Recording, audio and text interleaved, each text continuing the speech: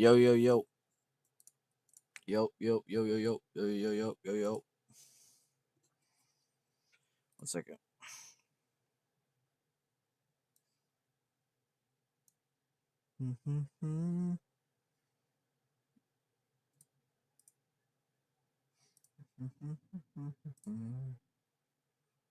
Let's get ready to rumble. Long time no live. Brother, I had no power no internet last week. Morning.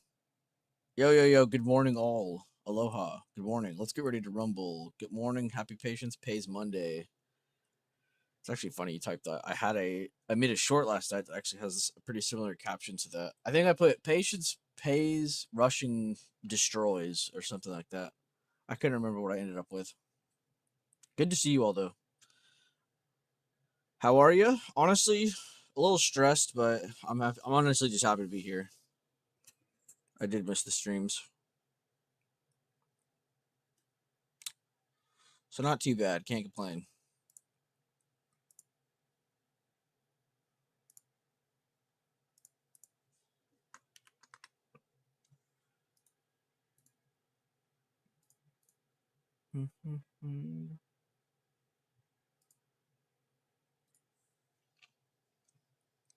And yeah, I see a lot of people from the Discord in here now, but definitely make sure you guys are checking out the content I posted yesterday. Not just the levels in the charts, but the video on XLK. I really hope I get some feedback on that because I don't even know if I got any yet. The tech channel. Go to the tech channel. Oh, I guess some of you did give me feedback. You just didn't type. Fair enough. Some of you talk in check marks, which I guess fair enough. I do the same thing. So, what's up, Carter? Rushing destroys. That's what she said. I like the sector idea. I knew you watched it, Aloha. I never have to like go in there and be like, all right, let me DM Aloha. Let's see what she's up to doing her things. She did her homework or not. But yeah, Aloha. Since we didn't do any of that shit last week, we'll do some of it this week. I wanted to give you homework last week, but I didn't have the chance. I want to see you in that channel we have together, Candid. I want to see you find some since you said you're focused more on swings now, I think, right? I want to see you find some of the setups on your own. The swing setups like I've been finding. So I'd say one and make a checklist. Have one that says candlestick patterns. Just that needs to be the very first pinpoint. Candlestick patterns, and then 8 EMA. That's it. Don't add the other ones. Let's just start with getting you to find them, and then we'll work on maintaining them over time. But we'll start with just finding them, and then we'll talk about entry and stuff after. But let's just find some and get that as homework. But if you're fine with that, yeah, start sharing those whenever you see them come across your screen. And it's okay if you're wrong or whatever. Just be like, yo, I think this is what this is. Be confident when you post. Be decisive.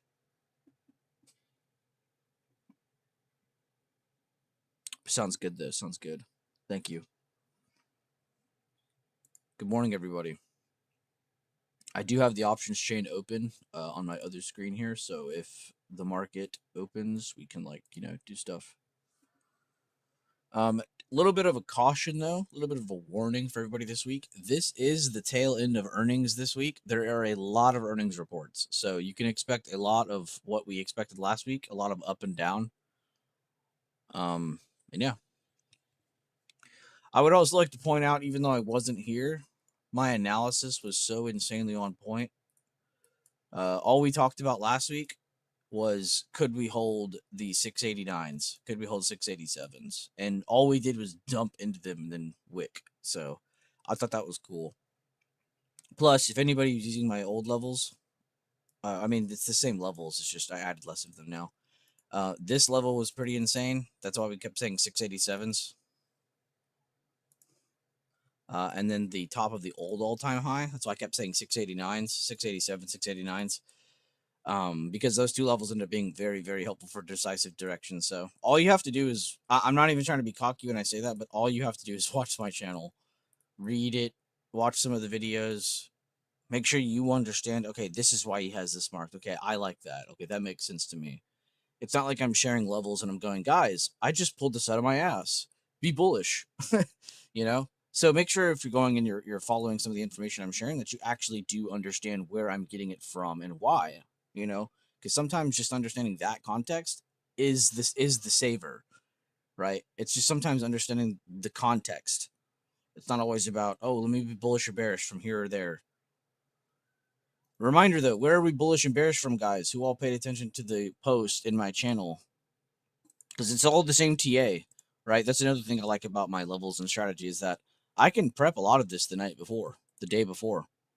When I wake up, guess what? I don't have to think too much. I can just remind myself what I talked about. Hey, what were those notes I had? You know?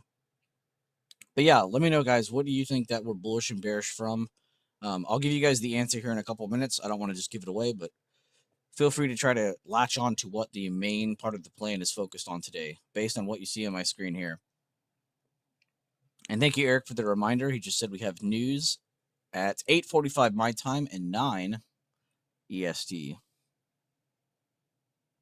which that's actually pretty common. But thank you, Eric, for the news warning because I'm not touching it there. But guys, where are we bullish and bearish from on my chart? Before I give away the answer, I want to see if anybody can try their hand at it. But good morning, guys. Good to see you. Be sure to drop a like on the stream.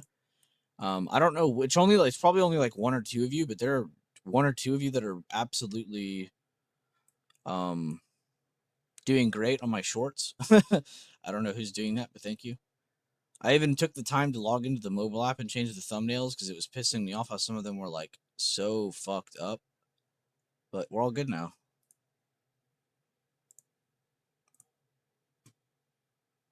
$688 to $690. Carter knows it. Guys, our main focus on bias with direction is from these areas, right? If we can hold the previous day control point and the whatever supply or demand I have drawn here, it's just the drawdown fibs. But this just shows you it's important. If we hold this area, we could bounce. If we lose this area, there's a very good chance that we're going down to previous day low. And I think you guys all know damn well as much as I do, if that also breaks, what can truly happen again? You know, we might be looking at a second leg down from that first initial drop. And then XLK. Let's use our XLK to kind of back us up on this. Our XLK is actually under the 144s right now. So there's a little bit of a struggle bus here at the open. Are we all good though? We all understand these small conditions on where to be bullish and bearish from and why. It is because this is a third of the market. Now, of course, if these give us extra, confidence outside of that XLK chart, that tech chart, these will help out a lot, right? So if we see XLK dumping or showing weakness, and then these are all flipping red or red as hell, then yeah, SPY's coming down. It's very simple math. A bunch of things went red, so SPY went red. So if you ever want to get like a good kind of preemptive view of what SPY is possibly going to do, that's a very good way, is constantly flipping through your sectors and understanding, oh, okay, this is what's making SPY do what it's doing today. By the way, thank you guys again for joining. I wasn't even live last week because the internet thing and the power thing. The power wasn't even a problem, dude. It was the internet, and the internet wasn't even down in my entire area. It was just literally in my area. Like my whole cul-de-sac was fucked this week or last week.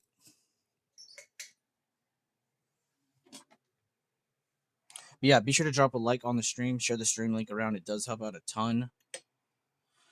If you guys have anything to share, I can send a Discord link as well if anybody wants to join there and send their charts or whatever they're looking at. But good to see you guys.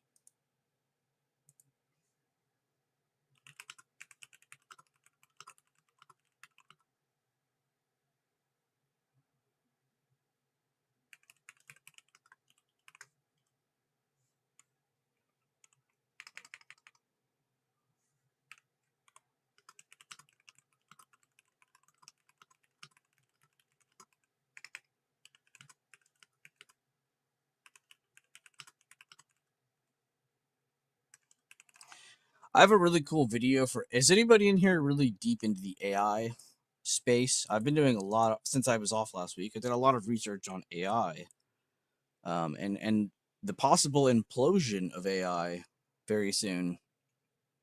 There's actually a really big fucked up thing going on right now that a lot of us won't understand. Honestly, I had to do a lot of research just to kind of slightly understand it. But you guys know like the chat bots, right? You guys know all the little AI tools everybody's using these days. A lot of them are what people with like actually huge sized brains call LLMs. They're not AI. LLMs are called large language models, right?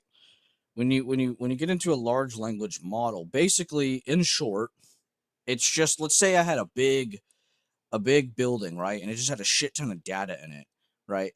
And I use that data to create a persona, right? Let's say I want to create a chat bot that acts like a maid, or I want to create a chat bot that acts like a baseball player, or I want to create a chat bot that acts like this, right? I can do that. And I can make it look like AI. That's what 99% of what everyone is using today is. It's not AI, it's an LLM, a large language model. So when 99% of people are talking about, oh, I'm using this, I'm using that, you're actually not using AI. You're actually just using a really, really, really, really, really big data center, pretending to be a persona to give you consistent replies based on something, right? So if I'm a police officer chatbot, I'm going to give you police officer chatbot replies, right? And it's not going to be 100% accurate if I try to run it off course, right? That's why you see videos of people going like, look at me fucking with AI. It's like, you're not fucking with AI. You're messing with the large language model that it has set up for it, for that exact persona, for that exact chatbot. So there's a really, really, really, really, really, really big deal. Also, one more thing, and I'll just read my notes. I'll just here. Let me pull my notes out. I thought this was crazy though, so I wanted to share it with you guys here at the beginning of the stream since it's the beginning of the stream. Might as well put the tinfoil hat on now. And feel free to agree or disagree. I'm not sitting here saying, let's all start shorting AI stocks. No, no, no. But I think it's cool to think about these kind of things. So, is 2026 the implosion of AI? It has service but no customers. It invests a lot of money that's gone, and then the company ends. LLM popularity. AWS firing employees, Microsoft down. You already know that. All right, here we go. A lot of investment but no product. A lot of customers but no business behind it. OpenAI is blowing money. Stream elements, which is a very similar example to the LLM versus AI topic. Stream elements lost $100 million in 4 years as an example. Do you guys want to know why? It's because they built their entire company's plan on free. Hey, download us. We'll let you stream on Twitch, YouTube, TikTok, this, that, Twitch, Twitter, X, whatever, you know. Come on here, we'll give you all this. But they built their idea on we're free for 15, 20 years, right? As soon as they said, hey, we're going to start charging all of you to do this, guess what that company did? It's just been fueling their failure. Over $100 million in just 4 years. And that's a small example, right? How much money have you guys seen Microsoft or all these big companies put into AI, like Google? A lot of them, a large majority of your top tech companies have already invested large amounts of money. And I'm not talking millions, like I just said that example. I'm talking billions. Billions.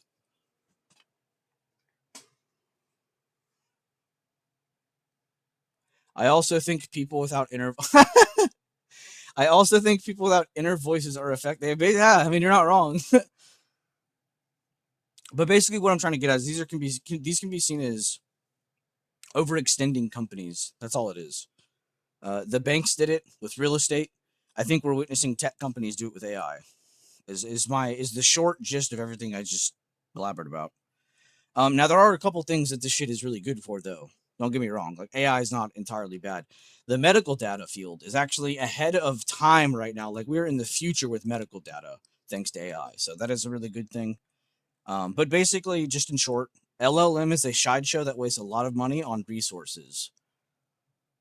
So if you guys are really bullish on AI, I heavily ask you to go look and research into what you're actually investing into, because I'm not really the biggest AI guy, but upon further review, I have never seen a single human being type out the letters LLM to try to explain AI to me. Do you know why? Because nobody believes that that's what the AI is today. So if you're, I don't know, if you're into the AI space, please do some research, because I've uncovered a lot of nasty shit that I really hope you guys can research into as well. But now that that is all over, we can get back into talking about the stream. But I did want to talk about the possible implosion of AI, so you guys know I wasn't just sitting on my ass the whole time I was gone.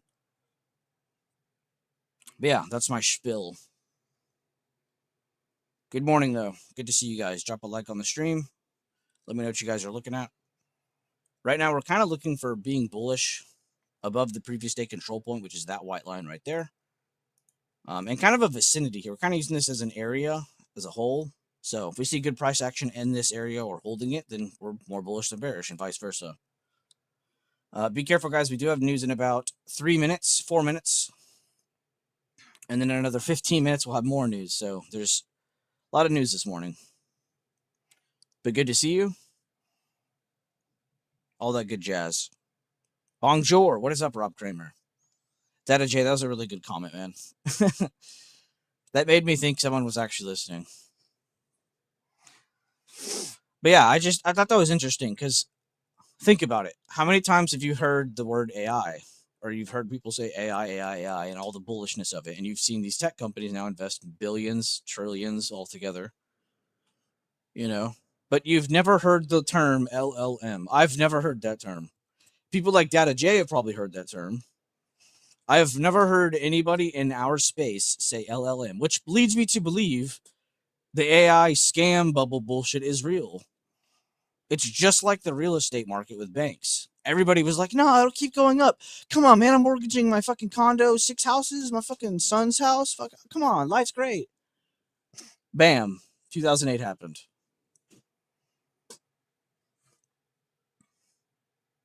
So I'm not trying to sound like an overall hater of AI, but it definitely feels like no one did any research ever at all, and everyone's overly bullish on it. That's what it feels like.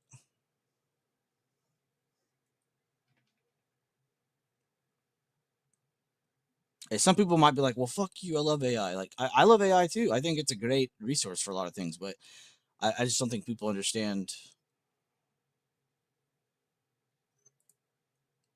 It's the same exact thing. And then yesterday on my Twitter, I made sure to share something because I thought it was really interesting. And I'm not really the biggest Michael Burry fan. I actually don't like Michael Burry at all because he's an absolute scammer. But back in like 2006 or 2004, I can't remember what year it was. He had this really big like convention basically. And I quoted this, but I put, the moment your interest payments exceed tax revenue, that is the point your country is officially becoming a Ponzi scheme, which our country is doing that right this exact second. The interest payments far exceed tax revenue, meaning our banks are making more money off of our population's credit and debt more than our own country's making money on its own tax revenue. Oh yeah, that too, SF. It feels like the dependency on it is crazy. Which, don't get me wrong, the dependency on it is because of your large tech companies, though. If large tech companies didn't force everybody to adopt it like that, a lot of your today's like big smart people who deal with a lot of that stuff all have to deal with AI now. All have to deal with how to talk to it, and even they've all understood. Our smartest brains have finally understood. Wow, these LLMs are a scam.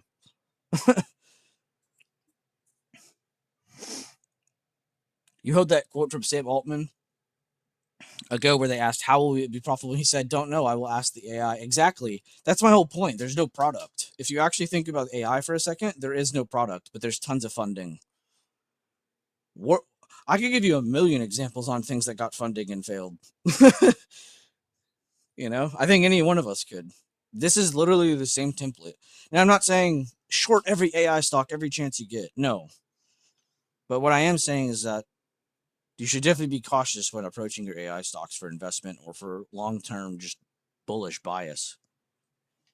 Like, I think it's cool to think, yes, AI will be great in the future, but right now, no, it is a scam. It is an absolute scam. Even Grok, to an extent, is a very big large language model. People like to say, well, it's AI, it's this, it is. But what you're given on X is not. That's not AI. In your former role, you were forced to use Copilot. Jesus. Sam Altman, man. And yeah, it looks like we're just seeing buying from the open. You can see all of our sectors are up. We've just been bouncing since the open. Not really much to cover here for you guys. But like I said, we have news happening right now, actually, and then in about 15 minutes, thanks to Eric telling us that. So, see if we get anything crazy then. But is anybody lost in where to be bullish or bearish from on the chart? Where to? All that good stuff. Also, we'll switch over to XLK here in a second, just because that chart is very important.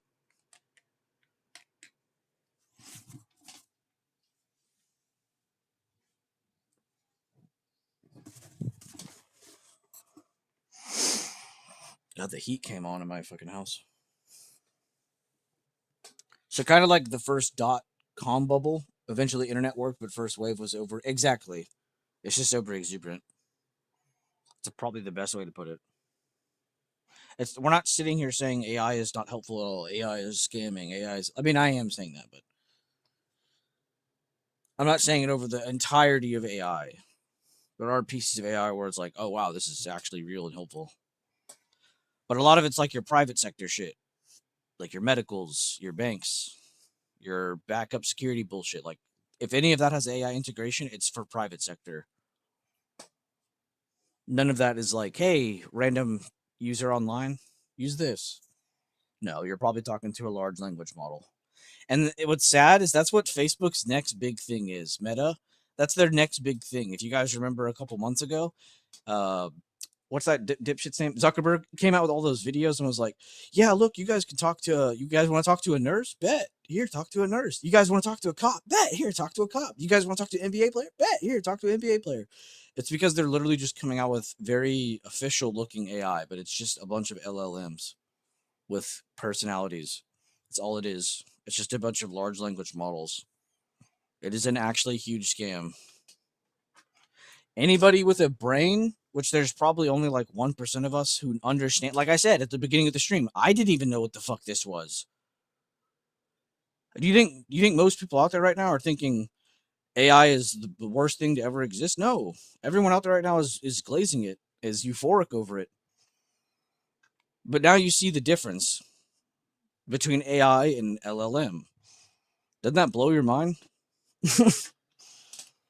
It absolutely blew my mind when I started hearing that. I watched so many videos. I took a bunch of notes.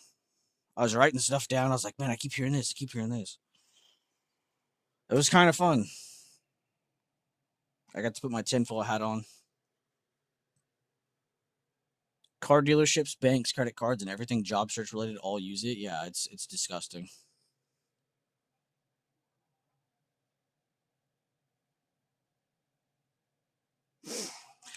And not to say AI can't work out. Like I said, I don't want people to hear that and be like, oh my God, everything AI is a scam. Like, no, no, no. I'm just saying large amounts of what you're seeing thrown in front of everybody is a scam. But there are amazing pieces of AI. I think it'll definitely be part of our future. I think we're already kind of on that path. But I'm just saying the stuff you're seeing nowadays, almost none of that is AI. Strike me down if I'm wrong.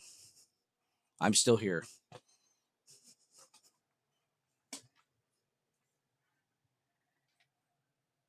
Latency lives matter.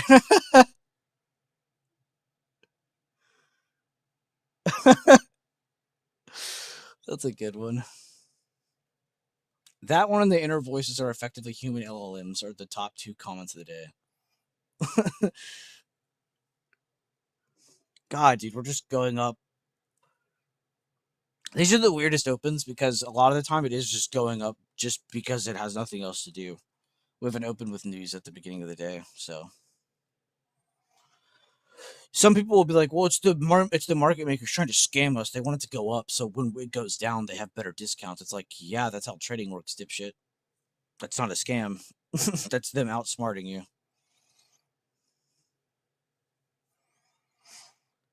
And sorry about the language. I'm just very myself when I talk.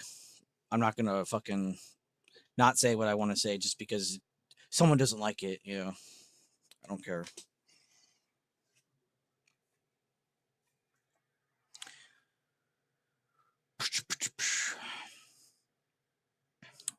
Goals for the week. Goals for this week are to try and survive. Goals for next week: find as many fucking huge 600% swings as I can. Towards the end of the week, though, like I shit you not, Friday I probably will post a swing, which I probably shouldn't do because I believe we have the 14th or the 16th off. Can somebody double check me on that? I think it's the 16th. Oh, we're good. We're good. That's still 2 more weeks. I don't even remember why we're off the 16th. It's some stupid president's birthday or something. It's probably like Washington or something, or whoever else is after Washington. That was pretty historic. I don't understand why those are holidays. At least for the stock market. Like, we shouldn't be like, oh, guys, watch out, guys. Futures market isn't open. Like, what?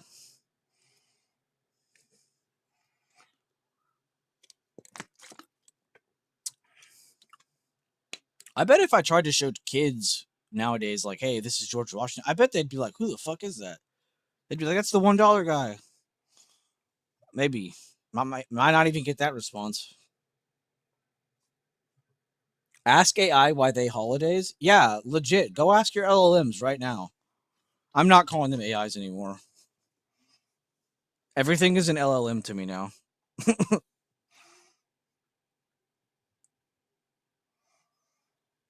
I am really happy I researched that because I felt a lot more like comfortable with the information after that. I wasn't like sitting here because you ever get that feeling where you're like, man, everyone's so bullish on this or so bearish on this, but I don't want to join that.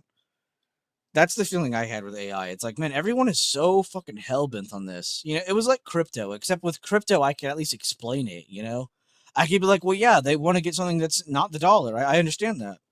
But with AI, it's like, what am I getting out of this? What is anyone getting out of this? Kind of just sounds like only the companies that actually own the AI are making any kind of money. And it sounds like they're all blowing it anyway. On nothing. Who or yeah, probably.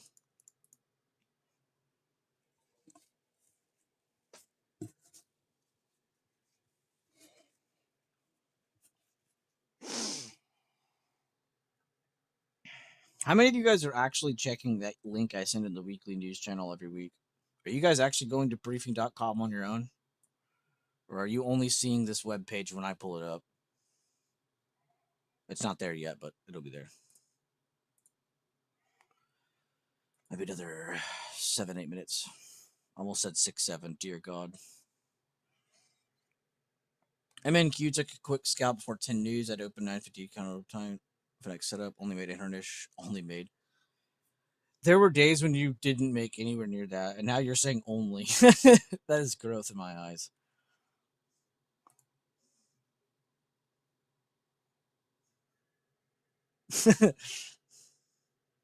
I only catch you guys on that wording though because I care about you.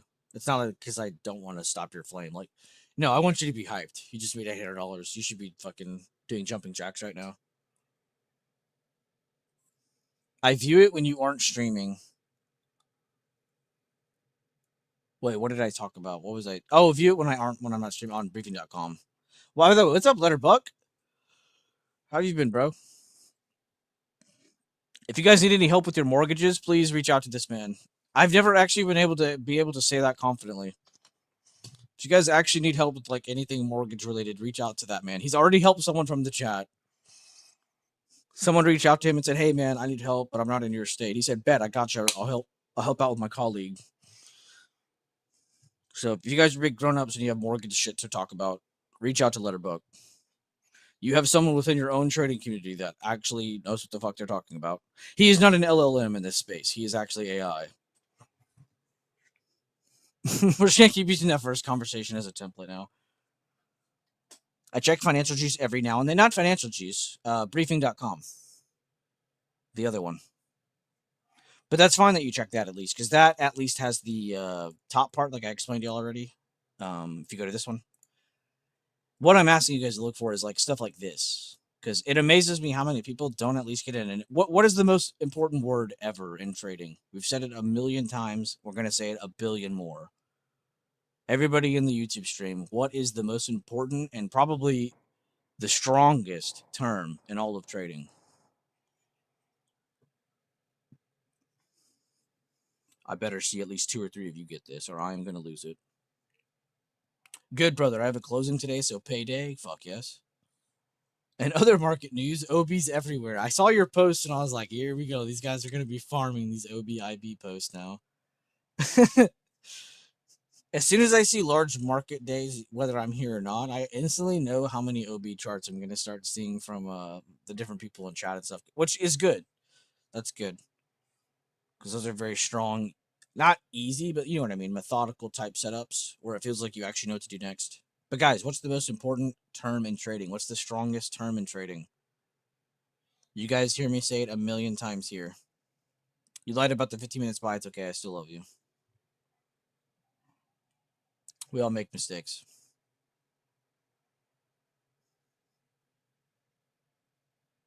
In case anyone needs help for you and your family.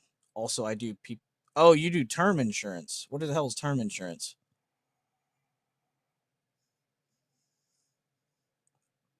Context. Thank you, dude. Carter, I was freaking out there for a second. I mean, I know you know, but like these other people, I don't know, you know? So I appreciate you helping them out. Context. Exactly. Context. So isn't it important that we use websites like Financial Juice and briefing.com to check every now and then to see just overall non-biased updates on what's happening in the market? Yeah, we should. A free resource that actually helps us with the way we look at things sounds great to me. And you don't have to go and read a bunch. It's literally those first couple paragraphs that pop up. And I say paragraphs, but sometimes they're literally one-liners. And I think it just provides just instant, hey, this is what's happening. So you can have a, you know, somewhat of a patient mind. And it looks like we're slowing up against previous day high after just a random pump from the open. Again, probably because we're just going up into the news, which is actually very common. And then seeing any kind of weakness against the previous day high is also common. Nothing that has happened today has been super crazy yet. Term insurance provides affordable temporary life coverage for a fixed period, typically 10. Oh, so you do life insurance. My bad. We don't call that term insurance. But I guess it is called term insurance. The fuck do I know? It pays a death benefit to beneficiaries if you die. Okay, so it is just straight up life insurance. Damn, who in chat would I build up my life insurance for?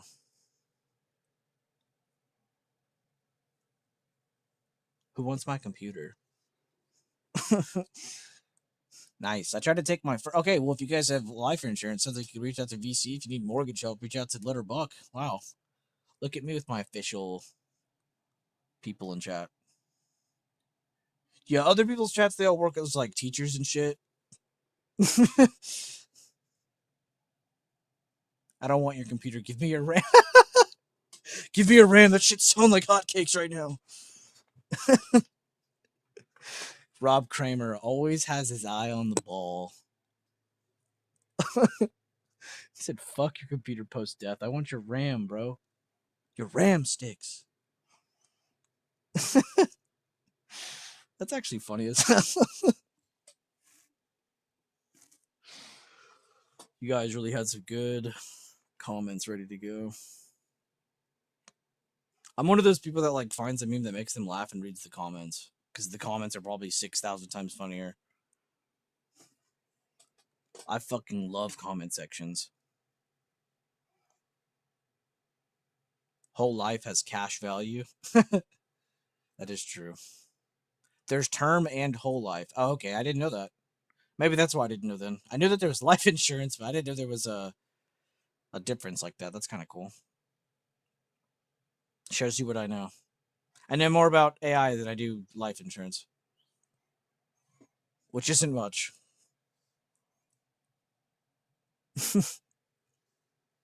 I think this week too, we should try to have a workshop session. I think we should try to aim for that being like Tuesday or Wednesday, though, where we have more people in here.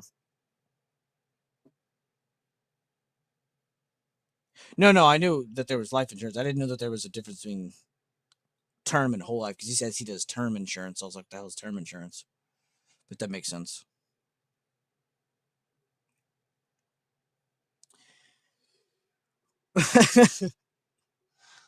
That's how you threaten people. You're like, yeah, I think you should get term insurance soon. Huh? Yeah, he just explained that, Rock. So you reading the YouTube chat? He just explained that to me. Like, not even 6 messages ago. I'm not trying to be mean, but damn, dude. It's like right there. Or wait, you might not be live. Make sure you guys are live. You might be answering me late. Sometimes the live button like fucks with you. But make sure you hover over live, and if it has a red dot, you're live. If it doesn't, you're not live. I know people who did it on purpose though. Watch late because they don't want to miss anything, so they just keep watching what was there. I couldn't do that. I think that would freak me out. Intel just casually killing it. Remember, guys, control of this area for XOK is very, very important. So the fact we got up here, cool. We'll see what else we can do though. And we have news coming, or more news happening already. It's already happening. So now that news is out, let's see if we get some real direction of this price action. We're up against the previous day high with room down below to the levels that we're going to probably remain bullish above as long as we stay above them. If you aren't live, you can watch on a faster playback speed until you are live. Ah, I can see why some people would like that then. I couldn't do that, man. I would just be like, fuck this, I gotta get to where we're at now.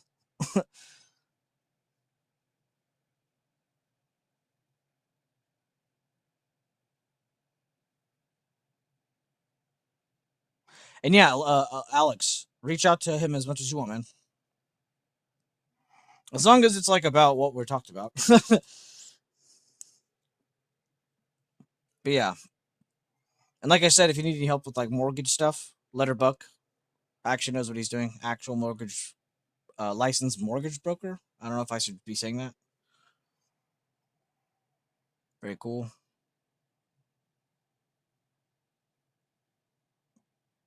VC, dude. Nice.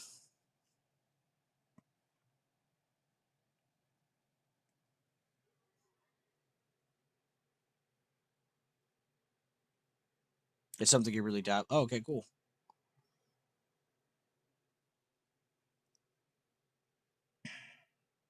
Yeah, I mean, those are like topics way over my head. This is like that's what I always tell you guys. Like, don't be smart. Just find smart people. I don't understand mortgage. I'm dumb brain. I'll just reach out to Letterbuck. I don't understand term versus life insurance. I'm dumb. Oh, I'll just reach out to VC. It's that simple.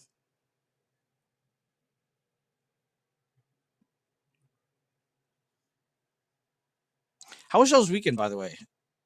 I didn't get to ask y'all. I didn't see y'all last week. How was y'all's last week and how was y'all's weekend? Right now, we're just watching SPY continue up. See if it get past the previous day high, though. Excuse me, sorry. I probably just made 2 or 3 of you yawn.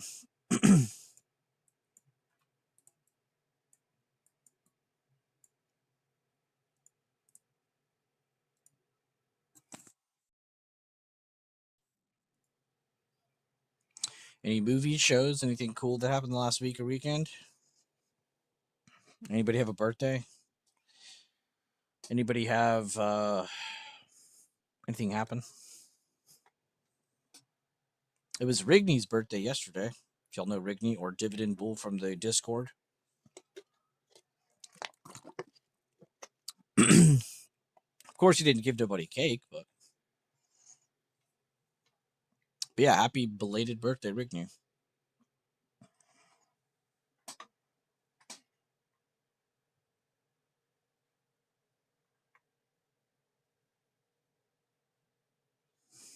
The midterm retest trader in me really wants to know. From level to high, is that holding that? It is. That's a midterm retest happening right now. That's my favorite type of retest for a reason. I probably should have been reading chat as much, but still, happy to point that out.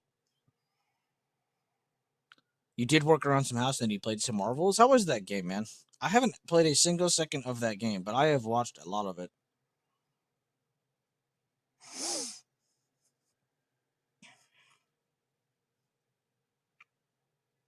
I'm sure you saw the Marvel Rivals drama that happened like not even that long ago.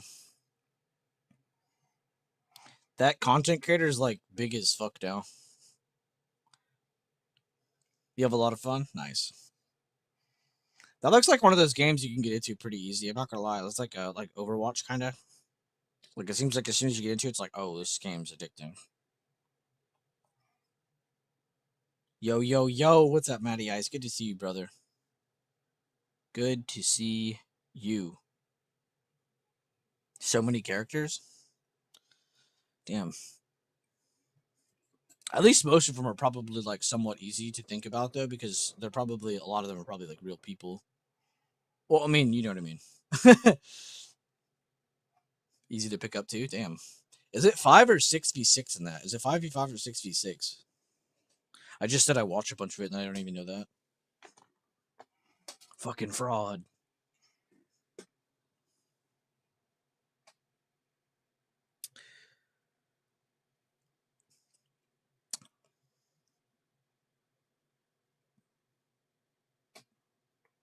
A big thing too here, guys. If you guys ever hear me point out like, oh guys, let's see if the midterm retest holds here. Like, make sure you understand what I'm saying.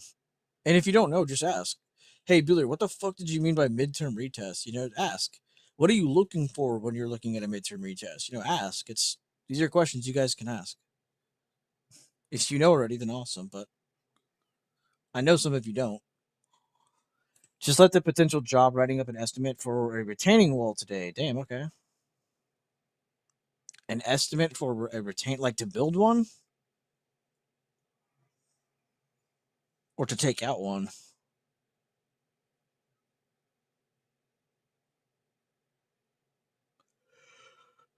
Wait, actually, Data J?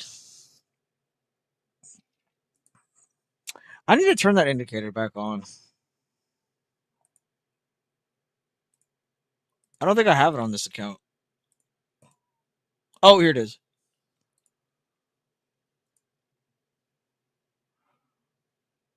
How do I disable these? I don't want them on. I guess I zero them out.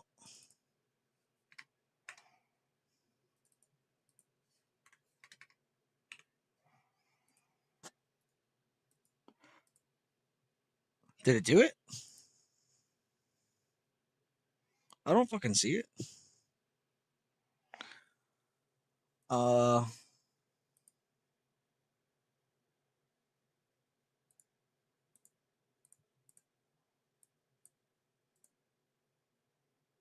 did I break it?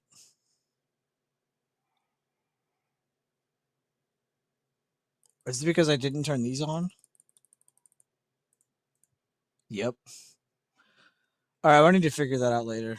I want to make it to where I have this on, but I don't want these two on. Like, dead ass, can I just make these 0? I guess not. It's just nice to know where they are on the number. I used to have that on all the time, but yeah, the Data J. I get excited when I see people like you mention that thing because, like Rob Kramer especially, and you, a lot of my best swing traders, people who have like moved on, made money, they don't need me anymore, are using that swing strat to this day. That's a big reason I think I get like you see how when I post like my chart, I'll get like no reactions, but if I go post a swing plug, I get like 10 reactions. It's 9 times out of 10 because it's a swing, but it's just exciting looking. But I'm really proud when I see people mention that kind of thing because I feel like that has had more impact on me than my own strategy. Is the 8 EMA thing for swing trading because I definitely like swing trading. And the 8 has made it a lot easier. The concept, the ideology behind these different things to take different routes, the candlestick patterns, how they speak to us, pattern with positioning, of course. But when I see people mention that, I'm like, damn. He said the 50% lined up with the daily 8. Just left. Oh, wait, I already read that. Have I seen the new High Guard game? Been playing a little, kind of fun. I have, but I've been seeing a lot of drama on it. I don't know. I didn't know it was actually like killing it though. I'm glad you're having fun though. Fuck other people. I'm still playing Battlefield 6. People are like, "Yo, the game's dying." Like, I don't care. I don't give a shit. I'm having fun. I'm glad to hear you're having fun on it. I have heard a lot of crazy shit about that game though.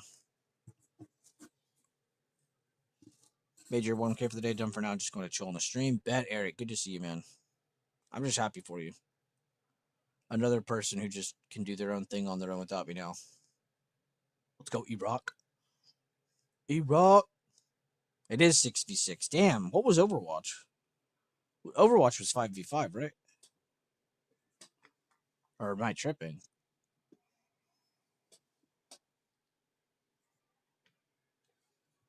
What's Deck doing?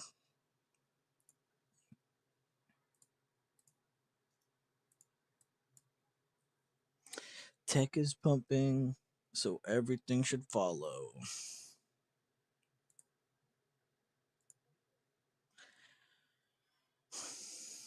What is something you guys have learned in my streams or chat or anything? What is something you've taken to heart and still use to this day? I would love to know. I want to see what other people say in here. If I had to say it for myself, I would definitely say just the methodology behind everything. The BB3 playlist. You know, oh, if you're above TDA's open, but you're not above PDCP, like don't be overly bullish kind of thing. I found that to be the most helpful for me personally. But what is something you guys have learned in the streams or the chat or the strategy and you've taken to heart and you still use to this day? What is something? If you guys are working, don't type, please. I'd rather you be employed than me have people typing.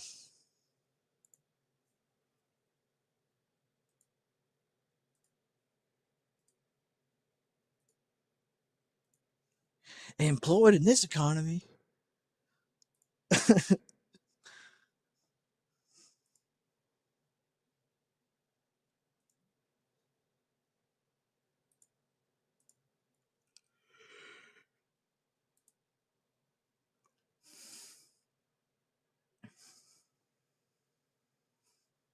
Outside bar is imminent on the triple Qs after breaking the previous day open. Letter Buck is.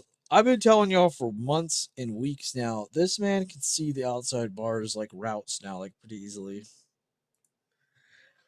I love that. You're like a little. You're like a second coming of Leland. Haha, you thought I was gonna say second coming of Christ, but I didn't. Second coming of Leland. Because I think of Leland a lot when I think of those kinds of updates. Because that what he explained, what he taught me is not just the outside bar; it's the possibilities of the outside bar. You know, like probably not super bullish or super bearish for until you see those initial things happen. You know, like the breaking of previous day open, the take of this level, the take of that level, and then you're like, wow, this could be an outside bar. You're like, holy shit! It's kind of cool when you see people mention that.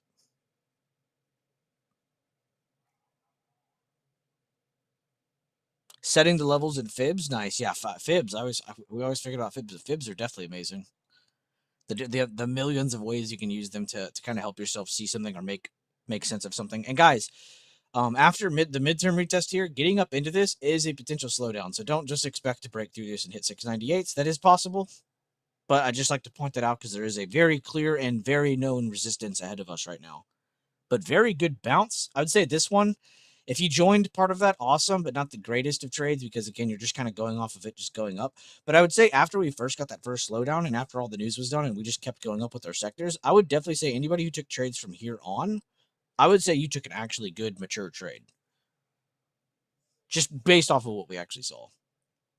I love when a bearish outside bar is taken, followed by weakness and the creation of a new bear. Oh, so you don't just like the initial bearish pressure showing up. You also like seeing that follow through. That's nice. I definitely agree with you there. Great answer. Thank you for typing that out. That's some goated shiz. I'm working hard to be. I was proud when he agreed on my Bitcoin chart 70,000 taps. Yeah, bro. I mean, you're not a young buck in this chat, dude. You're a leader. IWM looking same. Good looks, aloha. So now we know our small caps are also doing the same thing. Things I have taken: a 40% entry. Do not hold to hope. Yeah, exactly. Because yeah, many of my traders who might have taken trades earlier on in the day are gonna tell you like, okay, I definitely was in the awareness of I don't need to be holding this forever type trade. So I am happy to read you say that. 60% entry retest made plus setup, telling the story of the chart, understanding the sentiment based on if then proceeds at levels. Exactly. There was no real reason to be bearish today yet. I don't want to delete that possibility, but you know what I'm saying. And good shit, Eric, man. I'm honestly just proud of you, not because of like your prep. I mean, I'm proud of that, of course, but I'm proud of you because of how well you go through your prep. It's like, I think I'm going to do this, I'm going to do this, I'm going to do that. And then whatever happens, happens. So I'm really happy to see you do that. And guys, all of my leaders in chat, all my traders in chat, a lot of these leaders share their shit in chat, guys. So if you guys want to learn how to do this on your own and actually learn from me or any of those guys in the chat, take away from our posts. Don't just sit here and be like, well, Bueller said this, Bueller said that. Go learn it for yourself. See for yourself. I'm not going to sit here and say, trust me, bro. Source, trust me, bro. Trust me, bro. I'm that guy on the internet. Trust me. Like, no, don't trust me. Go learn for yourself. See if what I'm talking about resonates with you.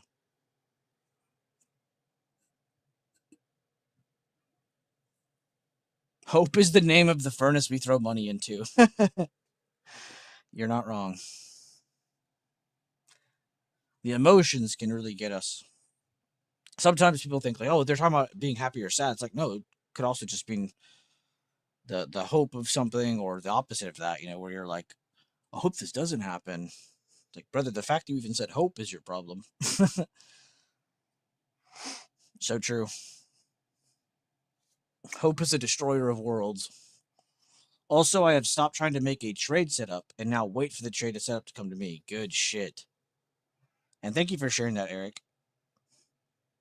I really do appreciate when my guys come back in here and actually share some of the stuff they've done, or like, hey, this really helped me, or hey, I fucking love the gap strat, or like when I see, like Eric just said it, he used the gap fib strat. That alone makes me proud because I'm like, okay, he's at least using something to create context to base off of. He found something to be bullish or bearish from. We went above it. He was bullish. Simple as that. That's it. Doesn't need to be any more complex than that. Doesn't need to be more confusing than that. And so I read stuff like that. I'm like, damn, nice. And I hope other people read it and see it like that too. I know some people get in their feelings or get like really caught up. They're like, ah, fuck this, ah, fuck that, But I mean, I'm bipolar, I know. But when it comes to trading, I feel like it's definitely, you got to be really, really stupid and lazy to mess up within our chat, in my opinion. I'm not saying if you have failed, you're stupid. I'm just saying it's like, man, there are so many really amazing people in the chat who are constantly sharing what they're doing, regardless of me being here. This isn't one of those servers where you join and like, it's like, all right, let's click onto the day trade channel. Let's catch some plays. Nope. This isn't that server, dude. This is a server where people actually learn and grow. I've had plenty of people already grow and move on. Hopefully we can get some more. Being indifferent to the trade is a tricky lesson. Dude, you're a fucking Socrates today.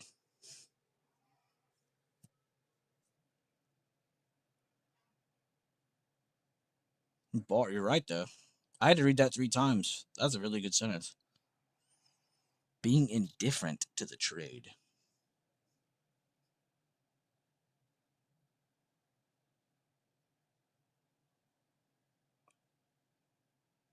But yeah, guys, what I was trying to finish on that point, though, was I really like seeing people share and be leaders in my chat because I'm really, really big on the each one, teach one bullshit.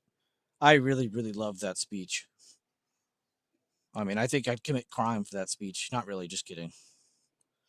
But each one teach one. It's so easy.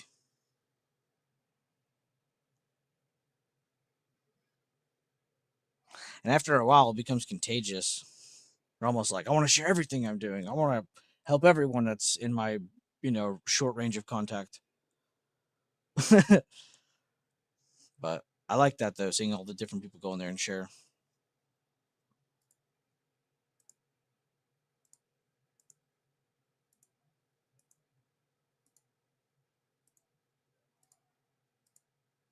Fuck, dude. Details just linked us more news.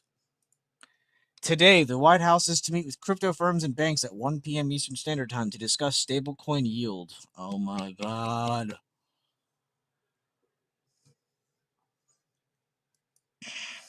That just tells me Bitcoin's going to fall more.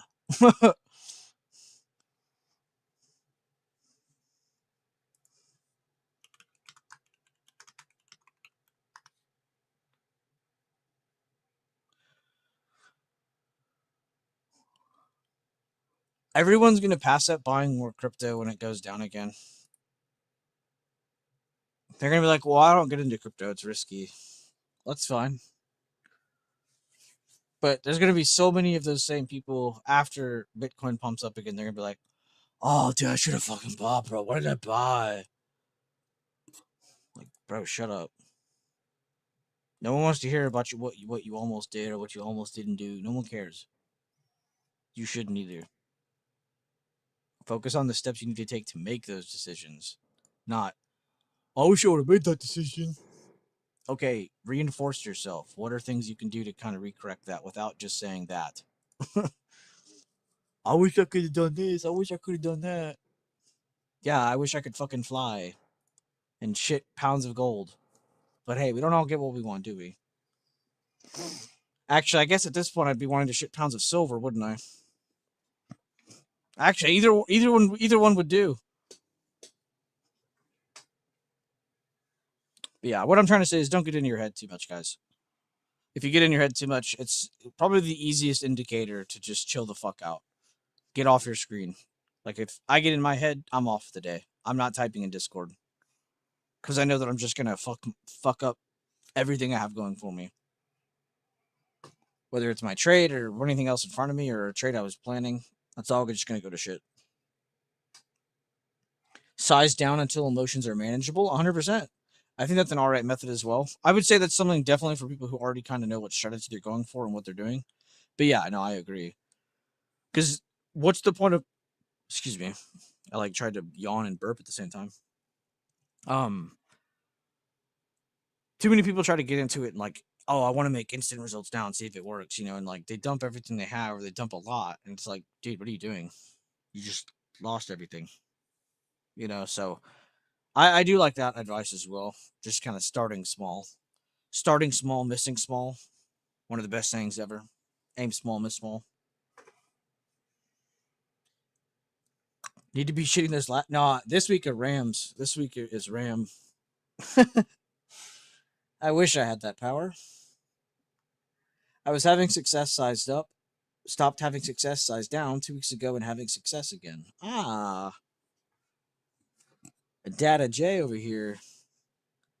Well, I'm happy to hear that, man. I really am. I'm also so happy I'm happy to hear because it's like you self navigated that. I also don't remember Data J coming into my streams and being like, man, the market's rigged. Man, I don't know what I'm doing. I'm crying in front of everybody. No, Data J just looked at his results, reviewed over himself, and said, you know what? I think I'm oversizing. Doesn't look like I'm actually in control of my trades here. Size down. Guess what? He's back in control again. So he just needs more time.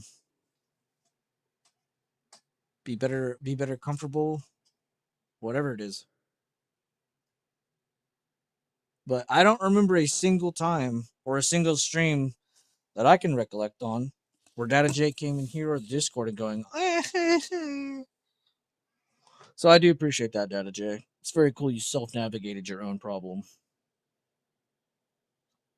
It's crazy how that works. It's crazy how that works, and you actually have things to reflect on too, Data J. Like for someone who might not review their trades or have any kind of thing to reflect on, that's going to be an impossible task for them doing what you just did. And that's why I constantly say that to people in chat. Like I still see plenty of people not doing it, but it's whatever. But if there's ever someone in my chat, for instance, and I'll give you an example that's like, yo, I'm struggling, I'm doing this. Are they the type of person that's in my chat every day typing and actually sharing what they're doing? I go from there. They aren't? Okay, well, that's their fault then. You are 100% fucking yourself up because you're not actually taking this serious. If you guys aren't going over trade reviews or reviewing yourself or going over results of your past trades, you're definitely fucking yourself. Sorry to tell you. The best strategy in the world won't help you. I could give you a 99% win rate. You would still find the 1% way to fuck it up.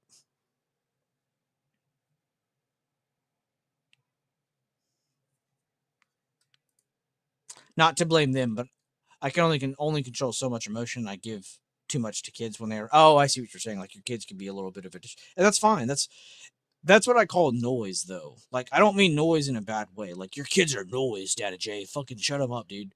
No, I mean like that's gonna get in your way sometimes. You know, sometimes it's something we can't control. Sometimes it's no, I know they are noise, but you know what I meant. I'm not meaning to be like, yo, your kids are noise. Like your kids are a distraction from your overall greatness, Data J. Like you're never gonna hear those words out of my mouth. Guys, getting a little bit of a seller resistance here. Make sure to double check in with your XLK chart and see if they end up tapping out or slowing down. If they do, you can start to look for that resistance to check in. If not, then we probably are just going to pump through this. It looks like tech is just going up more. So probably are just going to go through this and hit that 698s. We'll see. Keep checking in with your tech chart. I can't tell you how much that has saved everybody in here. But I'm happy to hear that, Data J. Like, I think that's a really big thing to talk about because I think some people, even me, for instance, like I'm pretty sure there's many times where I've complained and I don't have half as many fucking things as you do. I don't have kids, you know. I don't have a wife. I don't have to deal with any of that shit. You know, so that should pop out to be someone who's like kind of under you and how many things you're dealing with. I that's like a humbling moment. It's like, oh wow, the fuck am I complaining about? Bro's dealing with a whole family and trading and work, and I've never heard him had a bad attitude about it a single moment. And there's plenty of people like that too. I can think of Gary. I think of Eric. I think of Carter. I think of all of those people when I think of that kind of direction for people. Like all these people have so much more to deal with than I do, and I don't see a single one of them complaining. Maybe they get frustrated because they're passionate, sure, but I fuck with that. That's not complaining. I've definitely seen like when I think of that, I think of Carter. Me and Carter especially, I feel like we get frustrated, but it's not because we're mad. We're genuinely just passionate. We want to fucking grow. We want to not just make money, but we want to understand how we're doing. How are we even arriving to that conclusion? It could be a lot of different shit. But I've literally never seen any of you complain, like an actual complaint. Right? I'm sure y'all have complained before, like, "Oh, fuck this charter, fuck this trade, or whatever." But that's not what I'm saying. I'm saying I feel like I've never seen any of you come in here and be like, "Builder, let me tell you about my shitty ass afternoon and how I'm going to ruin your stream because I'm having a shitty ass afternoon." And now we all have to have one. I've never seen that from any of you. Not a single fucking moment. Not even a hint of it. So yeah, coping. But there you go. UPS 109, McDonald's 316, AMD 248, Coinbase down to 189. Holy mother. Now, the real question on anybody's mind today that's actually paying attention is what is Netflix at today? If you guys didn't see my message last week, I am dollar cost averaging Netflix and PayPal over the next few months. Probably do it into the end of the year, most likely.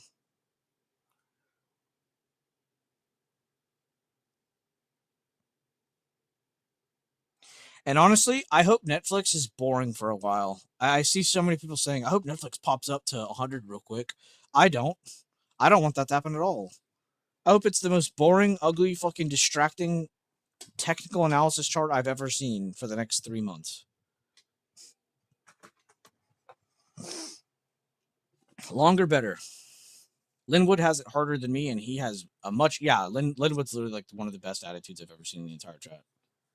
Not even because of any kind of situation he's in. Like, I'm just talking about like his attitude, just purely like it's contagious. It makes me want to try harder. It makes me want to, like I said, it's like a humbling moment. Like, I see, and I'm not naming names, but there's plenty of us who have complained in the chat before or in YouTube before, and it's kind of nobody else's fault but your own, you know? But it's hard to say that. It's hard to say that and have it with a smile on your face with understanding.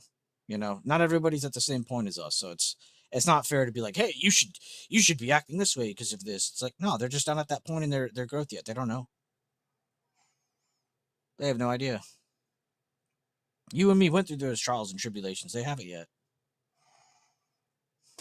Quick 20% scalp on the initial slowdown, not pushing it. Didn't want to chase that opening bullish move. Yeah, that was a tough one to try to short after that. Good shit though, Alex. Good shit. You scalped, you got in, you got out. That is what a scalp is. I've seen a lot of people in the past, not as much recently, so I'm happy about that, but a lot of people like get into a trade and just hold it forever. Like, well, nothing got me out. It's like, no, you didn't actually have a plan, so that's why you didn't get out. Good lying. That's another big thing too, is like trying your best not to lie. It can be the easiest thing for people in the trading space when we're helping each other out. Like, hey, this is what I traded. What do you think? It's easy to sugarcoat it. It's easy. It's easy to lie. It's hard to tell the truth. It's hard to kind of stay real with yourself. So you just need to remember, though, at the end of the day, you can lie to me, you can lie to chat all you want. But as soon as you lie to yourself, that's when you're really fucking yourself over. And anytime you lie to us, technically you are lying to yourself.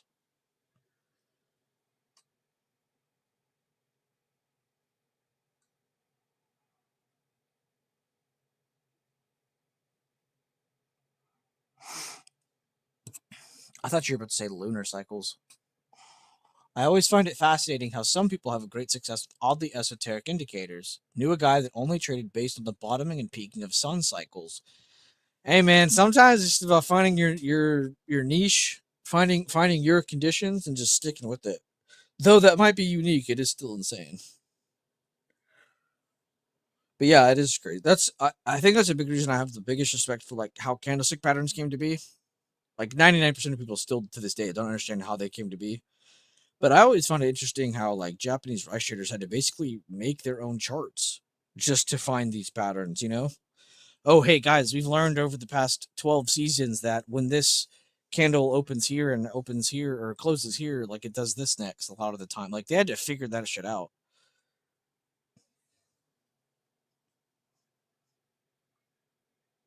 Absolutely. I think it's the underlying discipline. Yeah. This lunar guy is pretty smart. I only remember you though. I'll be honest, Lunar. I only remember you because your profile pic. I remember seeing that and I was like, damn, that's a good ass PFP.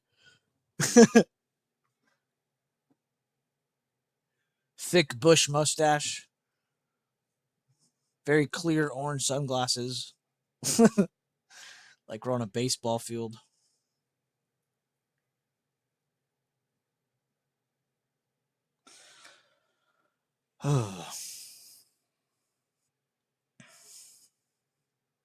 I'm just glad to fucking be here, man. Yeah, 70s facial hair, man. They really were different back then. Entertaining to men, terrifying to women. I don't know. Some women might have been with it, but you know, I get what you're saying. Man, you try to rock that nowadays, you'd be a true alpha. You rock that look nowadays, the rest of us will not have women because you'll have them all.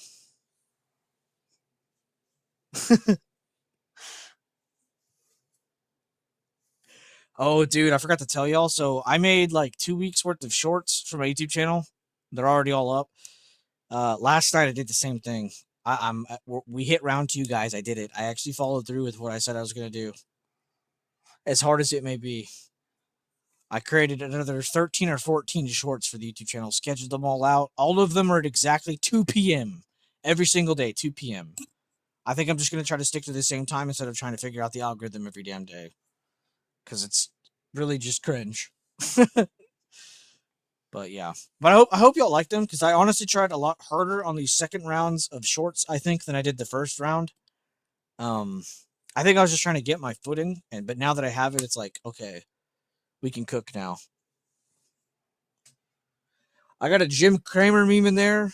I got a couple in there, honestly. I hope y'all like. But yeah, I take time. I try to find like good templates I think you guys will actually like, and then type out captions that are actually relatable. Like, I don't care if 800 people see it, as long as like some of those 800 people are like, oh, haha, I get that. Like, I don't give a shit. I just think it's funny how like uniquely relatable some of these captions can be. Like one of them's like, when bro is next to you and your trade alert goes off. Like, you're probably goofing off when you're next to your friend or talking to your friend, and then as soon as that trade alert hits, or like something shows up on your screen or your setup shows up, you're like, yo, bro, shut up, I'm trading. White van.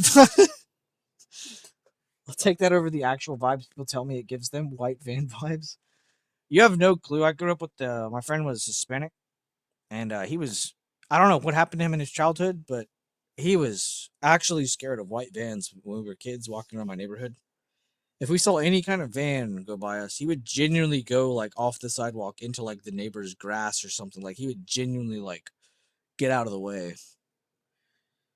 The white van fear is a genuine fear for some people, man. You gotta respect it. Some people are just scared of being taken, dude. Me personally, I wouldn't be. Because I know for a fact they're dropping me back off in 5 minutes.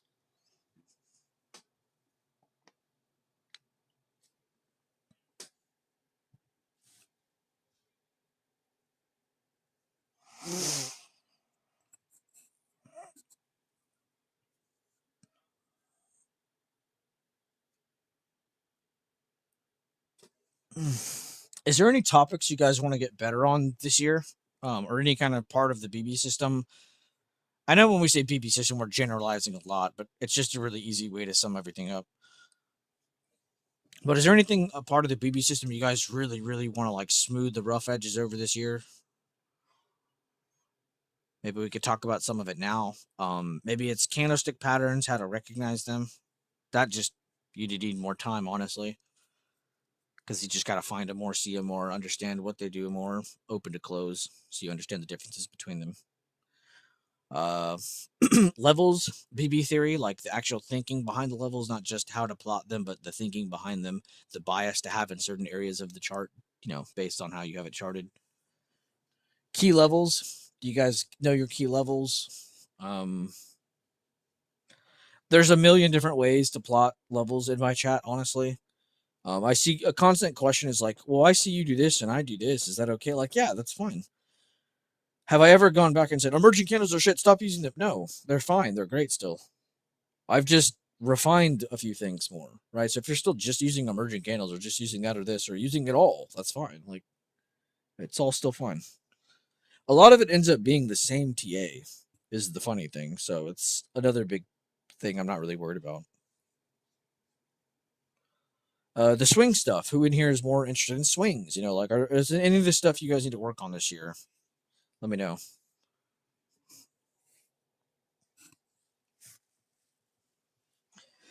Because we've done so many trades, we've done so many swings, and I feel like I'm still seeing some people make the same mistakes or ignoring stuff that's like right in front of them.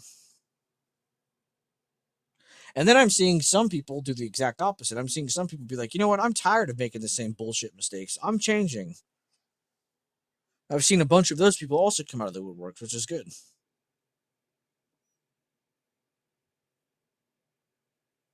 Some of them are in here right now. Theory, swings for sure. Oh, I know you want the swing. I know you want the swing talk. Respect, though, because, yeah, the swing talk's honestly the best. New highs, possibly. I still see tech at 2.19. All those other sectors are green.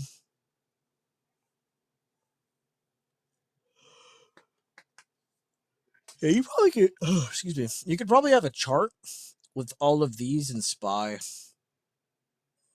and you'd probably have a pretty decent time.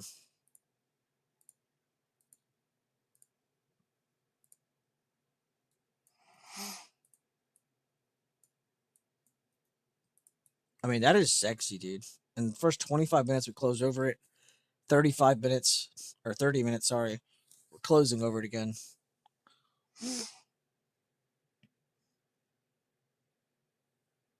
Maybe on how to hold the trade longer, confidence, not get out because of emotions. Okay, see, that's a good line of thought we could talk about.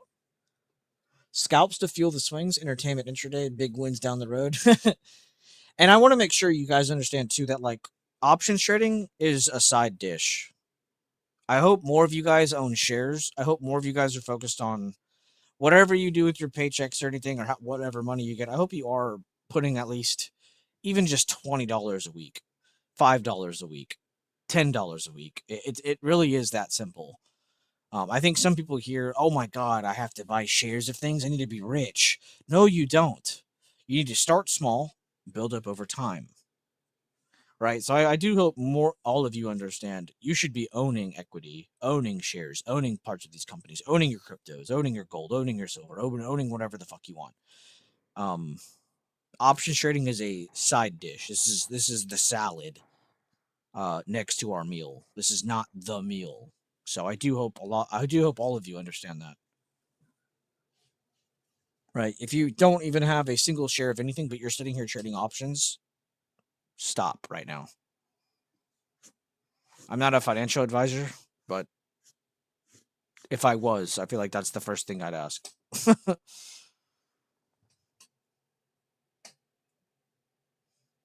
But nice and good shit, Joe. I'd actually be glad to talk about that. And I know we're just answering what do we want to get better on for the year, but like some of these things we could just repeat talk about in the streams all the time too. So that's also another reason I'm asking this. Because I come in here, if you guys don't tell me anything, I'll just talk about the same shit every stream and trade and all that stuff. But that's why I like to ask. I want to see what are we all struggling with? What do we want to work on? Maybe you're not struggling with it, but you want to do better with it.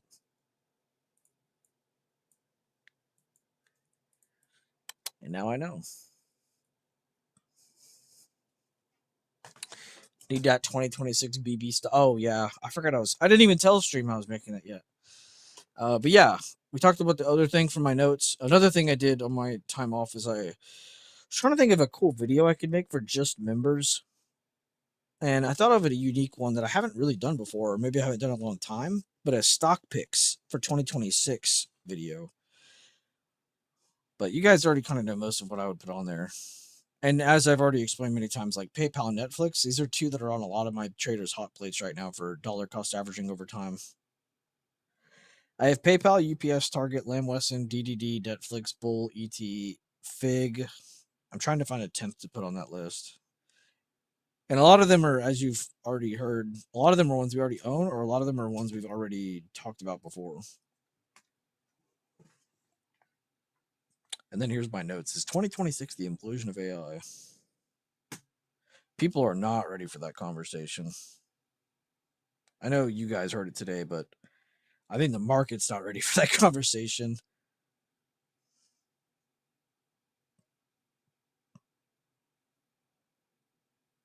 And then I still need to make the sector quiz game shit. I still have that in my notes here.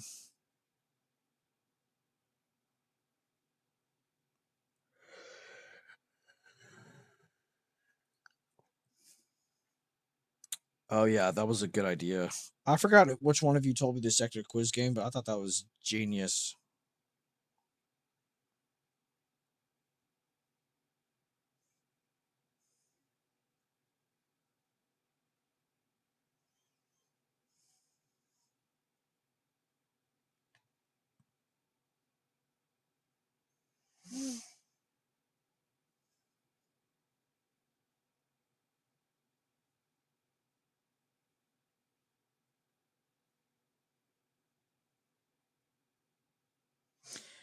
I was gonna put Robin Hood, but fuck that. It is funny though. I've seen some people like, well, bro, how come Weeble's coming down? It's like, bro, Robinhood's been coming down for 2 months. What are you talking about? 3 months, actually. So of course Weeble's also coming down. Its own sector is doing that. It just sucks for us because we're in that territory. $6, $7. Oh god, I said the meme number.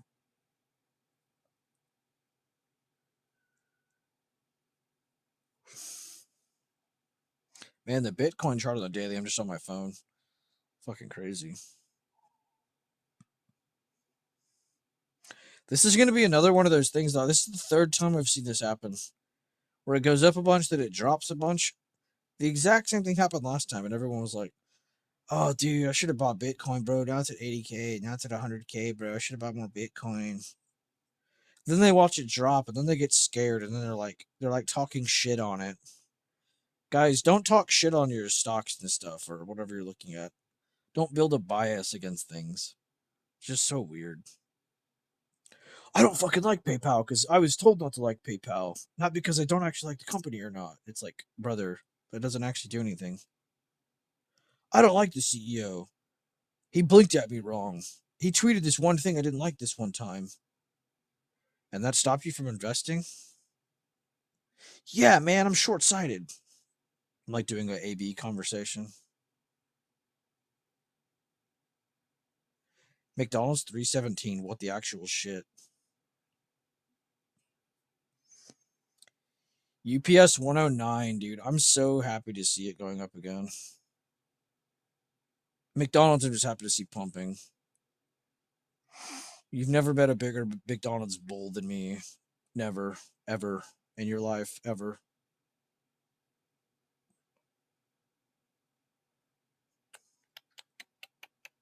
Let's see. TTT. Dude, looking at your phone really quick is so easy.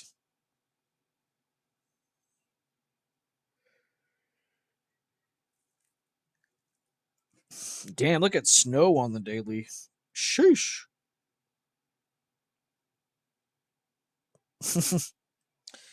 Pepsi, staple company up. Some people are going to be confused. They're going to be like, why is a company like Pepsi doing so well these past 6 months? Like, brother. It all goes back to staples and safe havens. Is Pepsi a safe haven? No. Are staples a safe haven short term after slowdowns in the overall market? Yes. Why is Pepsi going up? Some people, man. Man, you want to know one play I definitely slept on? I think that's why I'm so bullish on PayPal too. Who remembers when I pointed out Dollar General under 100? And then I just, for some reason, forgot about it. I was trading at a shit ton the first time it went above 100. And then the time it went towards 200 and above 200, that was the second time I started trading it. First time, that was like 2018. This is like, what, 2020, 2019? And now we're in, dude, holy fuck, I'm old. I can sit here and talk about a history on a chart based on things I actually remember. This is bad. UPST might need to be on my list. What do y'all think? That's the interest rate stock, basically. That's what I call it.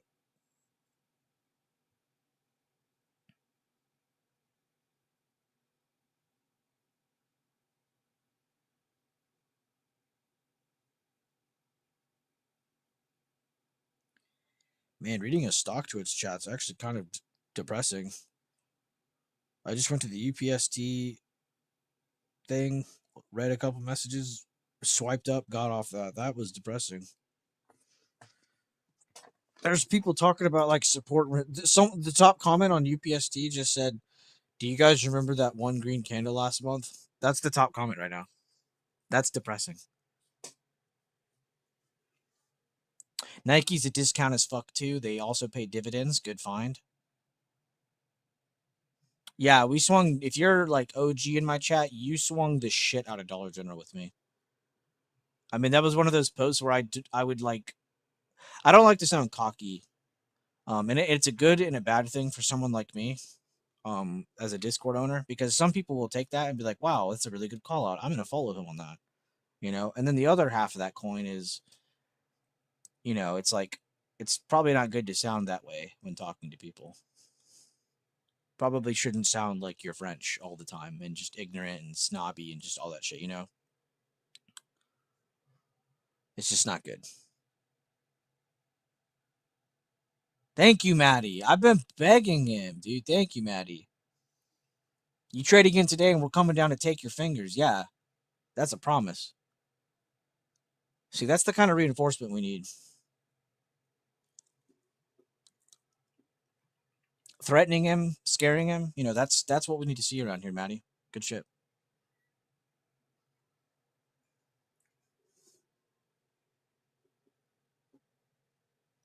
Yeah, I can even tell you the exact strike that I called out, Maddie. That's how well I remember that play. I'm pretty sure I called out 120 or 125 calls. I'm 99% sure on that. 99.9%. And I'm pretty sure that was like a top 20 trade for me. If I had like a top 20 rank, that would be probably in the bottom half. It was a really big gain on Dollar General.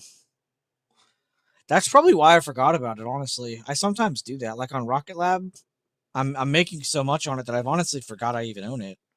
And it sounds weird when you say it like that, but that's how it is.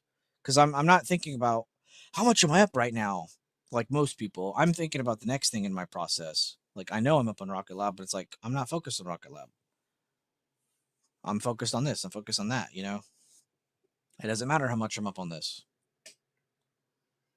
By the way, shout out to anybody in here. If you're somehow in here and you're one of my Rocket Lab OGs.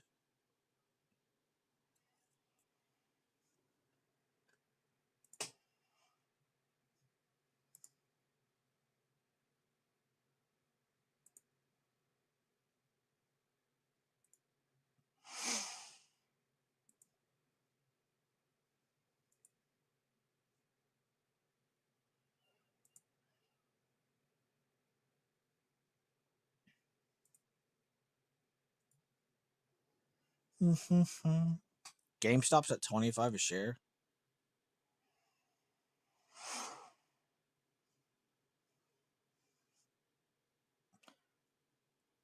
Wait, Rob, why is GameStop up?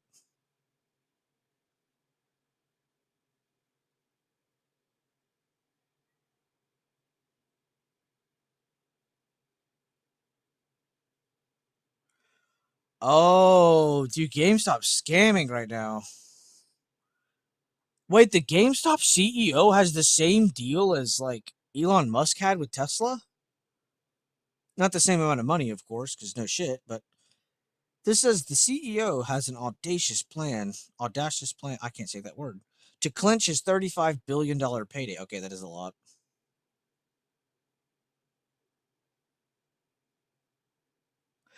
Billionaire Ryan Cohen says he is eyeing a major acquisition, and famed investor Michael Burry is cheering him on. Guys, this is a team of disaster. There's no shot I'm reading this in the grand year of 2026 with the seriousness. There's no shot. This is why I don't pay attention to GameStop. People are going to be bullish on this when that's actually very bearish.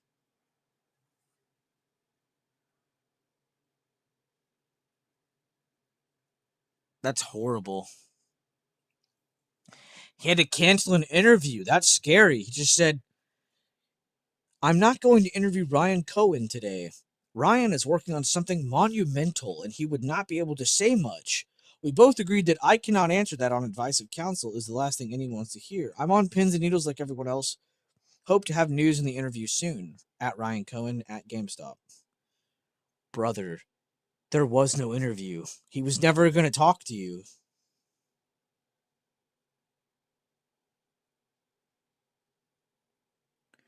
Dude, this is the exact same thing as pumping and dumping on people. Is this legal? Of course it's legal. What? Guys, stay away from GameStop. That's about to get pump dumped. Oh my god, bro. How have I not heard about this? Has anybody in here know what I'm talking about? Any of my crypto bros in here? Any of my GameStop bros in here?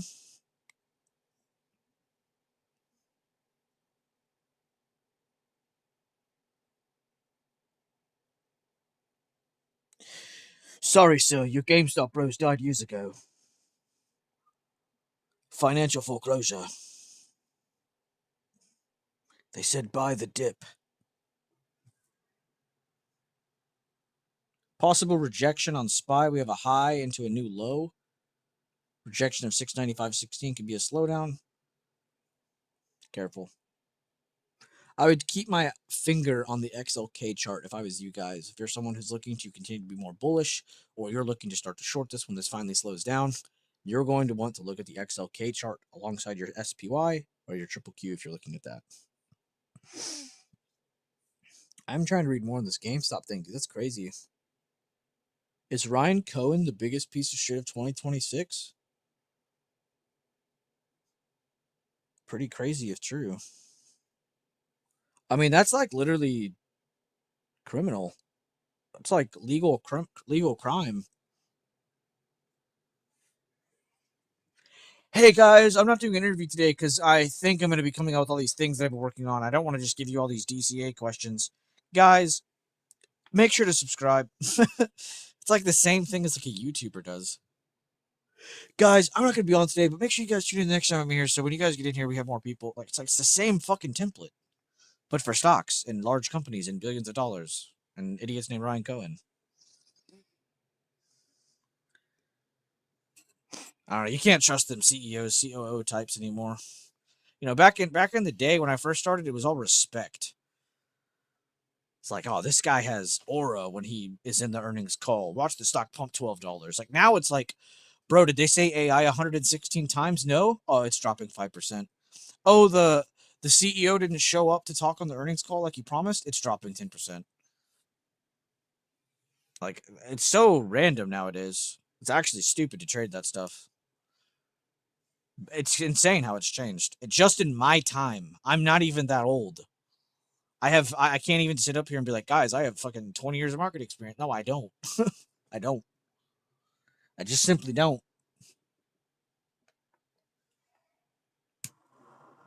I could even make the stretch and say I have 10 years, but that would be crazy to say out loud.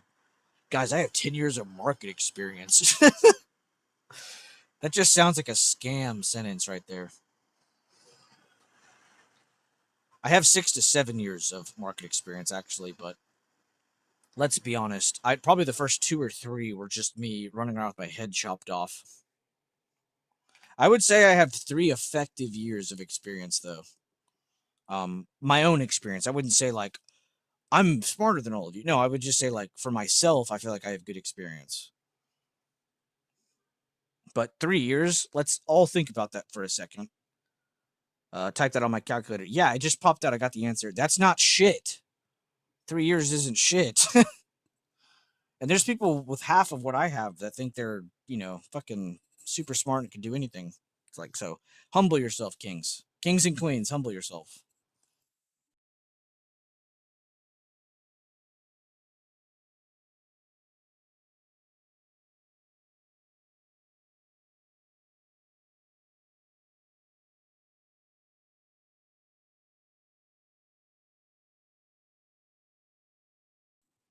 Man, who else really wants to go short right here?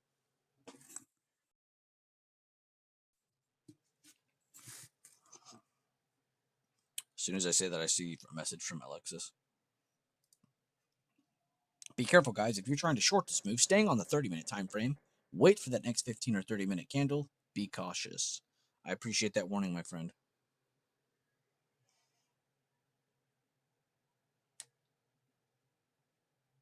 And we're getting close to lunch. That's true. I've been talking a lot today, huh? It is 10 o'clock now. Oh, I need to sell my soul. What am I doing? Guys, like the stream. Uh, uh, Join the YouTube channel. What the fuck is this? Huh.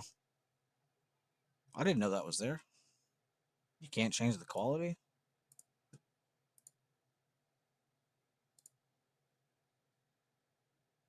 We're trying to do that one right now if it fails. But yeah, join the YouTube channel, join the Discord. I'll send links now because I'm actually the worst at sending these. And to be honest, I'm done sending the Discord link until people actually ask for it, because it's actually crazy how many bots we get in our chat despite having security measures for that exact thing. Invite to server, edit invite link. We'll do 7 days. 50 uses. If 50 people use this link, that's expiring. Generate new link. And there's the Discord. So if you guys want to join the Discord, please do. If you guys want to join the YouTube, please do. I accept all of the support. I love it.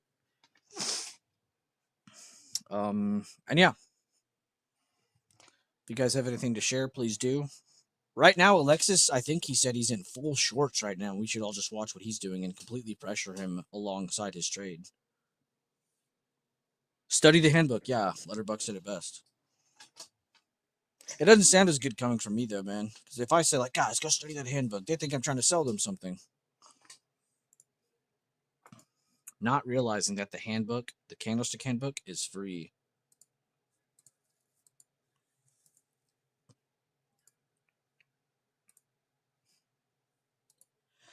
I actually had I won't say who, but I've had 2 different groups, I guess you could say, approach me and ask to purchase certain things from me, like for resources for their own group.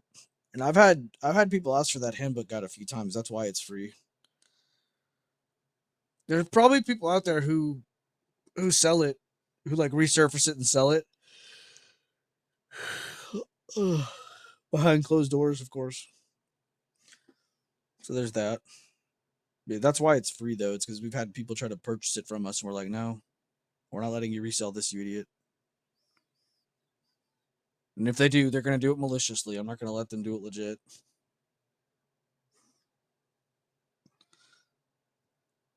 The handbook is pretty OP. I mean, there's like so much explanation in it. And maybe that's what we should do one day. We'll just go through it together. We already did once in the past or twice in the past, and I even did a video for it.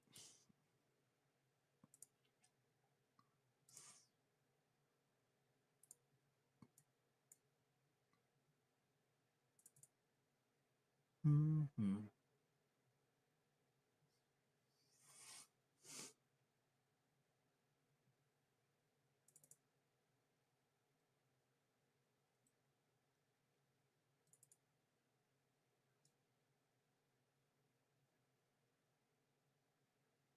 Oh yeah, the FOMC trading guide too. I feel like I always forget about that because of how much I promote the candlestick handbook.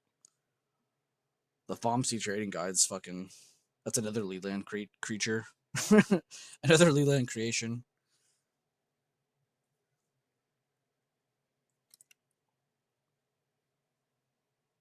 You know, the only YouTube video I have downloaded from my channel is the video that's called Day Trading Strategy Anyone Can Use by Leland. It's the only YouTube video I have personally downloaded on my computer. I've watched it a lot.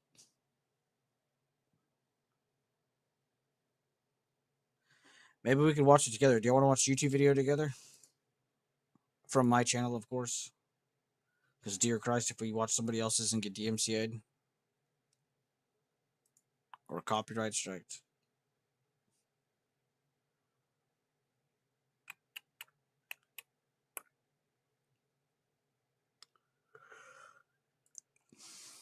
Damn, this is 10 months old. This is a re-upload, meaning it's way older than 10 months.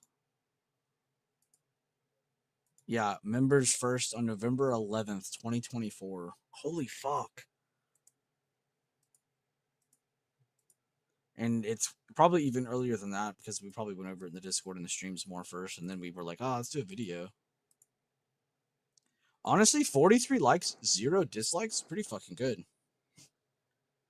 I see that on a lot of my videos, honestly. I have a lot of respect for people who watch my videos. Because I have so many videos with just like 0 dislikes. Like, you know how easy it is just to go click on that just to be an asshole?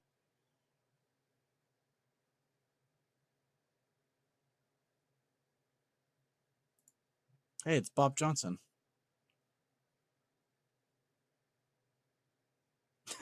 Can never go wrong with halfway points. Damn straight. Damn straight. That's a ball knower right there. These levels don't work so well, it's scary.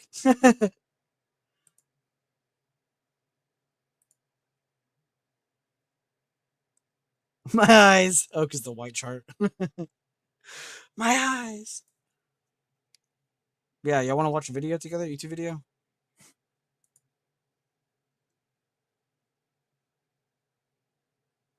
Everything I can. I won't lie, I did take a short, but I didn't want to call it out. Because I think it's kind of against the grain. It's like trying to call out calls on a day where it's clearly bearish, or calling out puts on a day it's clearly bullish. It's like, I don't know if I should be doing that too much. I had to take a trade too on my first back. I didn't trade all last week, dude. That felt so weird not being here with you guys. I got up a couple times last week. I like sat in my chair, and then it like took me till that moment to be like, oh yeah, I can't click stream. I had the muscle memory of like getting up and just clicking stream. Sometimes I literally just wake up and stream. I don't even like actually do any prep before stream. The target hit, you want it? Yeah, same. I was trying to get to the halfway point of between that and that, or near that wick. So I was happy that went down near it. Of course, it's wicking now. But I am happy it hit my target. Good shit, Rigney. Alright, let's watch a video together. Now that I'm out of that short. I just wanted to get out of that first. I think I could just scroll, but I'm just going to type it.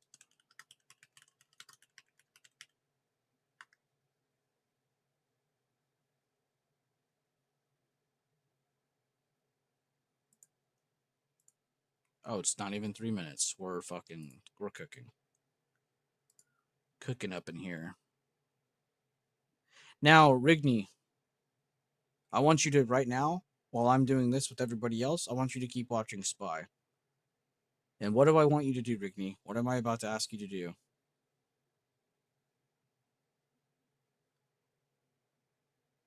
I'll click play in a second, but I want to make sure Rigney gets this because I need him to be on the same page.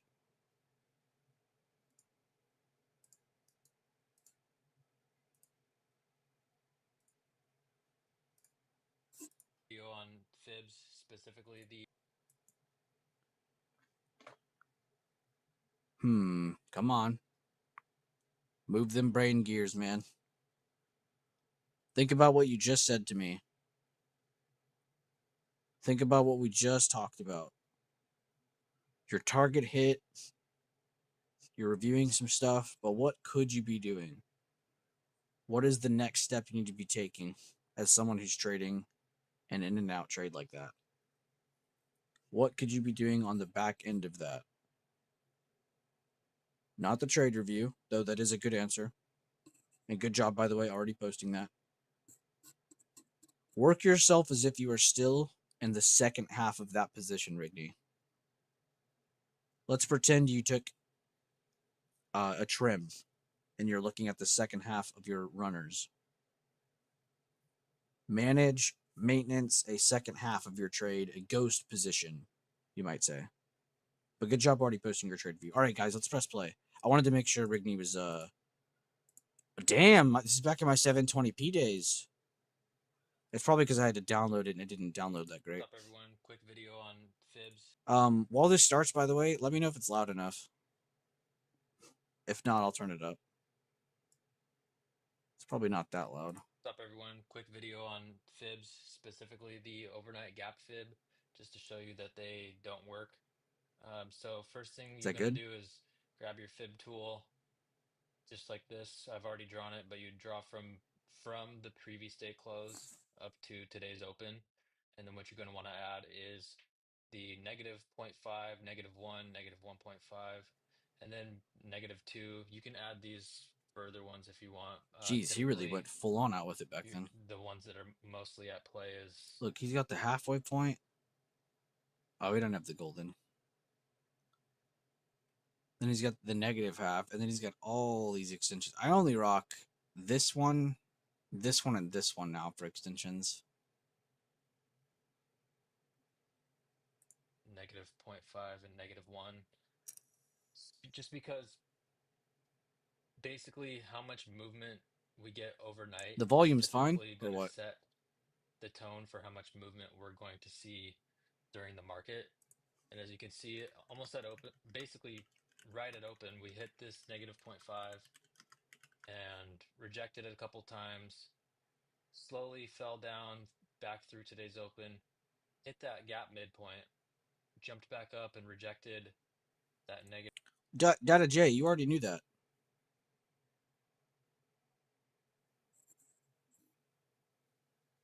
I thought you were the one who pointed that out to me. We already knew that. At the start of January, there should be Monday, Wednesday, and Friday expirations now for all Mag 7 stocks. I thought you were the one who told me that, though. Maybe you weren't. But yeah, as of this year, same days exist on Mag 7 stocks, but only on Monday, Wednesday, Friday.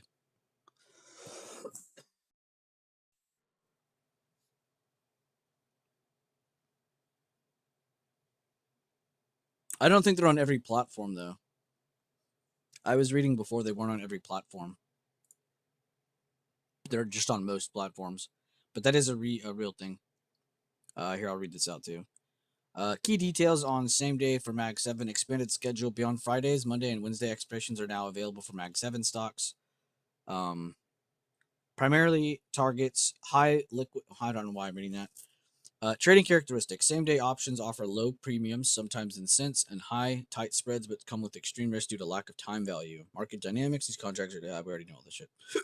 Excuse me. What I was gonna say though is the reason they're doing it on the Mag 7 first, and probably gonna leave it that way for a while, is for that one word, liquidity. Not every stock is liquid enough to support same day trading. I actually could believe you if you said you forgot, just because it's something we're not used to. Because there's probably moments where I've not even thought about it. But to be honest with you, I still don't want to do it. I'm still probably just going to grab that same Friday's contract. I don't think anything's changing on my end. But it is cool. I mean, it kind of like opens up doors for like people who might not have been able to options trade those before. But I just think it's really risky for some people. Like if you're having to do that, that means you're probably struggling with just basic trading, you know. But I do like that they opened that up for at least the Mag 7 because that makes sense. I mean, those are liquid enough. Literally everybody trades them. They're over a third of the market. Some of those are. Some of those are even more. You know. So a lot of it's really big. But I don't think they could do that with like every company on the market though. Like if they opened it up, we're like, yeah, guys, we're gonna start doing same days for fucking UPS. Yeah, I don't think that's gonna work.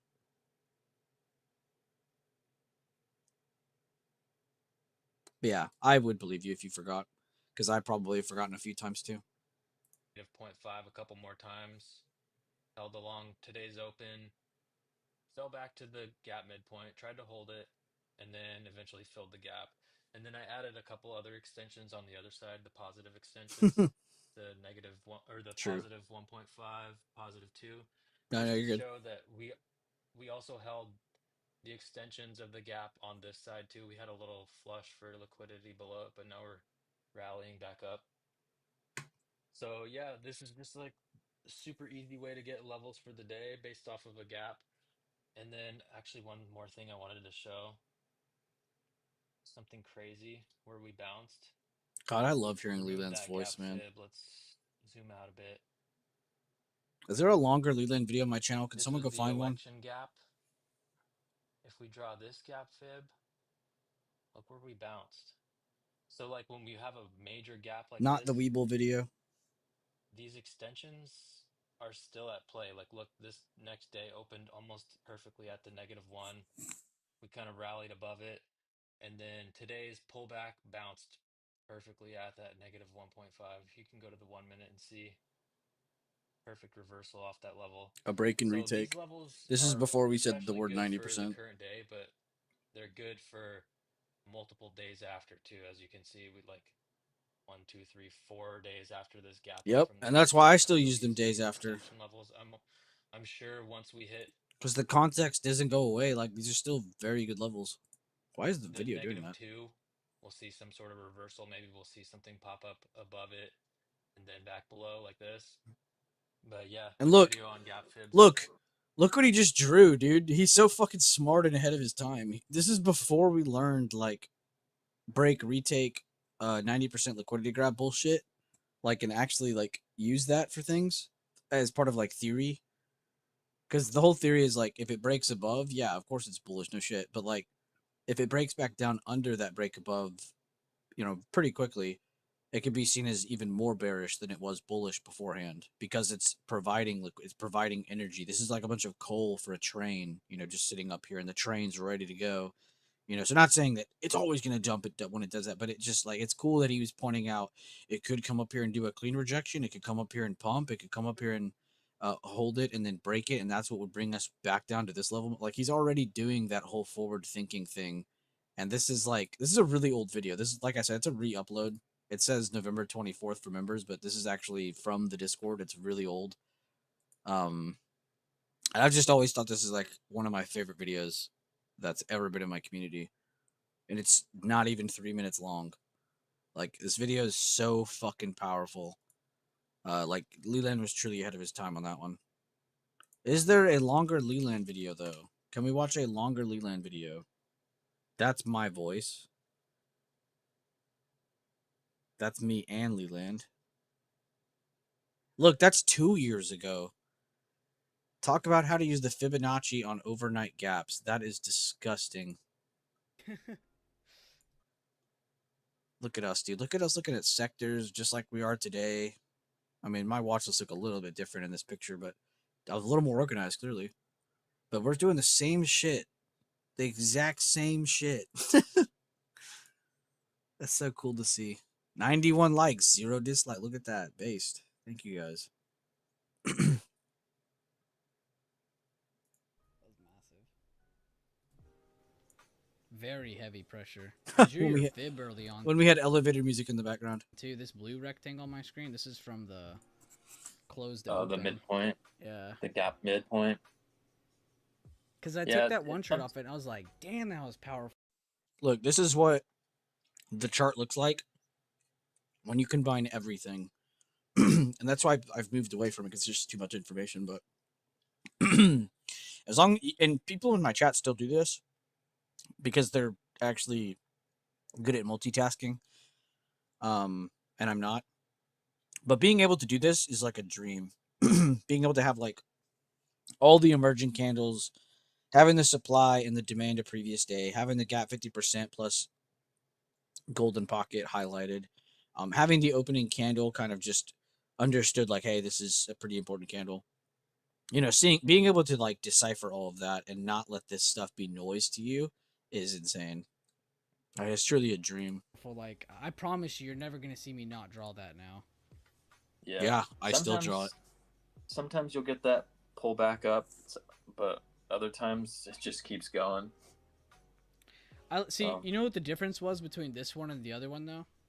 And why I had a feeling we weren't going to touch this one today, but in comparison to last week, or the other one you did, I think that was beginning of By the way, can we just all appreciate Spies at 4:45 in this video?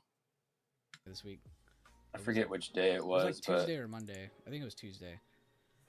But we didn't have a bearish kicker, and we didn't gap down under the previous day on that other one. Like it was just a move down, and then it was like, all right, we'll go revert. But this one started entirely Yo, under shut the up. previous Let Leland day. So I talk. feel like that gave it some extra pressure for sellers with news coming out 30 minutes after open as well, compared to that first one you did where we were still above good supports. So I feel like that was the main my God, this guy's distinct yapping. difference between them. But it was nice to see Yeah, that's both the key. scenarios. Yeah. It was nice I think seeing it was both. It was nice. Tuesday. Shut And up. yeah, I'm looking at it now. It gapped to support, whereas today we gapped through it. Completely, yeah. Make it look like nothing, like it wasn't even there. But yeah, I thought that was interesting. We got to see both basically God, I both forgot about scenarios Trader play TV. out. That was nice. And you can see an example yesterday, actually. If you draw a fib from 2 day ago close to yesterday's open, it held the 50%, like almost to the cent. Oh, I see what you're saying. From here to here. Wait. Oh wait, what'd you say? 2 day ago low to what? From the not from the low, but from the close. Oh, close. My bad. So where that You're doing the same fib that we were last just talking candle about. is. And then right yeah, there. perfectly came down and held the halfway point. It covers the gap, but it's loss. Is close to. Damn, dude, that thing is. And there's times where the gap's gonna fill completely, but like that's also why you don't just enter puts blindly at the level, right? You wait for one of the setups that we already know and look for. Like right here, doji candle, bearish candle inside bar, so it doesn't mean shit. Breakdown, okay, more bearish, and then seeing two hammers here with wicks on top, it like coincides with that. AKA one of the Lee tests, or a buy the dip base build. You know what I mean? 100%. Sorry, I was typing the time of right now so I can go back and stream and cut this. Jesus, bro, I never let this man talk. Typically, if on the chart, especially if I see you drop that shit before I even see it. I saw you post just that post, and then I was like, all right, I'm in puts. Yeah, no lines on the chart except that one fib. Just that fib, yeah. And yeah, green candlestick. He asked, is this only on gap ups and gap downs? Yes. Yeah, yes. that's typically if the gap is large, like visibly. What a stupid question, green candlestick. I'm just kidding. All right, no more YouTube videos. I actually was falling asleep. How do y'all watch my videos? It's all just explaining things straight to the point. That's so boring.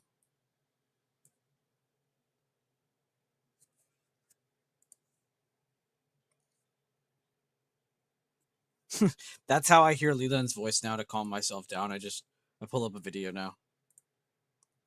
Oh, got to hear Leland. He has a calming voice, man.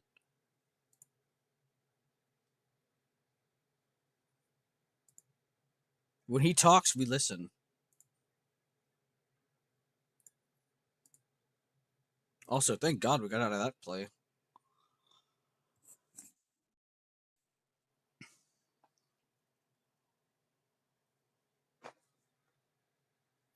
Do we get another rejection for a pullback, or will we see the retake of 696s today? I also don't think it'd be surprised if we just hung out around here for a while today, considering where we started. Also, I think it's important, especially now, to zoom out, to remind yourself, like, what have we done? Because I think a lot of people are still going to be in that bearish sentiment of like, well, we have to be going down. We had red candles last week. It's like, yeah, you also had the start of earnings season. Global economic changing news came out. It's like a lot of shit happened since then, dude. So, yeah. Not as bearish as a lot of people are feeling, apparently. Which I think you'll see that reflected on that chart this week. We'll probably see some pretty good highs. And oh my God, I need to fix my time axis. That is so hard to look at. Oh. I'm going to chill on the 10-minute for a little bit. Oh, check XLK real quick. Okay, they still look great.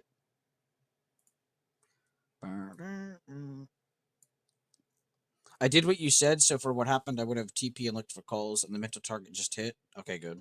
And yeah, you need to be doing that every time you open your charts. You need to be even if you're not in a trade. The mental reps are very underrated. I think some people see it and they're like, well, it's not real money and I'm not risking real money, so I'm not actually learning anything. Oh my God. Yes, only a loser will think that. Anybody that understands practice is practice will understand, okay, this is a winning mindset. Oh my God, it's not real money. I'm not risking anything, so I'm not learning anything. That's actual loser, childish mindset. You should always be going through mental reps in your head, regardless of it being before you're taking a trade. You took a trade, you just want to pretend you have like a second ghost half of your trade. You took both sides of that trade. You just want to kind of pretend in your head what else could happen. Like, you need to be going through that every single time you open your charts. If you're not going through mental reps, you are actually trolling. Everybody needs to be doing that. But yes, I'm happy to see you do that, Rigney. Good shit. And thank you. Thank you for sharing. Shit. That's one of the best memes ever. Shit. Truest shit ever. What's up, Firewater Desire? I'm trying to remember what you commented that day. Oh, you were commenting about when I'm coming back. That's right. That was you. Yeah, that was cool. I had a smile on my face when I read your comment. I was like, oh my God, someone wants me back? I was like, nice.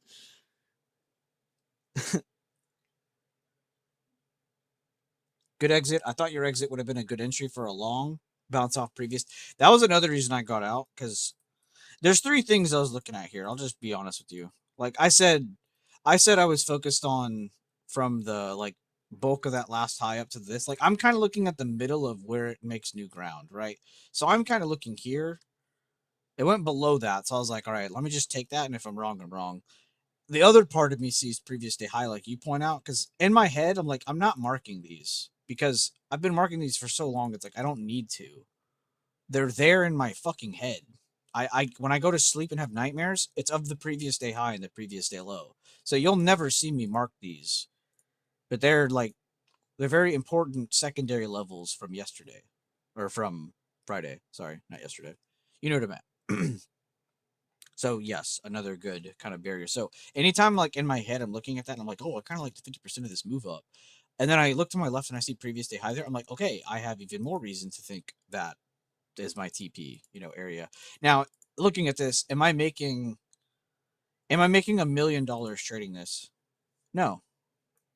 Am I making a quick good scalp for myself on my first trade back after over a week of not trading? Yes. So I'm getting myself kind of back into the rhythm of things. I think so many people take away the context from their own self. Like, what did I use there? Context on the chart and myself. Did I trade last week? No, I was gone. I couldn't. So should I be looking to act like I haven't been on a break and just jump into every trade I see? No. Fuck no. That's a recipe for disaster.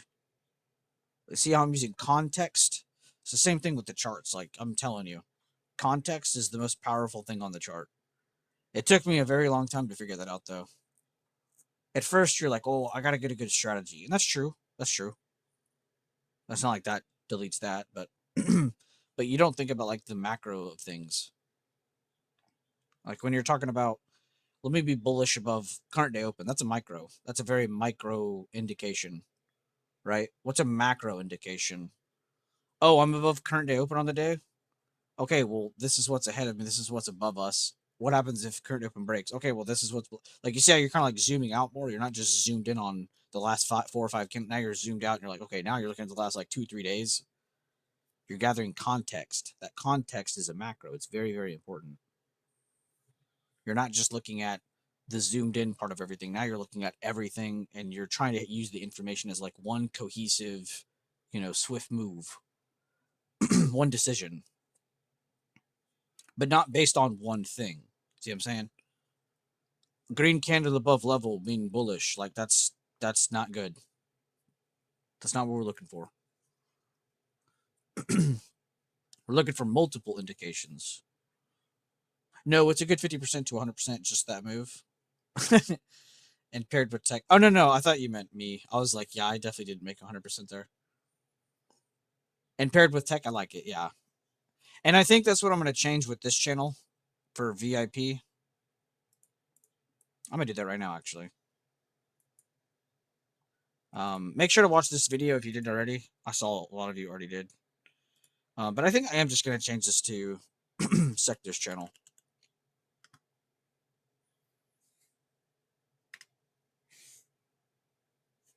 I think that's it. Can I do parentheses? Is that a thing? No.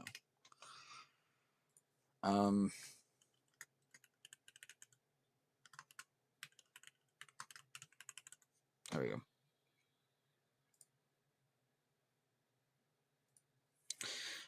But yeah, check out that video. This was literally just the tech channel for a long time now. Since I started it last year. Actually, looks like I started it right after my birthday. Yeah. Literally a day after my birthday. But yeah, tons of videos, charts, breakdowns, and this is one of the easiest things that helps us with directions on the market. So many people will literally just use this chart by itself, and that's fine. You'll probably do fine. But I just don't see the point in doing that when you can increase your probabilities by just seeing what actually makes this chart do what it's doing. Right? Because people are going to look at this chart and be like, well, how are we up so much today? It's like, what do you mean? Every sector is green today. Of course we're up today. Like, everybody in my chat's going to think that that's just like second nature. Most people out in the market are going to look at that and be like, why the fuck are we up so much? I thought Trump tweeted. I thought China. I thought Iran. I thought this. I thought that. Yeah, you thought. That's your fucking problem. You keep thinking. Your emotions are fucking you up. You're overthinking. Your non-understanding of the market.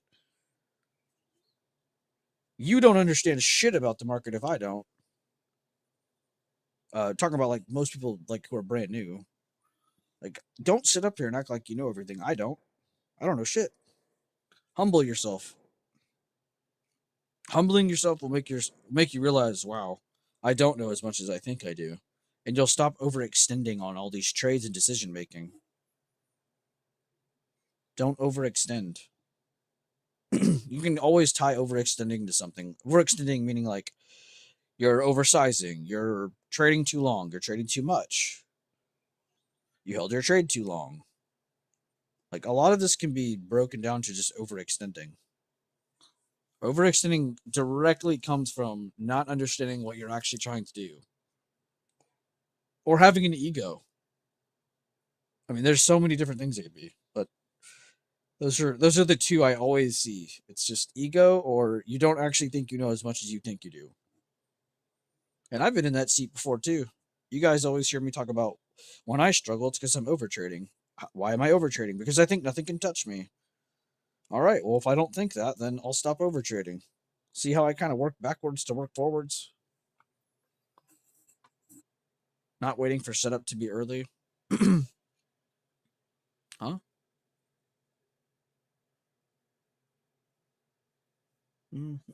Oh, let me look at your trade review.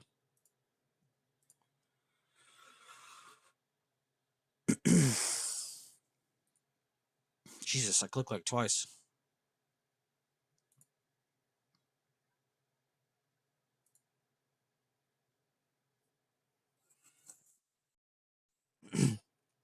Yep, too early. Didn't even wait for any kind of signal here. You just jumped in because price got next to it and had a wick. Calls, chasing. Out. I actually am glad you literally just got out of both because that's crazy.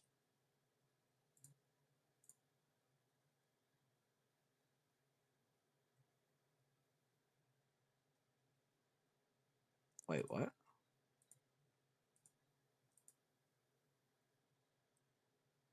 Oh, you're double reviewing. Okay.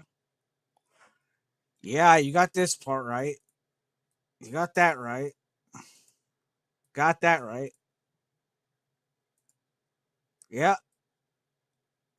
This is a good trade review, man. Don't be ashamed of this, Rigney. I know you're young. You're going to look at this. You're going to probably take it personal and be like, I could have done better. Beeler knows I'm better. This, that, bullshit. I know I'm better. Blah, blah, blah. But, bro, being able to have the balls to still come in here and post this and, like, I mean, I'm not trying to be mean, but we had people literally today crying about the problems they're having, but they're the same people who aren't in this channel.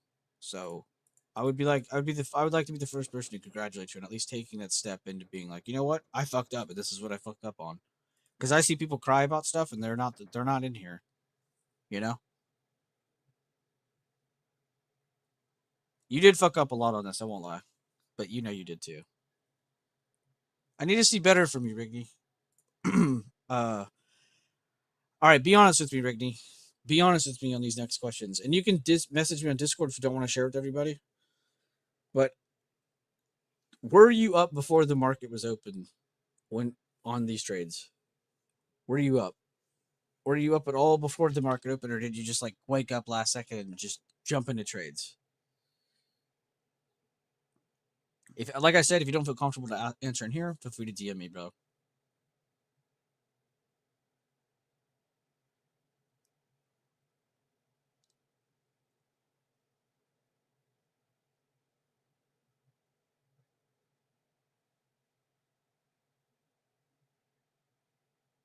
Almost a day of work, I was gonna call it, but I don't know now.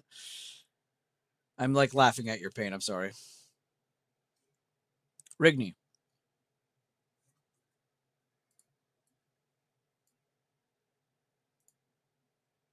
I was with the group, great people, but they would call out calls and puts. It wasn't helpful enough. Yeah, I mean, you'll hear me call out too, but like, you really got to be listening.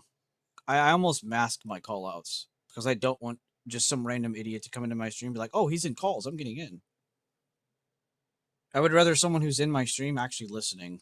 And you'll hear me. You'll be like, oh, you'll hear, oh, this could go short from here. I really like this under here. And if it breaks back above, like, I create a plan for it, you know? But yeah, it's not good to just straight up call out. I'm heavily against that. Am I popular because of what I think? Not at all.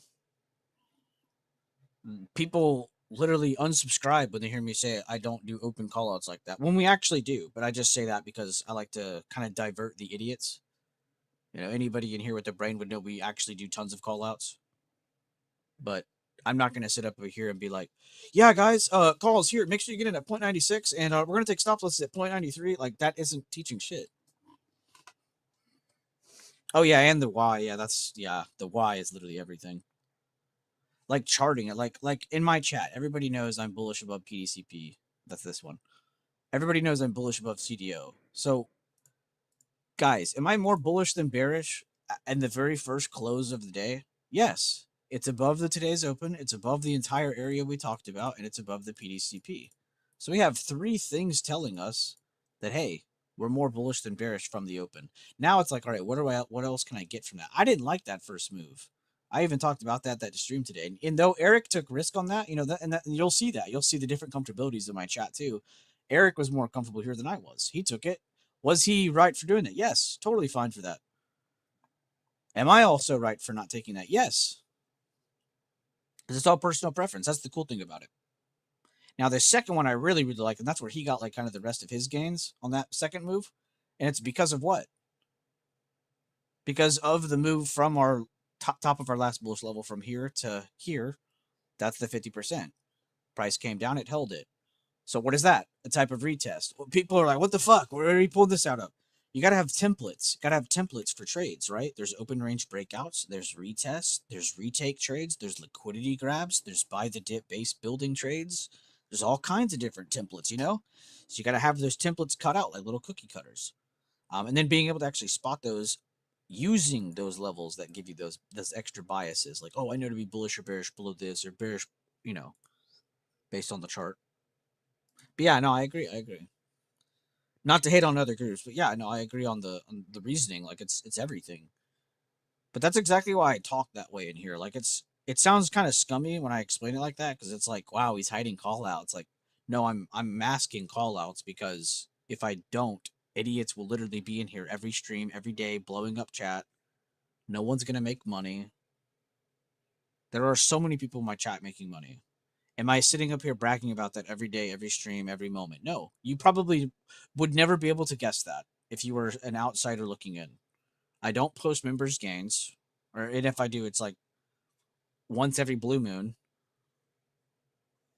You know, like it's like people who post people's gains, people who are constantly saying do this, do this, do that. Like these are people who are just attention seeking. They don't actually care about helping you or helping themselves, right?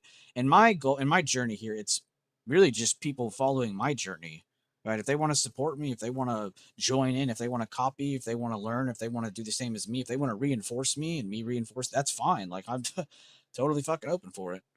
But I'm not going to sit up here and be like, guys, follow every word I'm doing or you're going to go broke. No. Making people rely on you is a really good way to just end up in a horrible situation.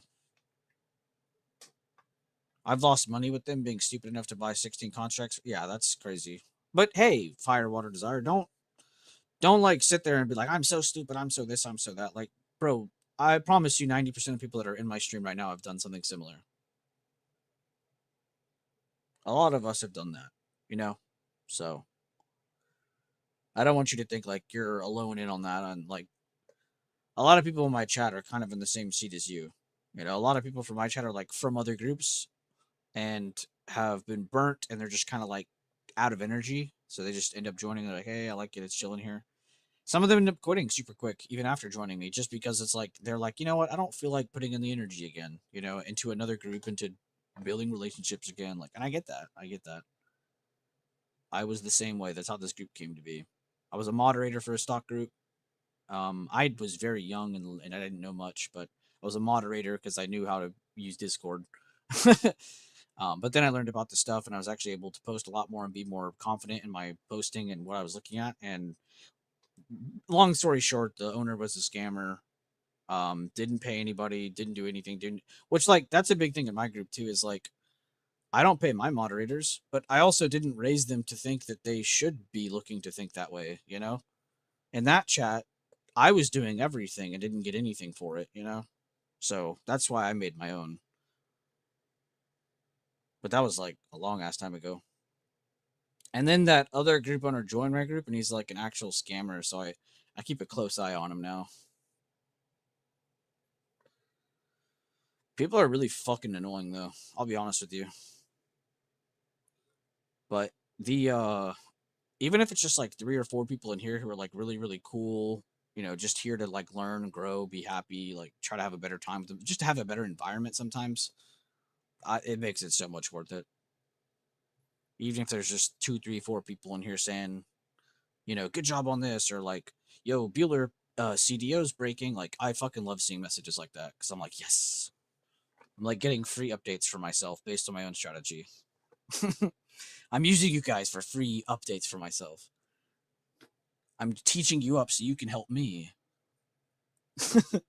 It's like communism, but backwards. I'm kidding, of course.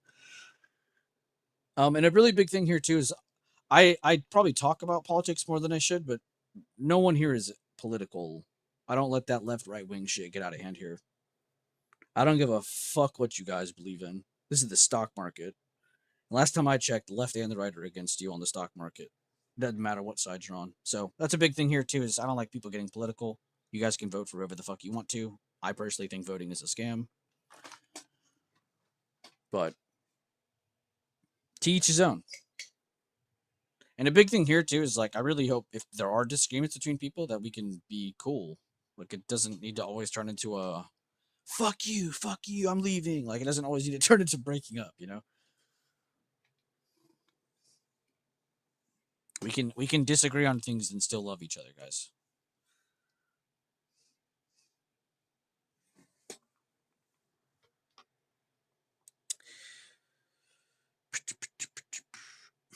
But I am sorry to hear that Firewater Desire, just to get back on topic. But I'm glad to have you in here. Hopefully you have a better time in here. Regardless if you're trading, I just hope this is a better environment for you. I don't think anybody needs to be placed under a microscope and said, hey, are you buying calls or puts? Are you doing this? Are you doing that? You know, it's just, it's not really helpful. And though I am only one person, as a group, we are a lot more. Like, I know it's just me up here going over this stuff in stream, but you guys and your messages and the stuff in chat and the stuff in YouTube stream, it's super helpful. For my updates, for my mentality, it helps a lot. As someone who suffers from just random shit, you know, it's definitely nice to have a chat like y'all where it's like we're not really going at each other's throats. We're literally just here to trade. Doesn't need to be any deeper than that. And some people, that's all it is. Some people literally just need a better environment or to be on their own, you know? That's just what it comes down to sometimes.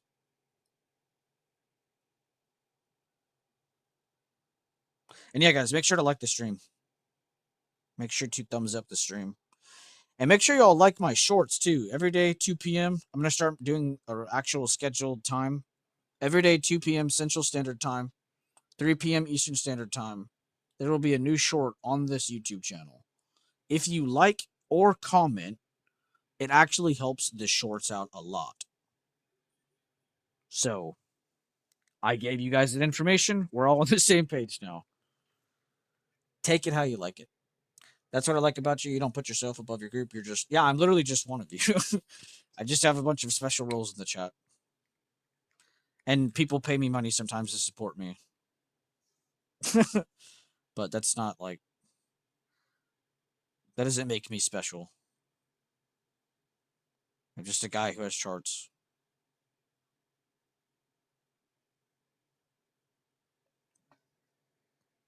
I'm not trying to sound like super humble either. I'm definitely a knucklehead. We all make mistakes though.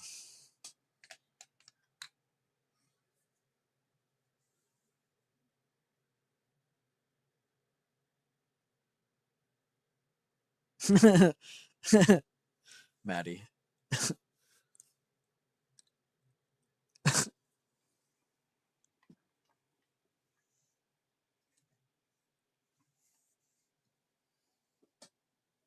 I actually need to message you next week, I think.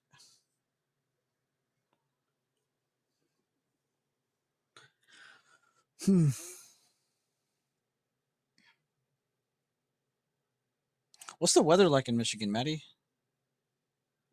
Oh, I guess I could ask Rigney too. Rigney, House of Julii, from the Romani tribe.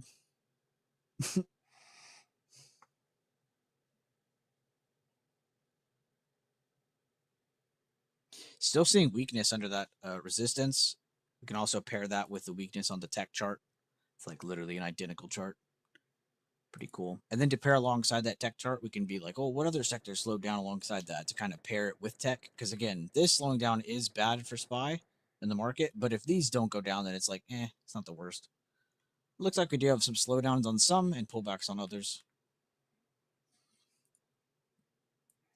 So definitely XLK is your most important, but I love looking through the rest of those just to kind of see, are those also dumping? Are those not? You know, just because your SPY chart is literally a third of tech, or tech is a third of SPY. Sorry, I said that backwards. It's like 8 degrees. Holy shit, where do you live? Are you also in Michigan? It's 57 where I am. But yesterday it was like 30 something. And it went below 30 last night. And I was genuinely like, what the fuck? All right, so it looks like it's heating up today and tomorrow. And then it's cold as fuck again Wednesday and Thursday. And Friday and Saturday. See, this is Texas, though. Like, I hate Texas weather. Because in most states, it's like, oh, it'll be between 40 and 50 today. Bro, in Texas, it's like, bro, it's going to be between 39 and 78. What? That's like a whole different fucking part of the temperature scale. Like, what are we talking about? 8 degrees is crazy. Oh, you're in Michigan too. Sick. It says 18 degrees, and the app says feels like 6. Oh, God. I don't know how you Northerners be doing it, bro. Also, a lot of people in the South separate the North. Like, if you're like New York North, you're different than Michigan, Ohio North. If you're Michigan, Ohio North, you're different than Washington, fucking Montana. Like, you're different than that. Nor like, as Southerners, we split y'all into like 3 categories. Because there's tons of people who are in the North that you could literally bring into the South and they would be like just fine. And then there's people in the North you'd bring down here and they'd be like, what the fuck?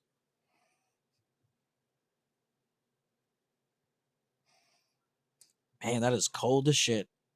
15 Fahrenheit for us Northerners and 15. Yeah. Missouri's the same way. Oh, God. Yeah, y'all I got a lot of people in Michigan in here.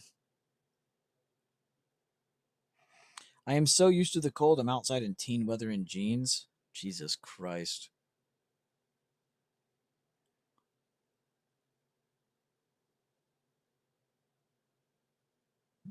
It was 80 yesterday. We'll be 68 today. Where the fuck is Sandollar? Aren't you in Florida?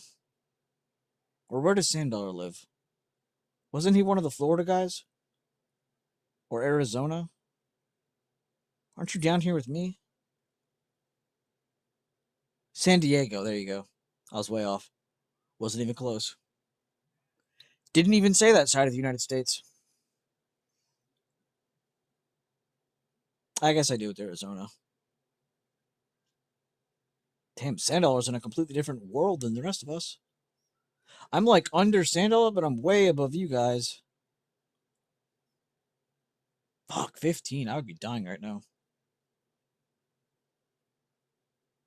Honestly, it's not bad. Like I said already a million times. The other day it was really cold, but it wasn't bad. It was the second day that was bad because it was the same temperature, but it had wind. That's what's made it. That's what's made it suck. That wind. I think I'd been fine if it was just dead air all day. Or like when it's hot, you know how like the humidity.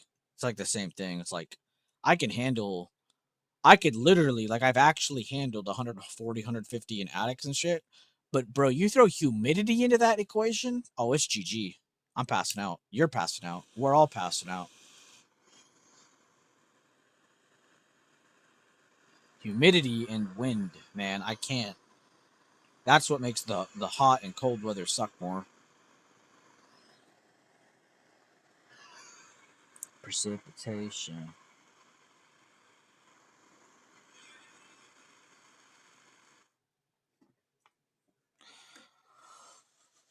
Ugh.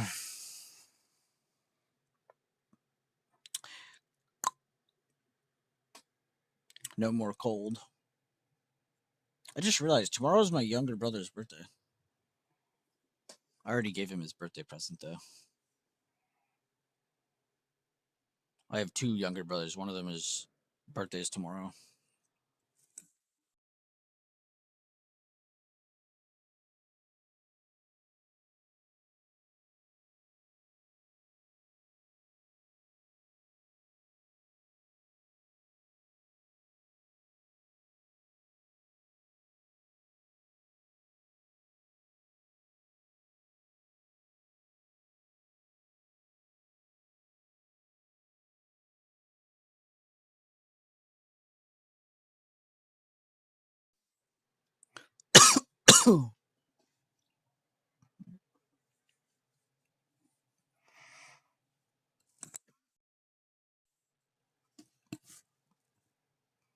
I won't like Carter, and he said San Diego. My brain said San Diego.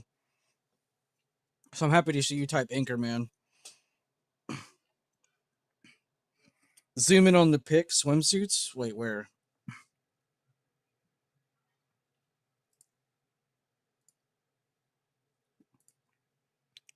Also, that sentence out of context sounds really scary.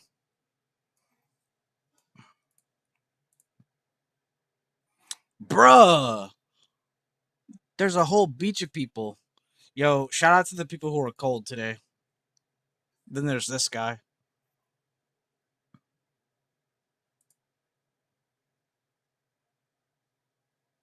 At least $10 steps. Hurry. Somebody triangulate this exact footprint and give me his social security number.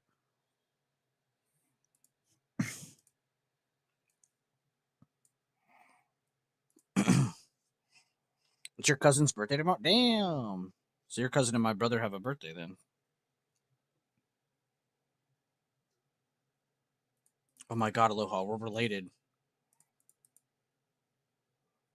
Do you also have eyeballs, 2 ears, and a nose?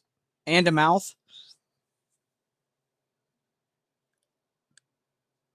We might be related. If you got hair too, that might be all we need to know. What you get him for his birthday, fam? It's something anime related. Y'all are gonna probably think it's stupid. Here, I'll show you. So, I kind of got into anime on my own, but I didn't know because I don't really talk to my brothers. Like we're all like, well, 2 of us are introverted, 1 of us are extroverted. My youngest brother is the extrovert, and he is fucking out of this world extrovert. Like it makes us nervous how much he is. But I was into anime on my own, and he was in anime on his own, and I didn't know that. And then I'd watched like all the big animes except like One Piece, pretty much. And he got me into One Piece, and now it's like one of my favorite animes. And I got him one of his favorite characters is like it's like an action figure, but like it has like a cool stand, is why I got it. And he does this cool power up where he combines both of his arms and he yells super. He's like a big robot, buff looking dude. He's like part robot. He's the ship's shipwright on the anime. But yeah, here, let me show you. It wasn't an expensive toy or anything. But, oh, here it is. Out of stock. Damn. I got kind of lucky on it, though. Oh, out of stock at Walmart. That's probably why. Who the fuck shops at Walmart? Besides, like, for groceries and shit. If you're shopping at Walmart for anime toys, there's something wrong. Wait, where's the movie does? This one. Yeah, this is what he does. Super. But yeah. So, I got him that. He has a lot of, like, different anime, like, figures on these cool ass stands, so I got him one from that anime. That's his favorite character. Pretty cool, pretty cool. I actually put thought into it. Pretty cool. It takes 1 to 2 weeks to acclimatize. God, that's a crazy word to read. That's got half the alphabet in it. To temperature extremes, with heat being easier. Heat is easier than cold? Actually, I could believe that. Because I'll be honest with you, I could jump into a motherfucking attic with 160 degrees because the water heater vent's exhaust is off. I could totally do it. It's going to feel like a microwave, but I could do it. You tell me to go butt naked in 0-degree weather, I'm going to die. I'm not making it. I would just tell you I'm not doing it.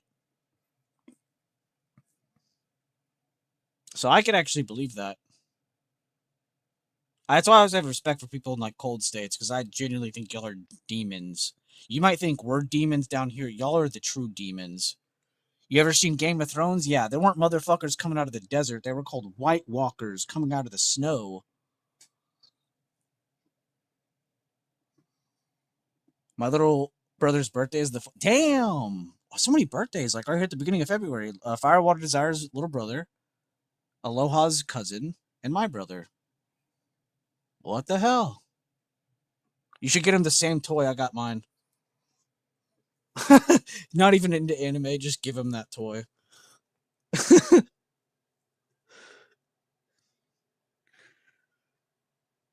Walmart and Target, same setup? Oh, God, dude. Talk to me. Oh, you actually don't need to tell me about Target. I have Target's chart in literally the back of my brain. If you've looked at my One Piece watch list enough, and my best shit ever watch list enough, you'd know that Target is there. We watch Target way too much in the stream. I might have a sick love for this chart. It's just because it has really good setups. Like, when it has big dips, I know to pay attention. Like, whenever tech has its first slowdown, and this is why I say, like, understanding sectors is so important. This is why I love that like Garden posts them so much. I don't know if you guys saw that, but if you're in VIP, if you have a premium role, you have access to seeing this. It's like a study channel kind of thing. I don't really know how to label it, so we just call it VP Workshop. Garden takes time out of her fucking weekend to come in here or in the mornings, whenever she does this. Look, like she did it yesterday afternoon.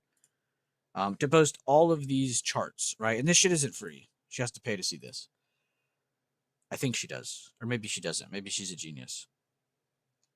But either way, and it's just amazing. Like she's going through this because like she understands like how important this topic is. So she's trying her best to understand how to read the sectors and how to not just understand what they're saying, but how to play off of that.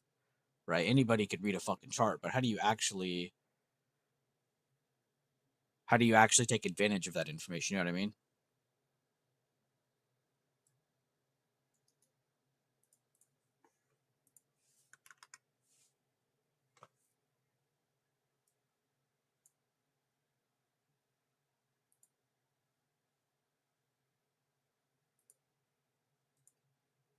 This is on Netflix.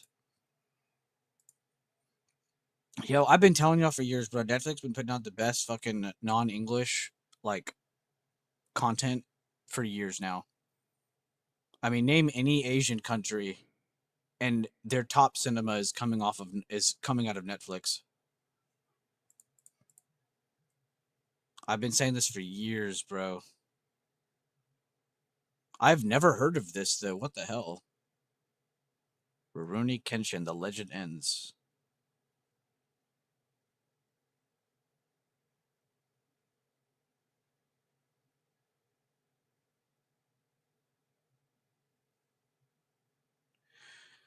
Bro, this thumbnail looks like 50 other Japanese movies I've seen, but I've definitely never seen this. It's on Netflix, it says. Let's see. Let's see if it's lying. Because half the time I click a link on Google and it's like, yeah, it's on Netflix. I can't find it. It is on Netflix!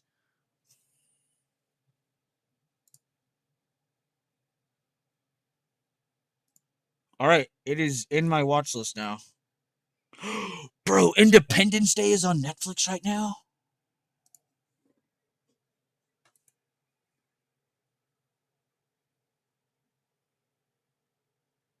How to access those?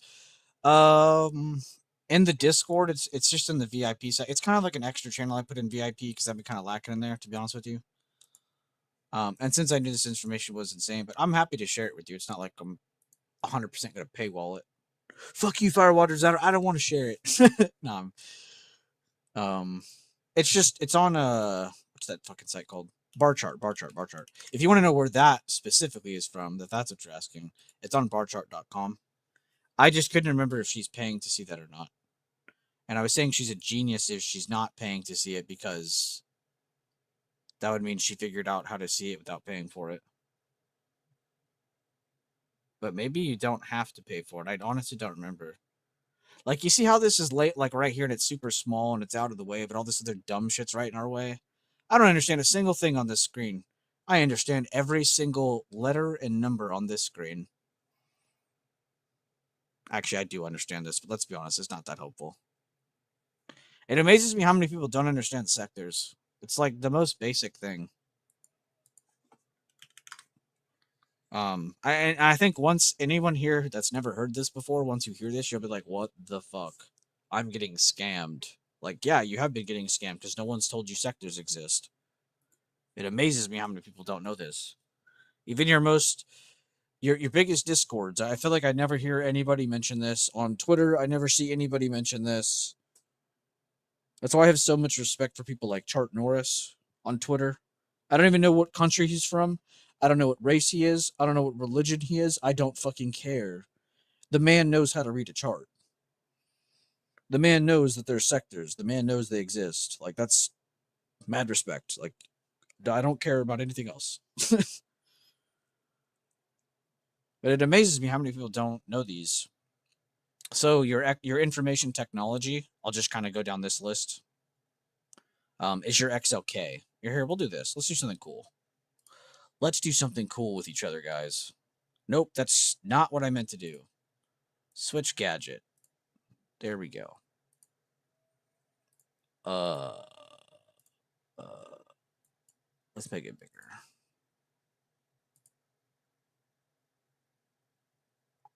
What do I have on this one? Last and net change. So I don't have percentage change. I know I take these off. Jesus. Right? Anybody who tells you they watch the bid and ask is fucking lying to you. Unless they're working for a firm, then you can believe them. Or a fund.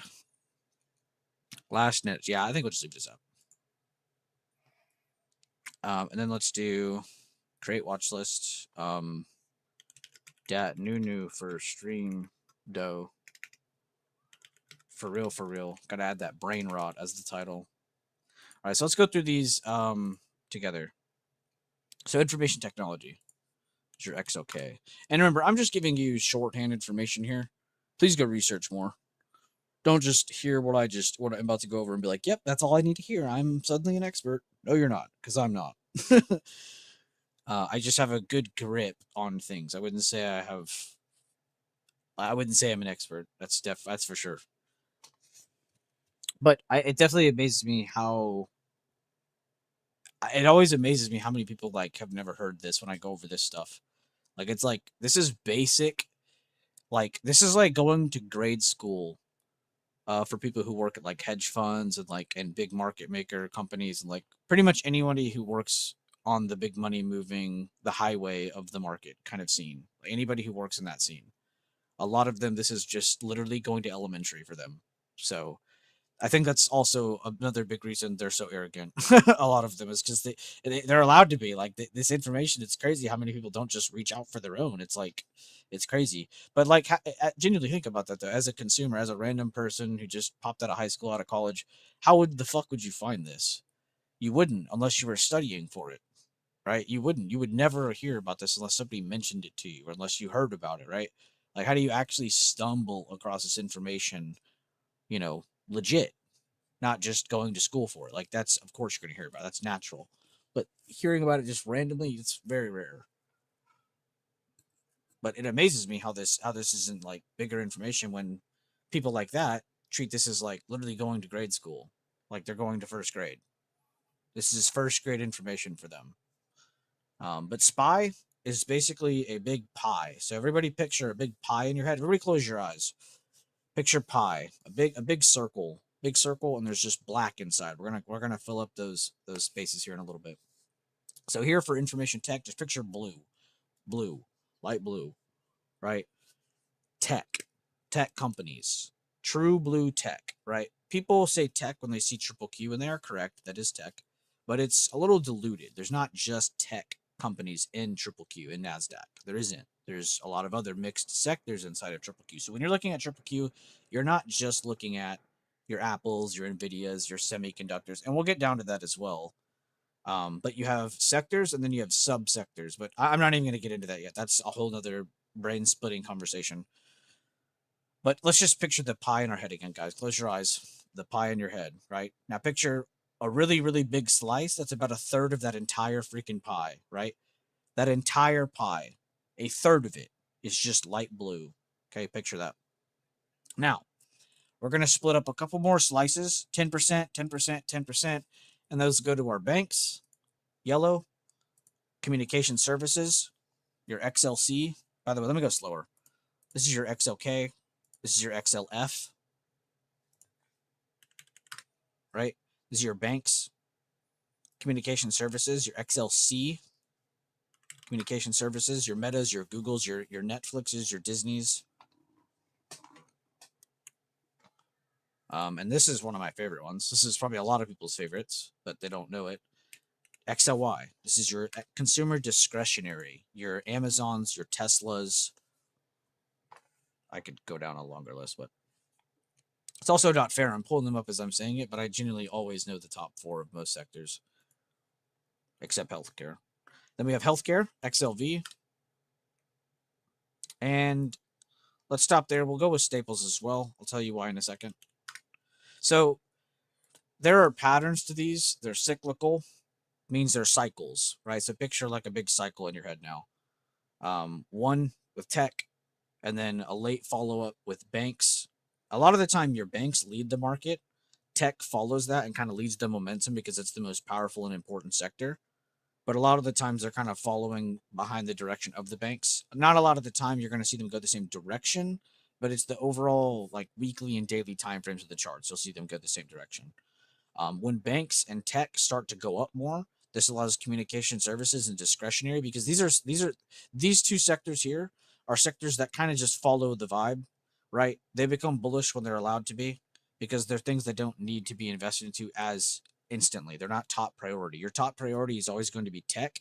And the reason we added staples here instead of industrials, right? I always add staples. If you see my list here, I have these top 5 sectors, and if for some reason I skip over industrials or staples, there's no other reason. It's because it's the safe haven, right? A lot of the time, and I can show you on the chart specifically, we've actually done this very recently multiple times because I've had to a lot because of the rapid movement in the XLK chart.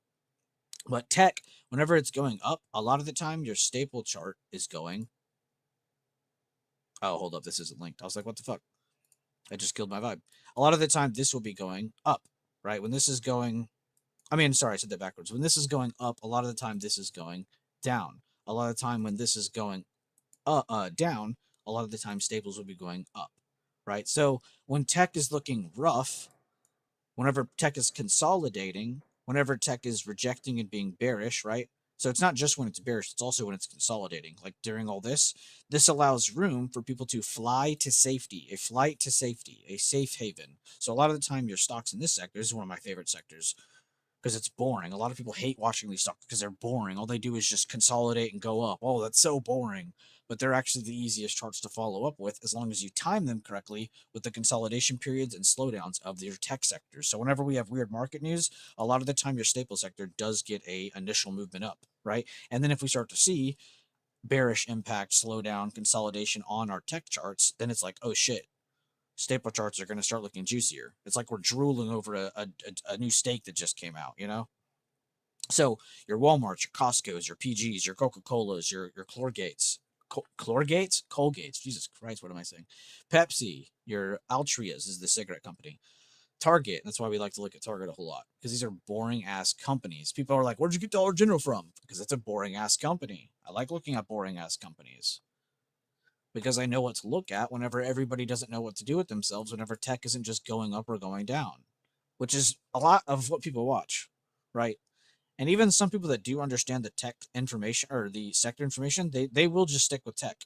They don't understand the cyclical side of things, right? And it's not 100%, right? That doesn't mean every time tech goes up, this goes down. It just means on the macro side of things, when we see a bearish trend begin or even end on our tech charts, our bank charts, our comms charts, our discretionary charts, we understand this allows bullish setups to occur on our staple charts because these are flight to safeties. And this is why they're boring charts, because these are most of the time just your companies that are invested into heavily over time and not really taken out of a whole lot, right? It's really only when they're taking their money out to put it into tech stocks that you see a rotate out of staple stocks. And we could talk for hours on this, but that is a general gist of it. But let's go back to SPY though, and I can show you the analyze thing again. So I would say homework for everybody in the stream tonight, if you truly want to take some of this shit. Why did I do that? Take some of this shit serious when in my streams and being here, and if you want to contribute in your own way, I would heavily ask you to please just go this direction with sectors and key levels, like calling out PDCP and CDO and direction from that, candlestick patterns, and then sectors. These are the 3 things that we're really focused on in here in the streams and in my community. So homework tonight, I would say, is to go to your SPY chart on your Analyze tab if you're on Thinkorswim. If you guys are not on Thinkorswim, you can just literally go to Google. If you don't know where to look, just ask. I'll just send you screenshots, God forbid. But do some research on your own. Learn about the cycles. Learn about the sectors. There's also really old information in the Discord, too, if you want to go check that out. Some of it's free and open. Some of it's, probably behind like a basic member channel or something. But whatever. Check out what you can check out. But 2, the homework. I would say the homework is to try your best over the next couple weeks and months to learn the top 2 or 3 weights of our top 3 or 4 sectors, right? So for tech, I want you to learn NVIDIA, Apple, Microsoft, maybe even Avgo if you want to go further. And if you want to learn some more, fine, awesome, because this is a pretty damn important sector. So this is one you can go overboard on. I'll allow. On your banks, JPM, you need to at least know Bank of America. You need to know Wells Fargo. You need to understand your top weights are it's just banks. You just need to understand it's banks. Visa, MasterCard, all that good stuff. Google, Meta, Netflix. Amazon, Tesla, Home Depot, McDonald's, Nike's pretty far down now. Jesus. Eli Lilly, J&J, AbbVie, Merck, UNH. You don't really need this one. If you guys want to learn other sectors, you can. I just like to go through the general gist of things. This because when you're looking at this sector, why I say that, let's add them up. 44, 55, 65, about 66% plus healthcare. That's 75. 76, probably closer to 77 now. Yeah, so when we're looking at between healthcare to tech, which I'll show you, healthcare to tech, we're looking at about 76 to almost 80% of the market now. That's kind of a lot. So we're looking at a lot of SPY. We're looking at almost all of it. And then I don't really count staples just because we're looking at that more for cyclical reasons. And in the past, too, just to kind of show you, I remember when we saw tech rejecting here again, rejecting here again. I remember being like, damn, staples could definitely take advantage of this, even if this doesn't continue to go down, And look at how insane staple stocks have been. It has been a flight to safety while the rest of the market has been fucking scared to touch anything, right? Your Walmarts, your Costco's, these are killing it. And it's all because of just basic cyclical stuff, basic cycles. It's just how things work. Oh, yeah, that is the exact name for them. Thank you for answering that, Maddie. RRG chart, that's right. But yeah, let me know what you guys think. Do we have any questions or any comments or any extra statements that can be made in the stream about this sector information stuff? Hopefully I opened some eyes there for anybody who's not heard some of that information before. But yeah, there's cycles to things, and people hear that and they're like, no, there's not. Like, what? Why can't there be cycles for sectors, but we've cycles for the fucking sun, for the moon, The market has cycles. And anime, they're called arcs. And shows, they're called seasons. Weather, they're called seasons. Like, everything has cycles.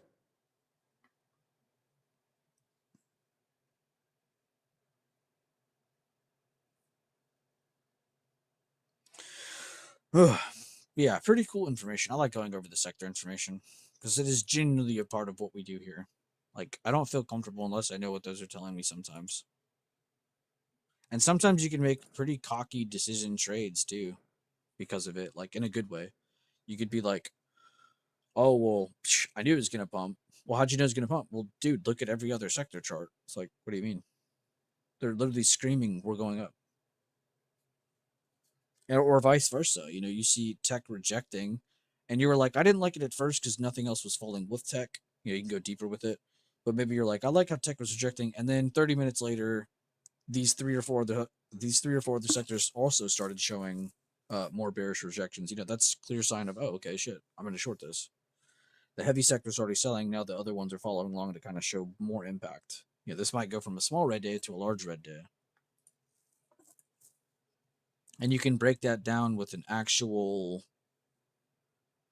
reason. You're not just making shit up. You know what I mean? This candle is circled, by the way, because this is where I said to start being bullish on staples from. I haven't officially changed my bias yet. We almost did it right here, but we didn't get a break of base, right? See how price came up and we had kind of the meat of the bone of that candle right there? That's a horrible line. Meat of the bone right there. I was almost going to be bearish again because I really like these candles. If you isolate the chart, you zoom into just this, you're like, damn, it looks bearish, right? Excuse me. But it can't be bearish because it didn't break anything, right? You got some good candlesticks, but it doesn't have the greatest, follow through. So we almost did flip our bias on being bullish on staples, but haven't quite switched yet. And now I'm at a part of the chart where I'm like, fuck, I need to actually draw higher. I need to go to the weekly. Yeah, because no new all-time high yet, I believe. Yeah, it's literally right there. That's crazy. If you told me then we'd go to all-time high, I'd be like, nah, bro. My target's like right here, baby. You know, maybe we get up to 80s, you know, like I would never say we're going to be testing all-time high in a couple weeks. But that's why we got to have these switches. You know, I'm more bullish than I am now than ever on staples because of this not breaking and this having this reaction. Like that's just crazy. And now that tech is holding and it's like looking like it could actually build some consolidation here, we could see some boring days on SPY or some really exciting days on SPY here very soon. Again, we have earnings season still this week. But imagine this rejects or goes above and then pulls back under all-time high, and that gives tech like that cyclical move back up as well. You know, not only did this consolidate and hold, it also has the cycles and staples were cooling off. You know, now it has a secondary cyclical reason to like it. God, saying that word makes me sound smart, but it's definitely not why I'm saying it. Milankovitch cycles. Am I stupid or did I say that wrong? Increase your knowledge base. Am I being put on? Is that why cycles exist? Oh yeah, the Earth cycles. Is that what this is? Earth's orbit and it seems to be ice ages and climate shifts without the Earth's cycles. Yeah, see, everything has cycles, dude. Cycles are just a natural like part of it. I don't even know what it is. You know what I'm saying? I'm just saying it. But like when it comes to SPY and how it goes up and down in trends over time, like it's all cycles because of its sectors.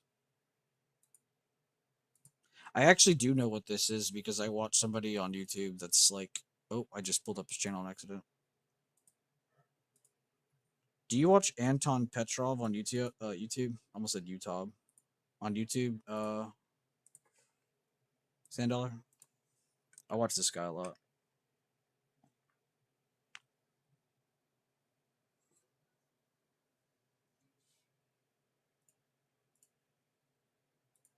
I haven't watched him in a while though.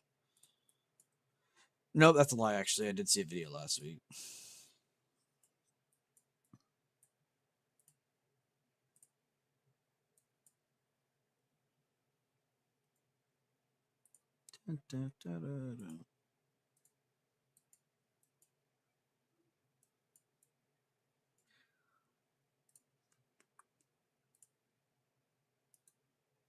That's yep. That's totally what I want to do.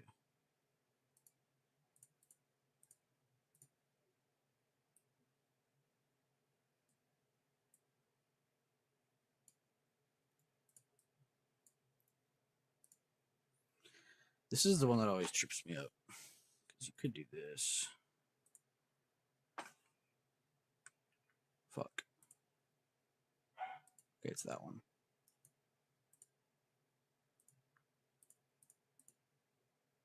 Somebody who doesn't know what I'm doing is gonna be like, "What the fuck is Beeler doing?" Just setting backwards fib for future targets. I forgot to add them for this chart, but I have them for this chart. Why did I do that? I'm pretty sure the other one I did was from this one. Because the fibs were like almost the same when I drew them. And then I'm pretty sure this I'm going to have to delete. We'll see. Yeah. So that is it. That's how we got it. Yeah, so if we make new all-time highs, 703s, and I guess 700 is definitely on the play, but 703.50.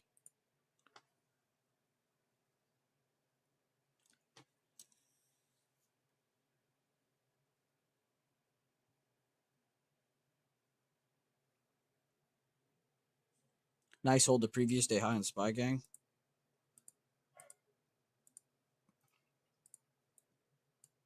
I'm not even I'm not impressed that we hit this, but I will be impressed if we hold over this and push up to here. I said any move from here to here. I said it while this was happening. I'll be impressed. Because getting from here to here all in one swift move and then consolidating that long was actually really good for this.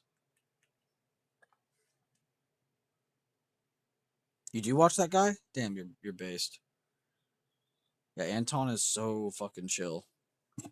And he knows like all the famous like anybody who knows anything about space and time right now, Anton knows them. Like on a first name basis. It's crazy. He'll be like talking about something in space that happened, and then he'll be like, "Yeah, and I know this guy," and he'll like, it's like mentioning Albert Einstein, like casually. It's like, "What? Huh? Who?" He's like, "Yeah, I know like this team of scientists like here and there, and like these guys over here that are like watching stars like 24 hours a day. Like it's whatever." Like if anything ever happened, like any big news comes out, Anton's gonna know it before any of us do.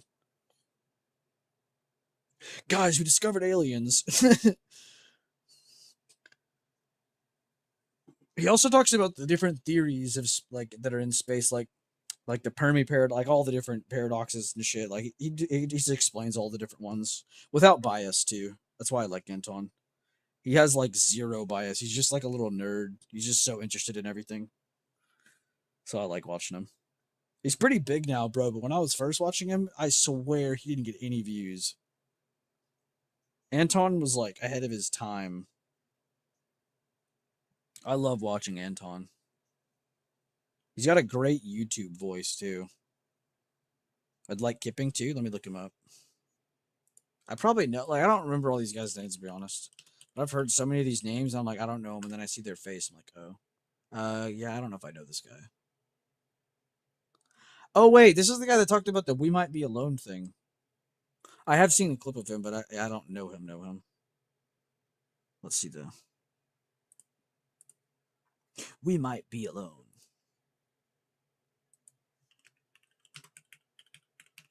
It's just cool because like for the longest time we've been looking in deep space and we were like wrong about everything. Like to all this new shit we just learned. It's crazy. And now we like figure out there's like all these planets that are just like our planet. Like and they're everywhere. Like we're not that special. I mean we are special because our planet created an environment for life to live, but you know what I mean? Like that means like there's it's actually more ignorant now to say that there isn't life out in space. We just can't reach them. It's actually more ignorant to say that now that there isn't life. There is definitely life out in space. It's just we're probably not able to reach it, or it already existed and is past and gone. Like there could have been civilizations in other galaxies that have already came and gone and already died. We could be the last surviving civilization for all. Like we have no idea. It's just kind of cool to think about. But yeah, you're actually like it's actually ignorant to think that there couldn't have been other life in anywhere else. Like it's actually ignorant to think that now, which is crazy. That's a huge development. You'd be like kind of normal when you'd say that back in the day. Like, nah, we're probably the only things here. Here in our galaxy, maybe. Sure. We don't even know that though. But yeah, pretty crazy just to think about. Not to go too off the rails there, sorry guys. I'm just really interested in space, hence why I own shares of Rocket Lab. Hence why we even were able to find that stock pick, just because I just love space.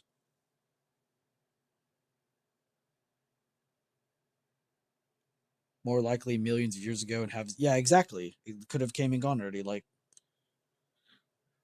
it's very likely. More than likely.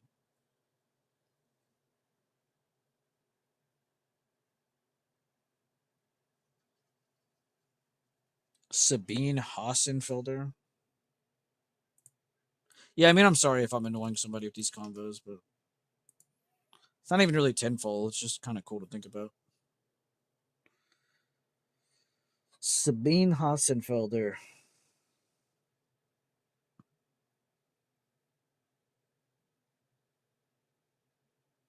Damn, she's really big on the Kessler syndrome right now, isn't she? She ain't wrong.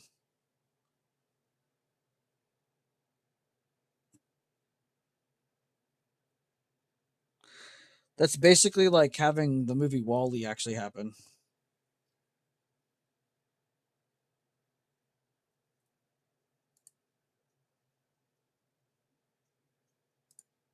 Yeah, there's a bunch of cool nerd channels like this. These are the best. When you can tell it's like a person like even if they're like this person has almost 2 million subs, but like you probably tell she really enjoys her job. We enjoys what she researches.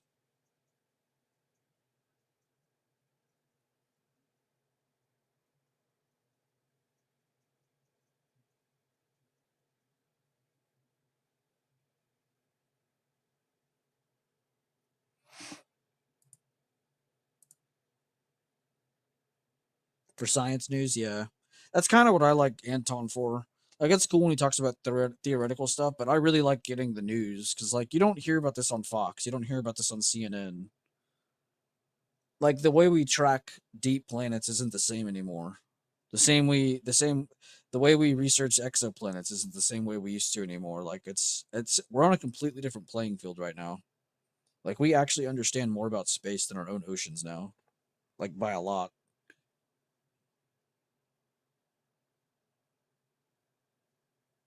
A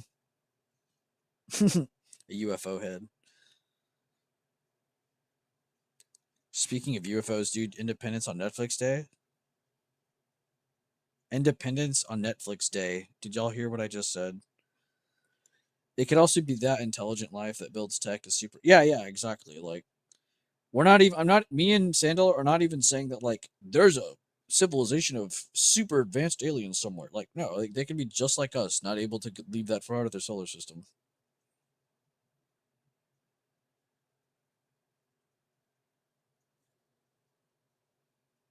They probably sent a record like we did into space. Like, bruh, some deep civilization gets that. They're gonna be like, what the hell is going on this planet? They're gonna be like, what's a Kanye West? And why does his name have a compass in it? Now, aliens actually try to come here. They're gonna be mad confused how things work here. We're gonna try to teach them English. They're gonna be like, wait, why is there, and there spelled the same? Like they're actually gonna eliminate all people from the United States because of how we speak. It's gonna piss them off.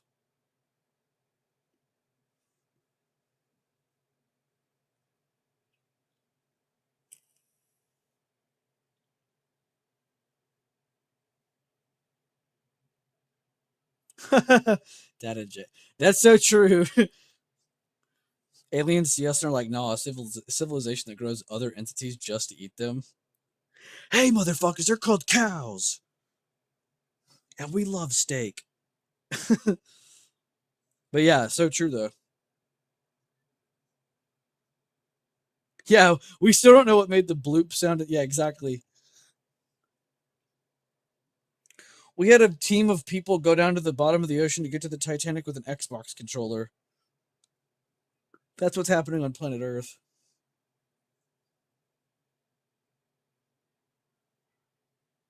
Now some Haramine. I want to say Hohenheim when I see that. Let's see. Quantum physics. Yeah, that's above my pay grade. Very cool. Very cool to listen to smart people talk about it though. For the 5% that I probably understand. Not even that. Probably less than 5%. Know who or what aliens would prefer to visit Texas first? I guess that's a good question. Where would aliens touch down if they came to Earth? Where would be the most ideal place to land right now in today's world? They're landing tonight. Where do we send them? You're like ET with the phone. Where are you landing these guys for safety? The Middle East, Korea, Russia, Texas, Mexico, South America, Canada, Alaska, North Pole, South Pole, the ocean.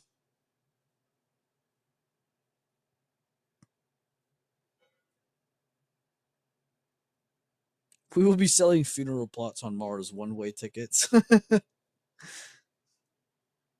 Antarctica, that's fucked. I guess I can't say that's fucked because what if they're like totally like resilient to cold,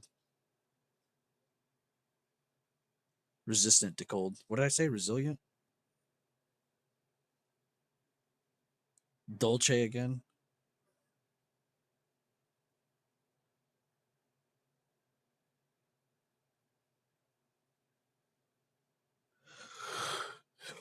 Honestly, I would be like, yo, could y'all give me the capabilities of like us having the meeting on the moon or something?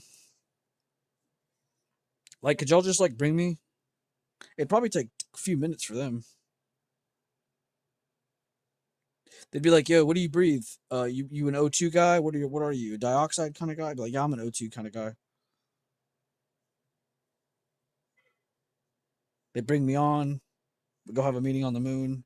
Therefore, Earth doesn't get, something gets said, lasers get shot, it's all on the moon. Or just tidal waves will kill us, except, not the aliens. Sorry, I'm like running off on my own tangent. Spy looking pretty good still. I can't really change anything about what's happening on the chart, really. I keep wanting to come update with you guys, but I'm like, I'm just kind of repeating myself. Sectors look good, guys. If you ever want to update for yourself, too, like, seriously, just spam through these for a few minutes. It's so nice. And if you ever feel like, oh, it's getting kind of cramped, I don't really know what I'm looking at anymore, zoom out. There's always a solution to something. If you ever feel like, I don't really know what the trend is anymore, I feel like it's bullish, but it's been pulling back for 20 minutes. Like, okay, zoom out.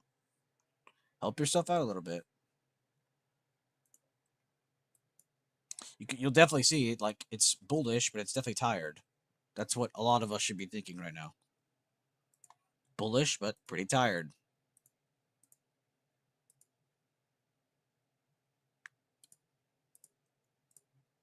Yeah, thanks to that, Frankie. Or Sandar. I added that thing you sent in the Discord. I added it to my watch list on Netflix. At first, I thought you sent me something I had already seen. I'll be honest. It looked just like that. There's basically like a running Hunger Games Japanese show on Netflix now. Or, yeah, show. And it's really fucking good. Like, they have to, like, get a certain amount of tags from people's necks. Like, it's so sick. And the fighting is just insane. And you can watch it in English, too, if you're not even someone who likes Japanese. Like, if you want to watch it in English, you can. But that show is so good. I'll have to find the name for y'all, but y'all should watch it. It's like I say running Hunger Games because they're running across the country. It's like an on the run Hunger Games. It's so sick. It literally reminds me of Need for Speed on the run, but killing. And they're on foot, of course. There's even like a cool behind the scene thing going. Like, it's so cool.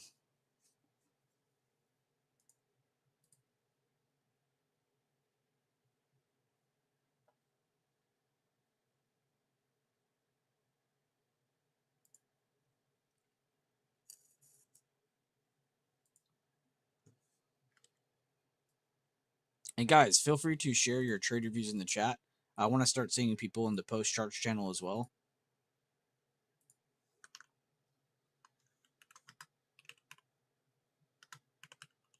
I'm actually sharing my own update right now. Spy 30-minute midday. Bullish overall, but exhausted.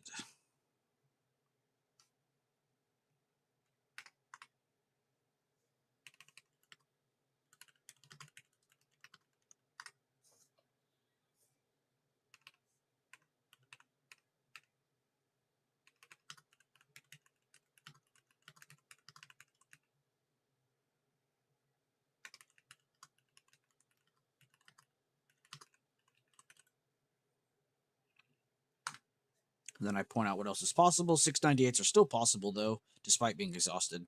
And then I point out what else. I talked about the upside, talked about where we are, what the vibe is. Now I talk about what's under. 695.16 to 696, important for any midday trades or end of day trades.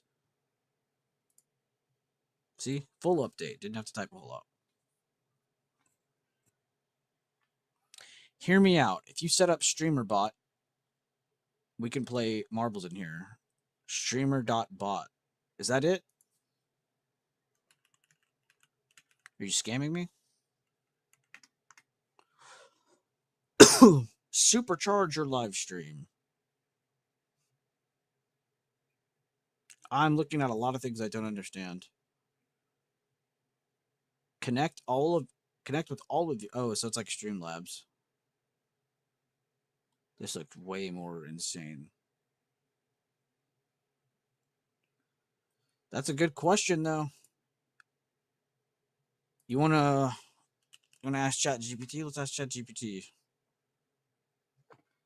If I use streamer.bot for my YouTube stream, can we play the Marbles on Steam game as integrated on Twitch?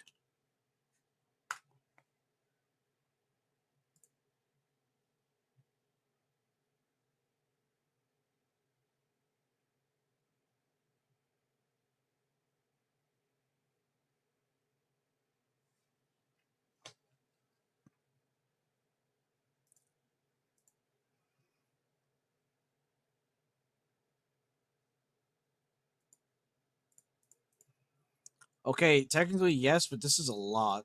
Okay, so this is how it would work, Maddie. Twitch as the engine, YouTube as the audience. This is the most common and reliable setup. How it works: you run Marbles on stream connected to Twitch. Streamer.bot listens to YouTube chat. Streamer.bot forwards YouTube chat commands like join into Twitch chat automatically. Marble thinks Twitch users are joining, but it's really YouTube viewers. What this allows is YouTube viewers to type join, their names get injected into the Twitch chat, Marble picks them up like normal. The caveat: usernames might not perfectly match YouTube names unless you map them. And you'll want to clearly explain this to your viewers. Option 2, fully custom. This is hard mode. This is apparently harder than what I just explained. You can try to use streamer.bot, capture YouTube chat events, use Marble's external players API keyboard inputs, and manually spawn Marbles. That's what I did. This is more fragile, more setup heavy, easy to break on updates. Yeah, that's why we stopped doing it. Because it stopped me from doing it. Like, I had to type all the names. What StreamerBot is good for here? Listens to YouTube chat, triggers it, sends messages to Twitch chat, controls scene sound timers. It cannot directly make Marbles read YouTube chat on its own. So I still have to use Twitch to do it.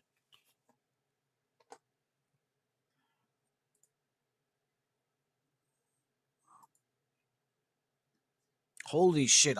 Those are both fucking insane. If y'all really want to play Marbles, I will literally just open it. I will download it, open it, and I will just type y'all's names. Because bot is really cool, but that is a lot to do for Marbles. I would rather just type it. Like, it's not like I have 1,000 people in here. Now, if we had a lot more people in here, maybe I would do that, because then it'd be like, okay, I'm not typing that shit. I'm not lazy, though. I could type up 10, 15 names. And most of them I know by heart, so it's not like it's the end of the world. Yeah, definitely for multiple platform streaming. That's like that's basically what Streamlabs does. It allows you to connect like Kick, Twitch, YouTube all at the same. But I hate streams like that. I'll be honest. I hate when streamers do that. I really like platform streamers. I love when you can identify a streamer by the platform they're on. Like you really can't do it anymore. But back in the day, when you thought of Twitch, it was like XQC, Aspen Gold. Now everyone's on everything. Like everyone streams everywhere. They're all on Kick. Some of them are on YouTube as well. Some of them got off of Twitch because of some of the shit's happening with Twitch. I don't even know if you guys pay attention to that shit because I don't expect you to. There's been tons of drama with like Twitch over the past 2 years. So tons of big streamers have left, gone to Kick or gone to YouTube or just quit entirely. But yeah, I really like platform streamers. Like when I think of YouTube or when I think of Twitch or when I think of Kick, like I want to think of like a couple streamers, you know, big content creators. Like this is the that's the YouTube guy, you know. And some people might be like, yeah, but that's stupid because they're not reaching out to as many people. Like, not true. Also, not true. Like, you could really only make that argument unless you're talking about like getting on TikTok. Like, it's like, yeah, TikTok has insane amount of people that are not on YouTube and Kick and Twitch and shit. But I think you at least need to be on YouTube or at least on Twitch. Like, you need to at least be on one of those. And then outside of that is up to you. If you want to use like small platforms like I do, like Discord and Twitter, like to small engage your platform up, like I don't really want to blow it up, you know. If If you want to go hard though, yeah, you need to be using that because then you could use Kick, you could use Twitch, you could use YouTube, you could use TikTok all at once. Then you need to use Instagram, Twitter, and Discord. I mean, I used to do a lot of that, and it's just a lot of energy for one person. And I don't really, it's not like a partnership kind of thing. I don't know. It's not like you need to have 60 people running a Discord, which is how a lot of the Discords are run today, and that's why a lot of them end so quick.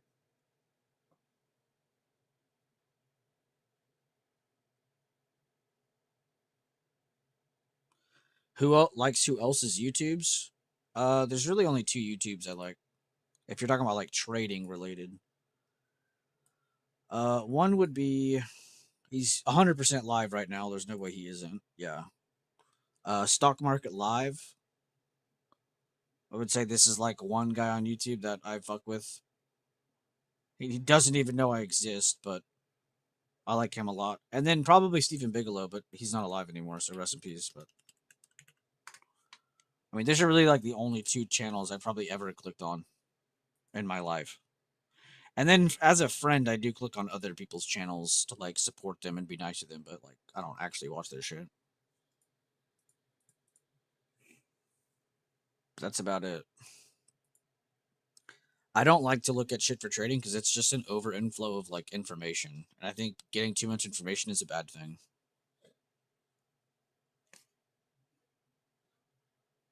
Yeah, he speaks facts. He's a lot more political than I am, but I love that guy. Like I said, I don't care about people's political opinions. I care about what they do with their trading. But yeah, those two guys are pretty sick. But yeah, if I'm ever not live, that's who y'all should be watching. He doesn't need the money, and he literally balls out, dude. And he understands macroeconomics like 6,000 times more than I do. I've only like scraped the surface.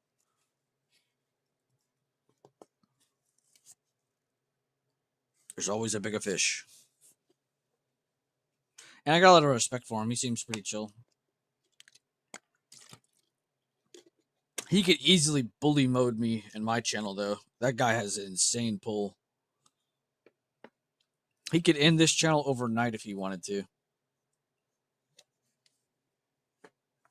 He could be like, yeah, Bueller's not actually good at trading. Bam, channel dead.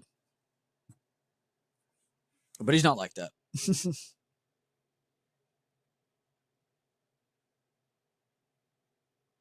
Yeah, he covers like I said, he covers macroeconomics very well. He doesn't just cover like one thing or two things. Like he covers literally everything. So if you want to like truly stay in tune and you love that like kind of stuff and you really like the overflow of information and you love that, like, dude, just go to that. That's like the place to be. And you can't even be like, well, don't promote it. That's competition. It's not. Like I'm not competition to him. Bro is Walmart. I'm fucking I'm a mom and pop shop that has a single location.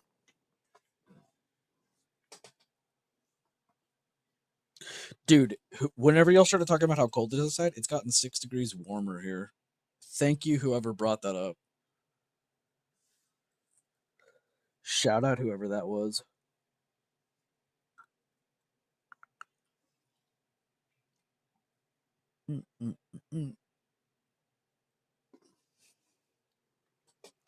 But yeah, I want to see homework from you guys, the sector stuff. If you guys caught that earlier, try to remember the top 2 or 3 weights of our top 4 or 5 sectors. What else?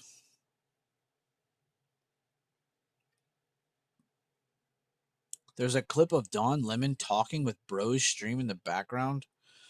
Dude, I don't even want to say that guy's name out loud, dude.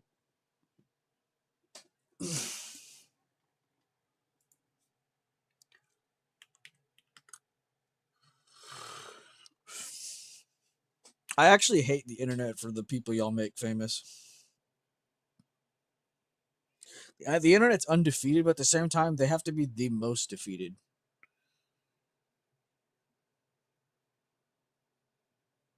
A clip of Buffett watching me, dude, that would actually be nuts.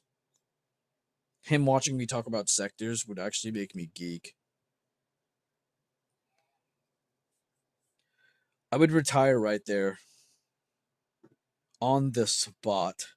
I'd be like, yeah, life was good, man. That was all that was needed. You know, some people chase wealth. I was looking for a clip farm moment with Warren Buffett.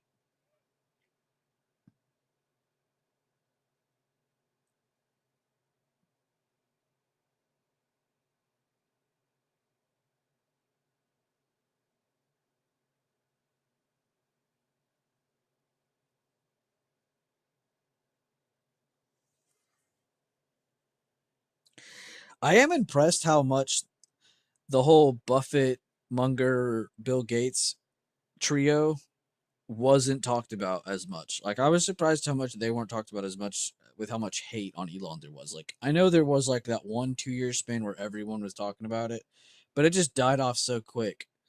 It's like, are we not going to talk about how like 3 rich motherfuckers hated a really rich motherfucker? Like that's crazy to me. So openly too. It wasn't just like dislike; it was genuine hate. And now all those clips of Bill Gates are coming out. It's actually hilarious. The internet's farming Bill Gates right now. I don't think Warren Buffett will get farmed, dude. He's too. I genuinely think Warren Buffett is a good person. I think he cheated on the Activision trade, but I think he's a good person. I don't know about his friends though, man. Bill Gates is and Charlie Munger though. That's what makes you think, because I think those two people are like, yes, they're historic individuals, but outside of that, they were pieces of shit.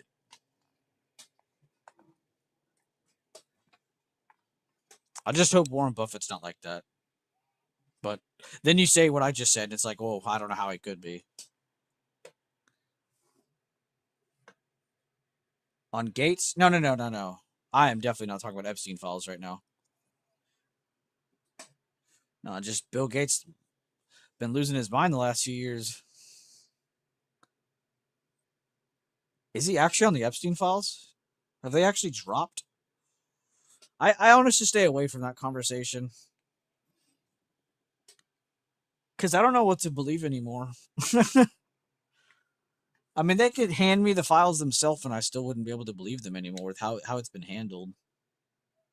Same thing with like the JFK thing. It's like you could tell me there were 16 shooters. You could give me the exact location, their social security numbers. You could tell me everything. I still wouldn't be able to believe you. Like it's just how they've handled it is so bad.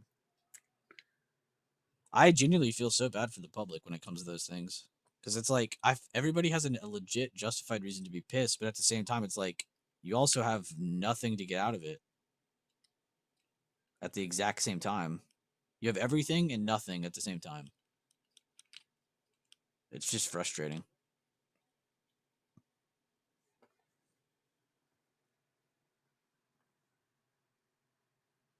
I did see that. Yeah. That was actually the only reason I downloaded the Epstein files is because I wanted to see how many times Data J was on the flight log. 6 times, yeah. 6 or 7, I heard. Word on the street. Pretty crazy.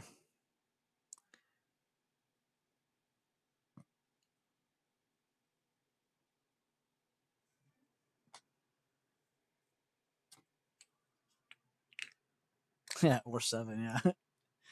I said the 6. I was like, I gotta say the or 7 now. I was a 14 at the time. All these rich guys were being really nice. Then I don't remember what happened. Yeah, someone asked me if this tasted like or smelled like chloroform or something. I thought they said chlorophyll.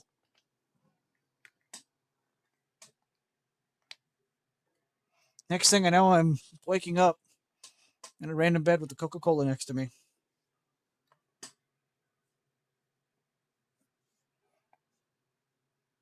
Did you see Data J flew on Epstein's plane 6 times?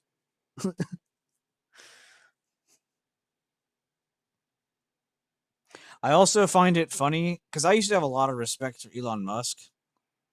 Like I was a fanboy, and now I've turned into this guy where it's like I don't know what to trust what he says either. He went from dogging on Trump to now he's like holding everyone accountable. Like he went from I don't care about it to I care about it. Let's hold every literal human being accountable for this. It's like, yeah, I agree with you, but like I just don't like that you're saying all this shit. Chlorophyll, more like borophyll. Okay. Mansion, I don't like that was your first message of the day. Oh, actually, that might not have been. You might have said morning. You have tend to be the nice guy, you know. I don't even know if I could scroll that far.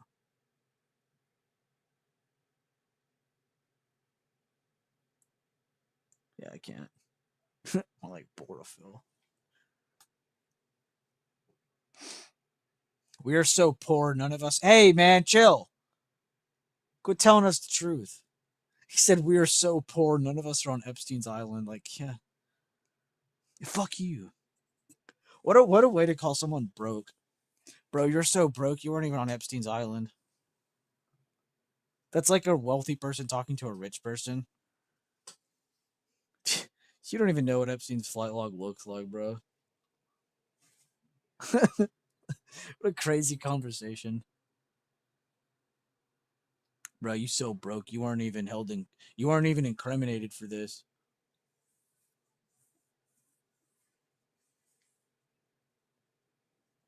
There probably are sick people hanging up lists like that up, and they're like, wow, I'm so proud of myself. It's pretty disgusting.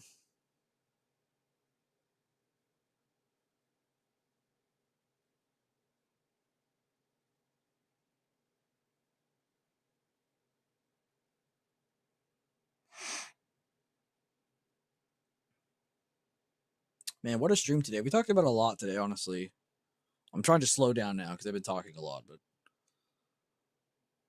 we did a lot of talking today. Sectors, talked about the market a little bit, talked about some macro stuff, talked about the strategy a little bit, some swing stuff. We talked about a lot. Kind of just shotgunned a bunch of stuff out today.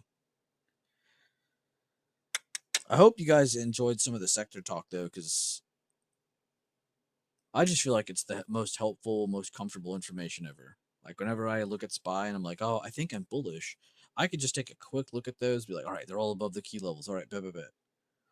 Or like when things are going down and they're holding a key level, it's like I understand, yes, this will bounce on SPY. Like sometimes you see those aggressive dip and rips. That's because 5 or more sectors are doing the same thing. When you get those non-aggressive rip and dips, it's because and they take longer amount of time, it's a lot more consolidation. It's because you don't have 5 sectors going the same direction. They might be off timing. You know, maybe one of them has bad timing and one of them's just now bouncing as the other ones have already been going up. It's like now it has the fuel to go, you know? Sometimes it's just bad timing. That's all it is. So that's why it's important to constantly go through the sectors and understand on the bigger and smaller time frames, where do I need to see this hold? Where do I need to see this go? What is this doing? What is that doing? And then when you go to your SPY chart and you're like, all right, what am I trading? You'll have a way better, more clear image of what's most likely going to happen. Right? You're never going to never tell yourself, I'm 100%. You might be very confident, but there's no 100%.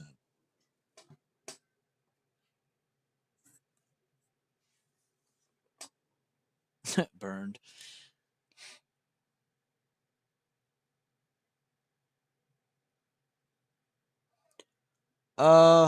Well, me and a guy in chat a long time ago, VC, I won't get too into details with it. I still have all of it. We bought a lot of physical silver. I didn't buy as much gold because silver was just like cheaper, so it was more like appetizing to me. It's more enticing. It had nothing to do with any other logical reason than that. But yeah, not complaining.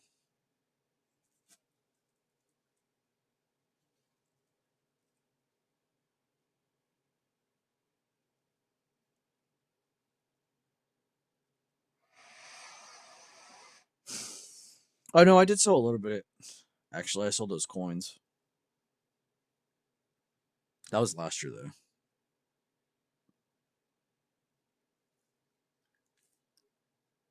But no, I don't have any real insight on silver, man. To be honest with you, me and some friends just looked at a monthly and a yearly chart. like a really long time ago. We're like, damn, this is a crazy cup and handle. And then we saw who our next presidents are probably going to be. We're like, it'd be smart to get some like physical metals, like silver or gold or something. Like, it'd be cool. And then we did it. Now, I would never have guessed that Trump would have been our president twice. I would never have guessed that Biden would have been our president. I knew the lineup wasn't good, but damn, bro. Like, even if they weren't bad or good, you could definitely agree with me that they are some volatile presidents. I think we can all agree on that. Despite if you being blue or red, we can all agree our last 4 or 5 presidents have been very volatile in their own ways, too, each of them in their own unique way. Some of them completely ignore foreign policy, bringing in horrible fighting against the US dollar, bringing in pressure on the US markets. And then we have presidents who do the exact opposite of that, and they have amazing foreign policy. And it makes it things like we have problems here, but in reality, the market's flying. It's like 2 different environments from 2 different types of presidents. See how I didn't say Democrat or Republican in any of that, and you could probably still decipher which one I was talking about? Pretty crazy.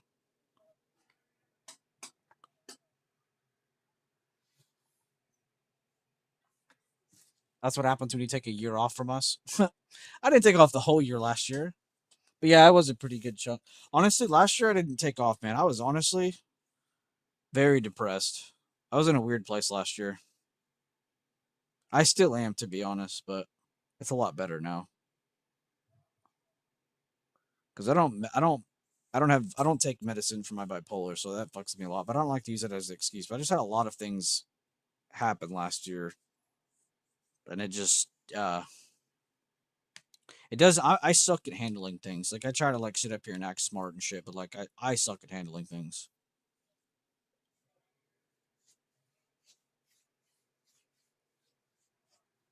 That guy, his name is AJ Monty. He's the most bearish guy I've ever seen. Jesus.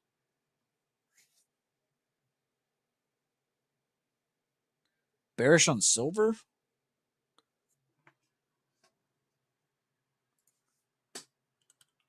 See, but you gotta remember though who you're talking to. A lot of the time, I typed that wrong. A lot of the time when you're like, people are like, I'm bearish or bullish on silver or gold. A lot of the time you're talking to people who are like talking for like the next couple weeks. No, overall very bullish over. Okay.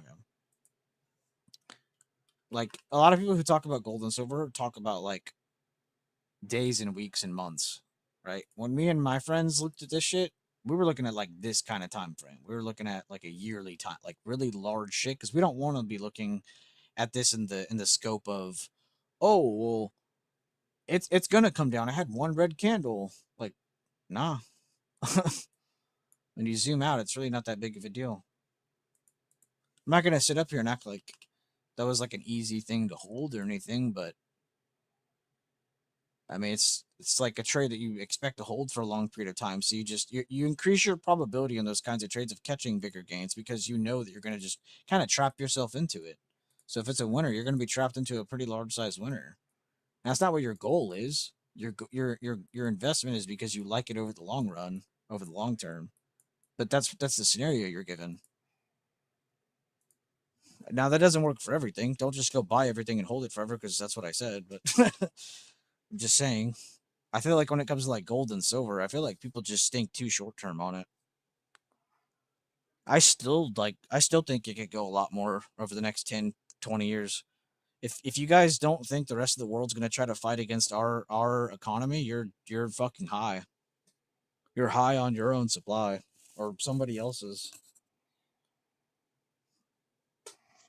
The only ways that our markets go up and the economy grows across the globe is competition. So we kind of need that stuff to happen. The only reason Apple, Meta, Nvidia, AMD, Google, Meta, Tesla, the only reason these companies have even gotten this far is because of competition. Competition is what provides growth.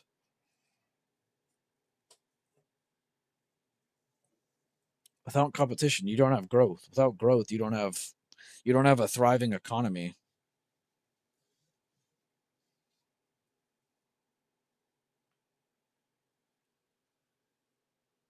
You can apply that to every little sector too.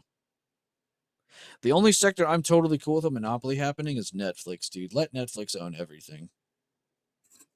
I'm tired of everybody having to pay for 60 different things. And all these shows moving platforms, scamming people to have to go pay for a different platform to see it. Like, bro, I'm tired of that. Just let Netflix own everything.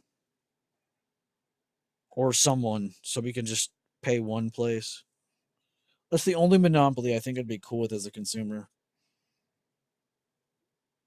I think any other monopoly would suck ass. And no ads, dude. No ads. Dear God, Netflix, don't mess up with us, man. We gave you a monopoly. Don't screw us and give us ads. Don't let us people who've been paying you forever have ads.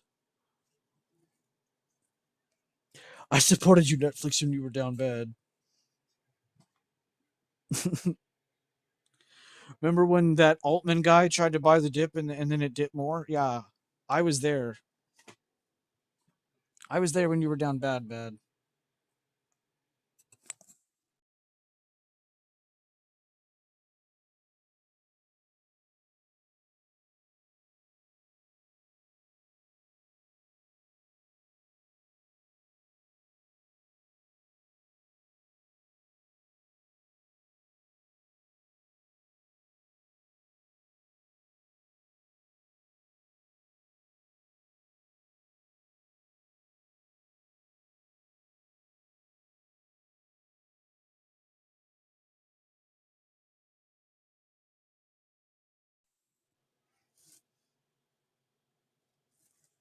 Or no, not Altman. I always mix him and that other guy up. The Netflix guy who lost a lot of money. I can't think of his damn name now. His face is in my head.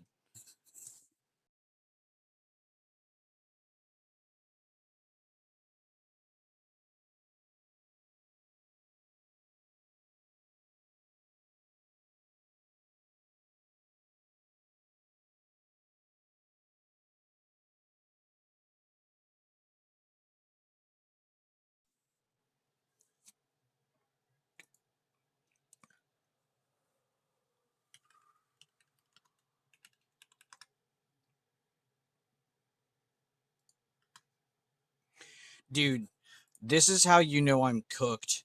I couldn't think of his name, but I could think of his hedge fund's name. I was like, Pershing Square. I typed in Pershing Square guy and typed up Bill Ackman. This is who I was talking about. I'm cooked. I knew his holdings company before I knew his name. That's cooked.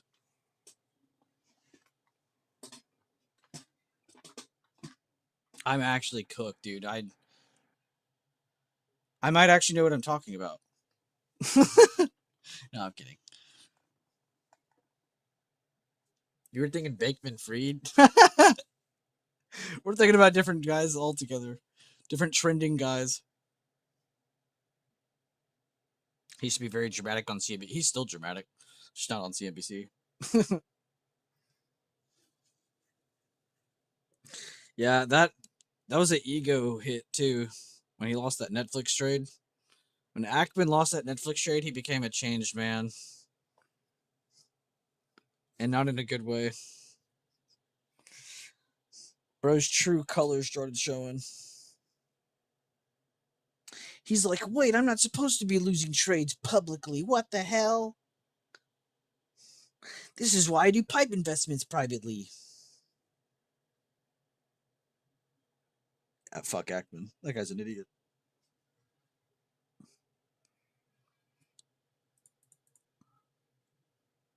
You know a really, really smart rich person who acts dumb though? I'm not even a big fan of him, but I do believe he is really smart.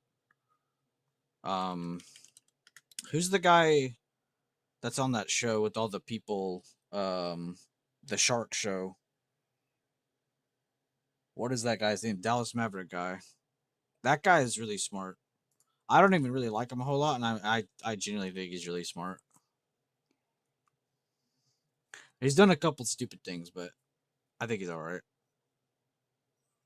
The Dallas Maverick guy. He's on the show with the CEO and the sharks and shit. This shows you how much public TV I watch. how much TV I genuinely consume. About 0%. I can't even remember this guy's name. Howie? No, not Howie. That's not. That's the Deal or No Deal guy.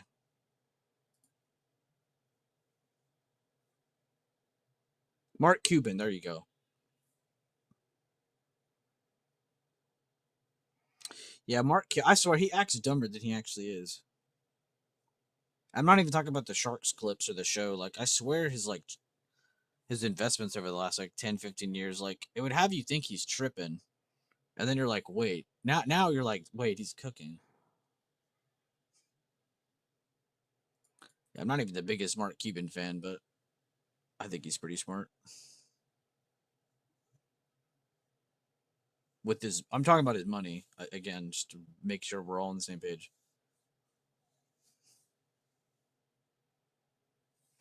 Yeah, he's a part of horrible gang. I hate the people that's why I think he's hated. That's why I think some people think he's not as smart as you think because it's the people he's around.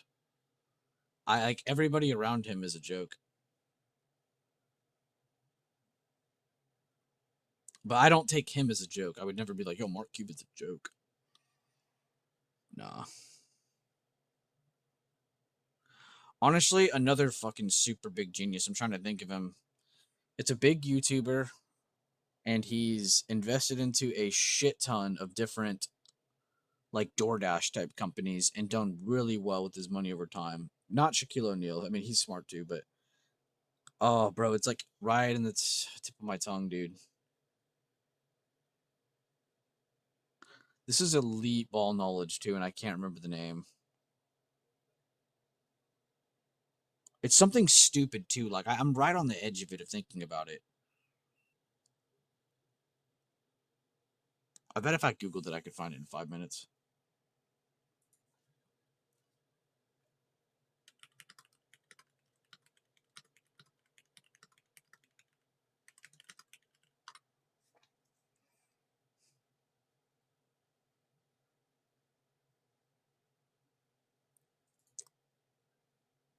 Mm.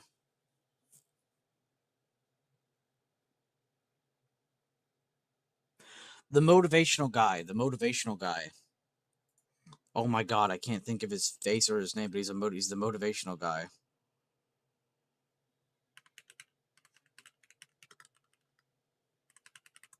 What was that one rapper's name that got killed? He was friends with that guy. Okay, I can picture his face now. What is that guy's name, dude? What is this guy's name? This guy is a genius. Is a very underrated genius when it comes to stock trading. He's like a short Boston talking dude. Motivational speaker.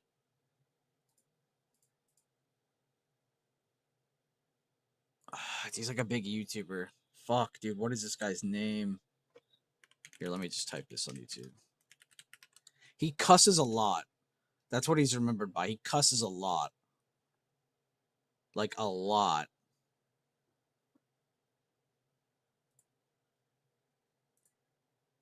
No, not Robbins. Tony Robbins hungry.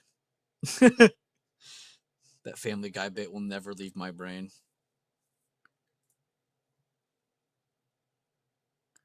Bro, Google's not helping me right now. I typed in motivational speakers, bro. Martin Luther King Jr. came up. But that's not who I'm thinking of, bro. Not on that level. It's like 5 levels above what I'm talking about.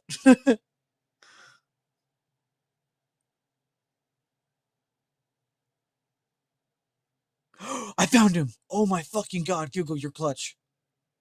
This guy. Okay, I know not everybody's gonna like this guy because he is kind of hated, but this guy is genuinely so good at some of his stock picks, and I remember watching some of his shit way back in the day. I haven't seen him in forever. I don't even know if this guy's still Gary V. Yeah, Gary V. Shows you how much I watched him. Okay, he still uploads.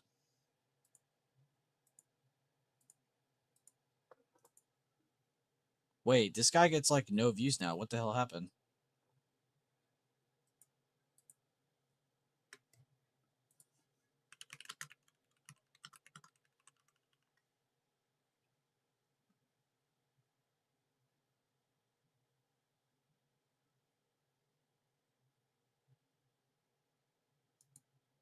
What the fuck happened to this guy?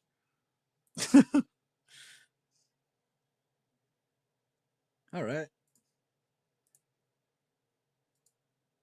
Oh, he was the NFT scam. Yeah, no, I was talking about stuff before all that. Damn. Well, rest in peace. Rest in piss. Rest in piss, bozo. Won't be missed. Yeah, if you're an NFT scammer, you deserve to just like be removed from society.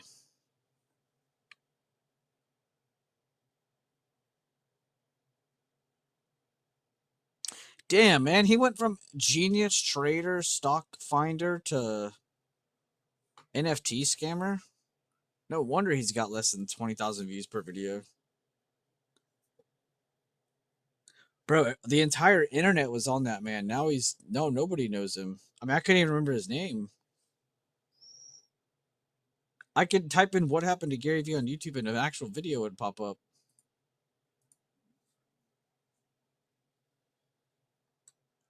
My favorite scammer is the little kid who made 20 bandos on Pump Fun. Yeah, I mean, if you're getting scammed by a little kid, that's like kind of respect for the kid. Like, you kind of just got outplayed.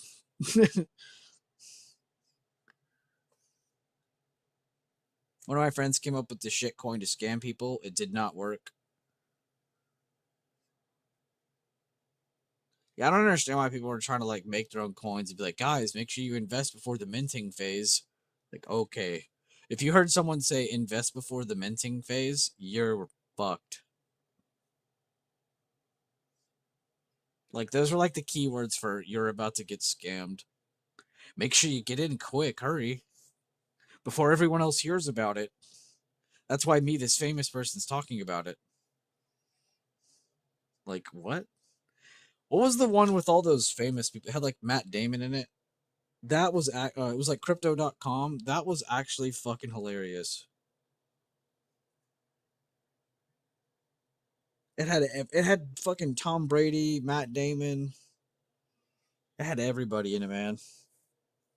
Even the celebrities got scammed.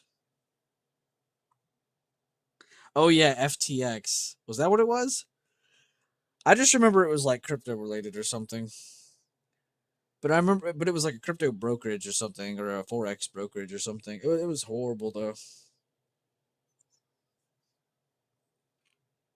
Yeah, that was horrible. Even when the celebrities promoting it are getting scammed, that's how you know it was a decent scam. Like decent enough to get everyone so excited they didn't even care about logic.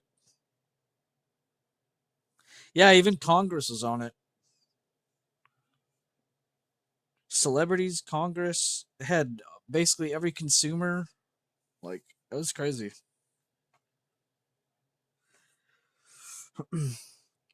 Like, some people I see complain to be like, oh man, I was in this one group and I lost a lot of money. And it's like, yeah, but did you lose money because of them or did you lose money because you're just buying shit that you see on the internet?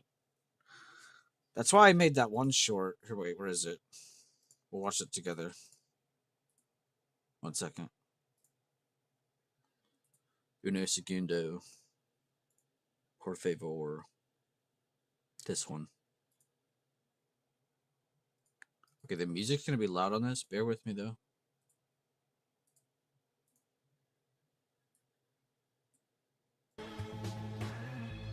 Retail traders.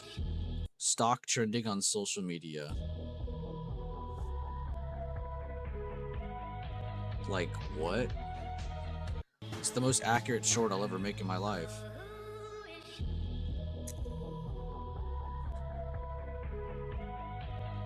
What do they do? Excuse me? What does Upstart do? Well, I'm sorry. What kind of company is it? Yeah, I'm not. You're breaking up. Oh, well, Sorry I guess about that. we've got an audio problem there, Mark.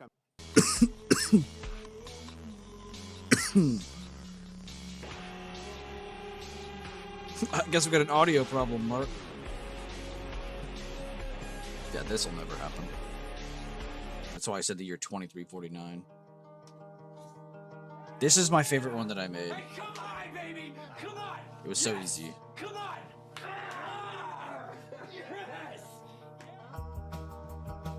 It's just like a compilation of like happy moments for different main characters. Feels good. Walt. Wow. What do they do? That one's a classic. This was well timed because I bet a lot of people were like thinking the market would go down and then it dumped and then it wicked back up super quick. It's like, what the fuck?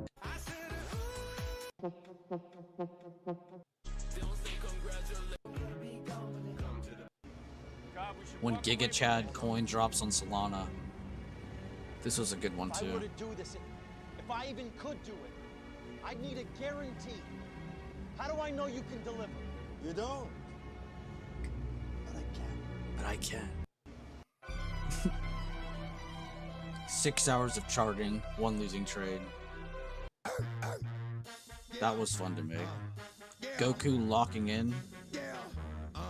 Like the politicians locking in.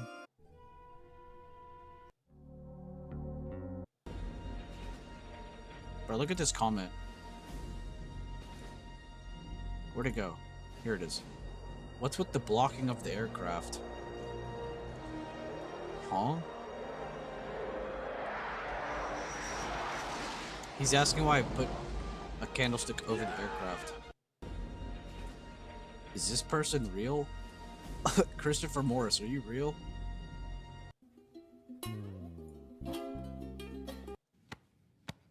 For some reason, this one pumps views out of all of them. This is a re-upload from Instagram. I didn't even edit this one together. I literally just downloaded it from my Instagram because I haven't uploaded it in years. And I posted it. And this is the one that gets the views.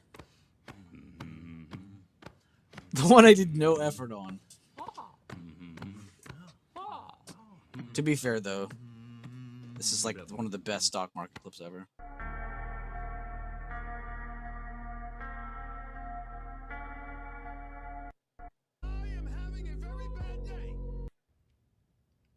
Oh yeah. I'm I ain't cooked. gonna lie, I'm getting cooked. So what is your name? Us. This is all of us in one Jeep.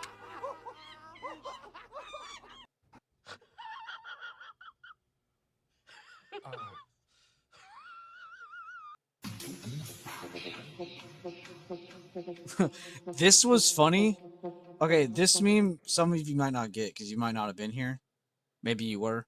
But anybody who is around in these times, the reason this is crossed out and there's a 3 is because we had so many seller days post-COVID that we were just like, oh, fuck it. Just repost the same meme and cross out the 2 and put a 3 because it's like same year, same thing. Or New Year, same shit was basically the joke. But yeah, that's a good one. Oh, this is my favorite one. I'm gonna be a fucking asshole today. I don't feel anything. It's a mental disorder. It's called borderline personality disorder. Why is everybody laughing? I don't feel anything. Oh, we are not watching that. Pull back? Pull back?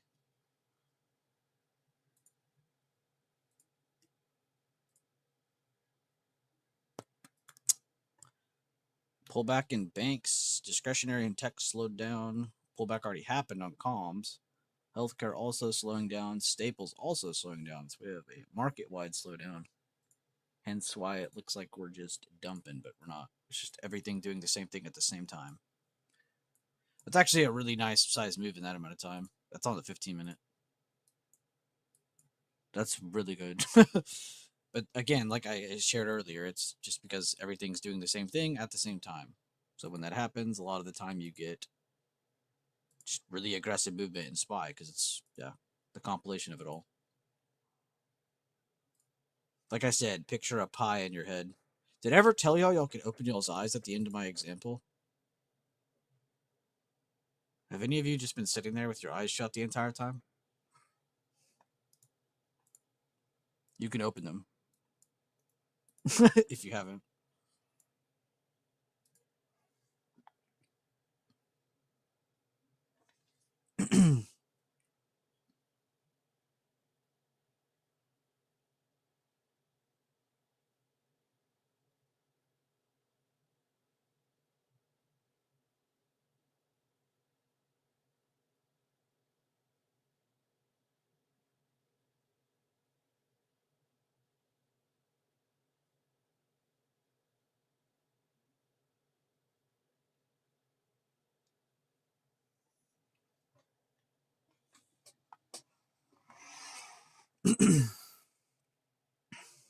I think I'm in the stream here pretty soon. Do we have any questions or comments or anything that needs to be made in the stream today here, folks?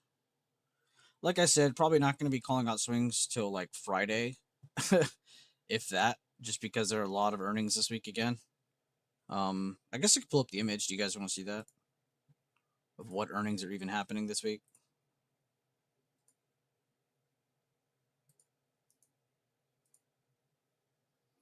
Yo, Chimera actually tagged me in chat. Let's reply to this. He said, I like the 30-minute chart you posted in Levels and Swings. It literally shows a retake of your market zone with a retest across a few days. Yeah, that's pretty crazy.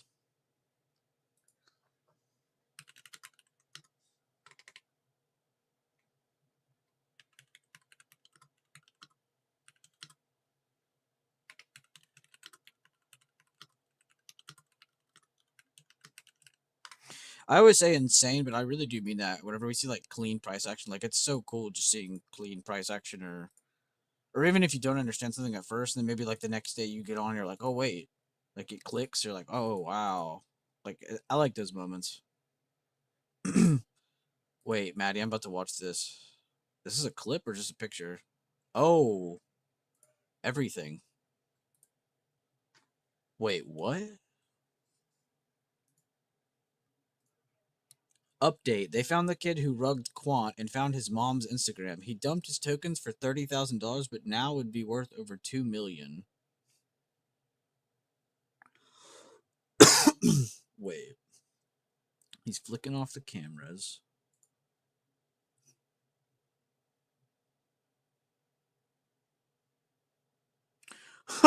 One of the comments, Lil Bro made 50. Wait, I'll pull this up on stream. This is actually kind of funny. Update, they found the kid who rugged Quant and found his mom's Instagram. He dumped his tokens for 30. How much did he buy them for? That's him. Your son beat the F out of my dog today. That's so unacceptable, Sarah. This kid stole my life. This one's funny. Lil Bro made 50K today. Captions say hashtag make him stop. Your son stole my fucking money. But these are grown ass people. Oh my god, that is actually kind of funny as fuck. 66,000%. I mean, is he not stupid for selling though?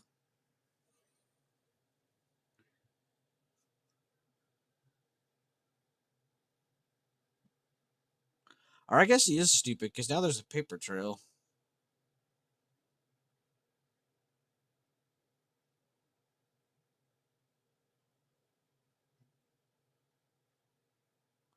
Bro, this is what I was thinking. The fact this Gen Z quant kid understands the crypto market and could operate this in his mom's basement is actually impressive. Not ethical, but impressive. Imagine if he'd waited and pulled the rug when it was 2 million. Bro, this guy's. I hate when people say this. It takes $3 and to fill out a few forms to launch. It really isn't hard to rug size scam on Solana. Like, if it isn't hard, then why aren't you doing it? It's just so easy. Why are you on Twitter? Like, apparently, it is hard because you have to get the fucking. You have to get like the hype of people. That's crazy. Okay, what do you say here?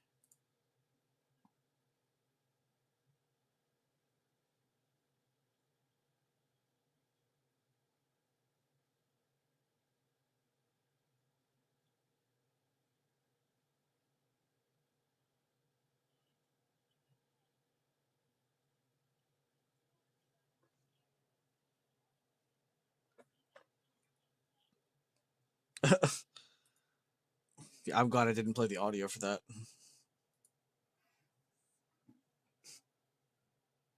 Oh, so since he started it next to nothing. Okay. Damn. I mean, honestly, like I said, like that other tweet said, like, not ethical, but impressive. He did that from his mom's fucking basement, dude. Like, what are we even hating on anymore? And the fact that people are like, you could have made 2 million, like they're trying to like hurt the kid's feelings because he didn't make 2 million. It's like, brother, he just made 30K on all y'all's dumbasses. Because y'all bought a coin called Quants. Like, what are we talking about? That kid is a W. And then he flicks off the camera like he's totally having a hype moment. I don't think he understands he could get in trouble, but he's in his head, he's like at all-time highs winning. I hope he didn't get in too much trouble with his parents or whatever. Because he's definitely fucked. That's like very illegal. That's not even just like slightly illegal. It's like super illegal. If there is such a thing. What am I looking at here? By the way, Maddie? Is this your scam coin? You trying to dump on the rest of us, brother?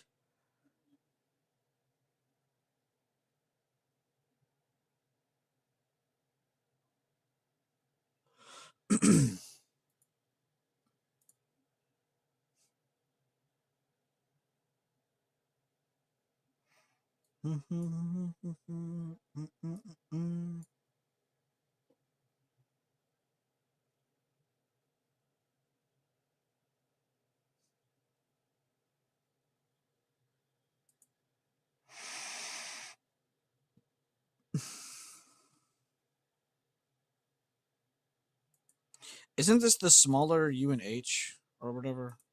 Why is that pulling up the quotes when I click healthcare?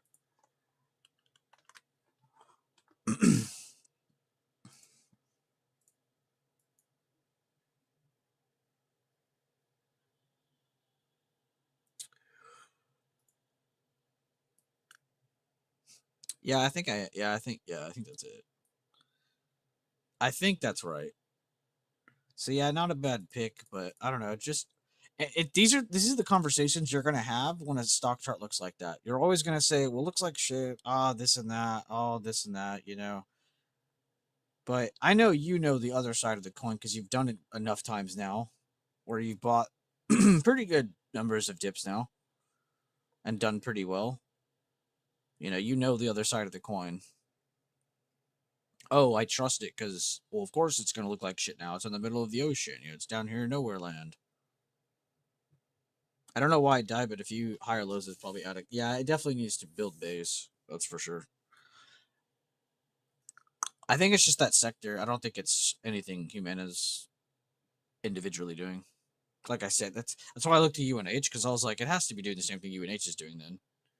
Like I doubt UNH is going up right now, based on what I was looking at. And it has a divvy. Oh, okay, not bad. Yeah, healthcare is just a little rough waters right now. That's all it is. I would definitely not watch those on the daily time frame if I was you. Like I might call out daily time frame swings for the shit on UNH, but like definitely need to be watching this in like a weekly or monthly time frame. Healthcare is just in rough water, so it's not crazy to think, oh well, like if you go just from this dip, just for instance, like it's not crazy to think, oh well, since it made a low here and this is the 50% of the drop, I could see it dancing between here for 2 years, 3 years, 4 months, 5 months. Like we don't know, you know. So I would say give yourself a good range that you like of support and resistance, and then try to understand that it'll probably stick between that for a long time. So be careful. And you got to remember that too. Whenever there's a large like sector or large like part of a set, like a subsector recovery, it's always going to be that slow, especially if it's not tech. So the fact that it's healthcare, it'll probably be slow. But yeah, I mean, I'm not going to hate on a stock pick like that when it's got risk reward like that. Plus, I really can't hate on your strat because it's fucking killing for you. So, bro's just waiting for things to drop hard. He buys them and then he holds them, and he does well. Like what? You can't really beat a guy up for buying low and selling high. I mean, you're like literally doing the meme and it's doing it. Like I can't even meme you.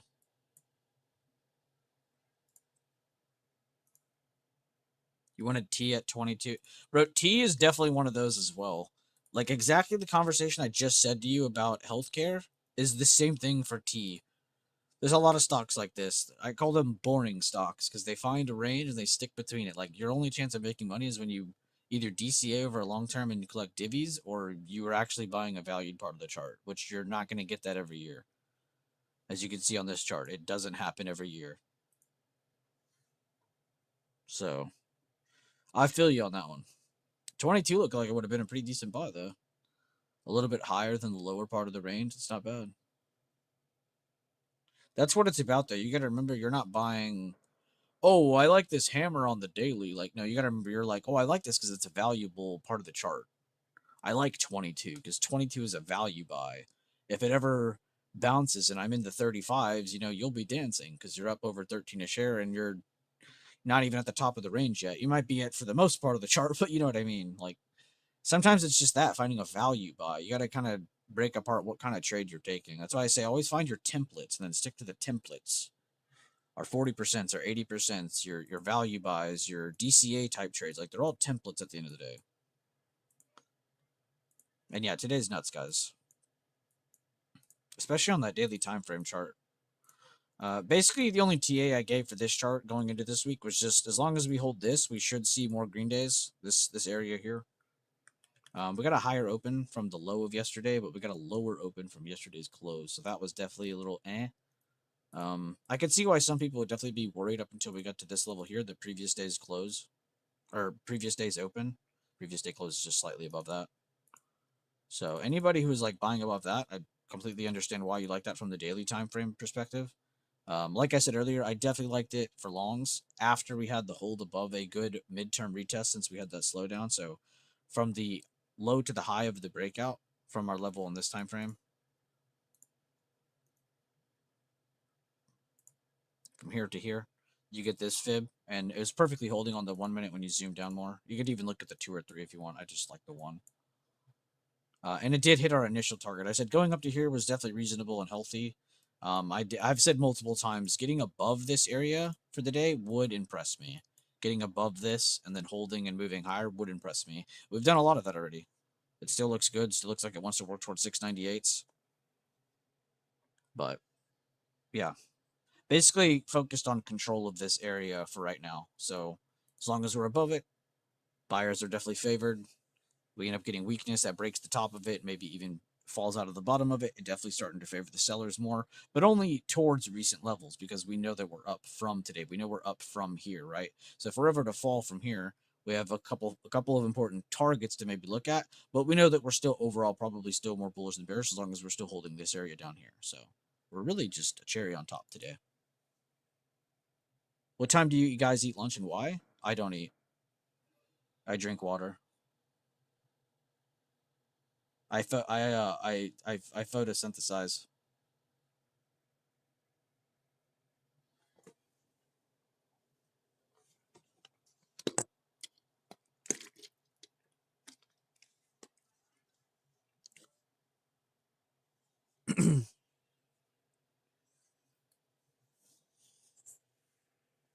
I don't know, I'm weird. Most days I eat like literally once a day. And then some days I'll eat twice. I'm weird.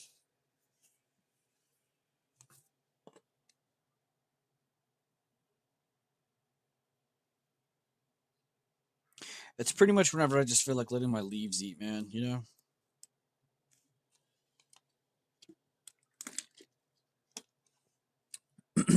Become one with the plant.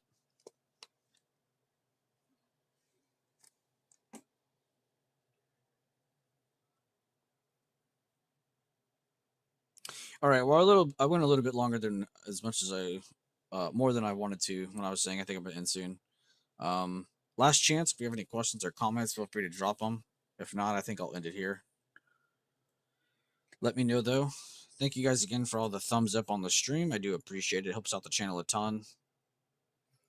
I say that, but I don't actually know how well it does for the streams. But I do appreciate it though, nonetheless.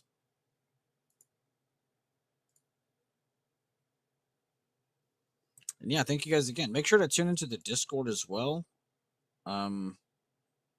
I guess I could send a link again if you guys aren't in there.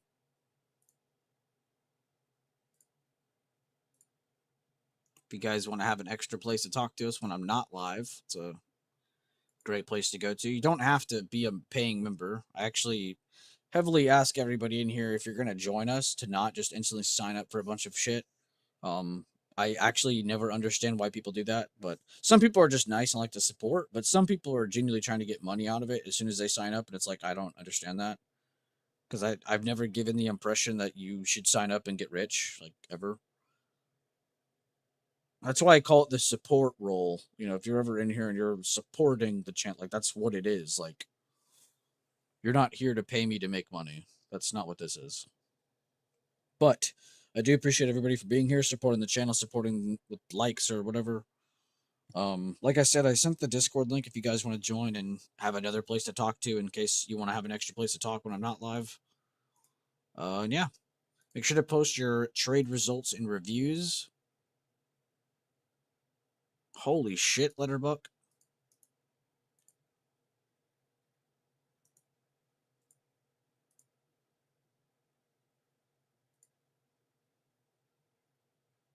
And yeah, I'll post the polls in a little bit. You guys can go vote on that later. I think that's it though. I should see you guys in tomorrow's stream, right? You're all gonna be here. I'm not holding you at gunpoint. All right, well, I'll see you guys later. Have a good rest of your day. Love you all.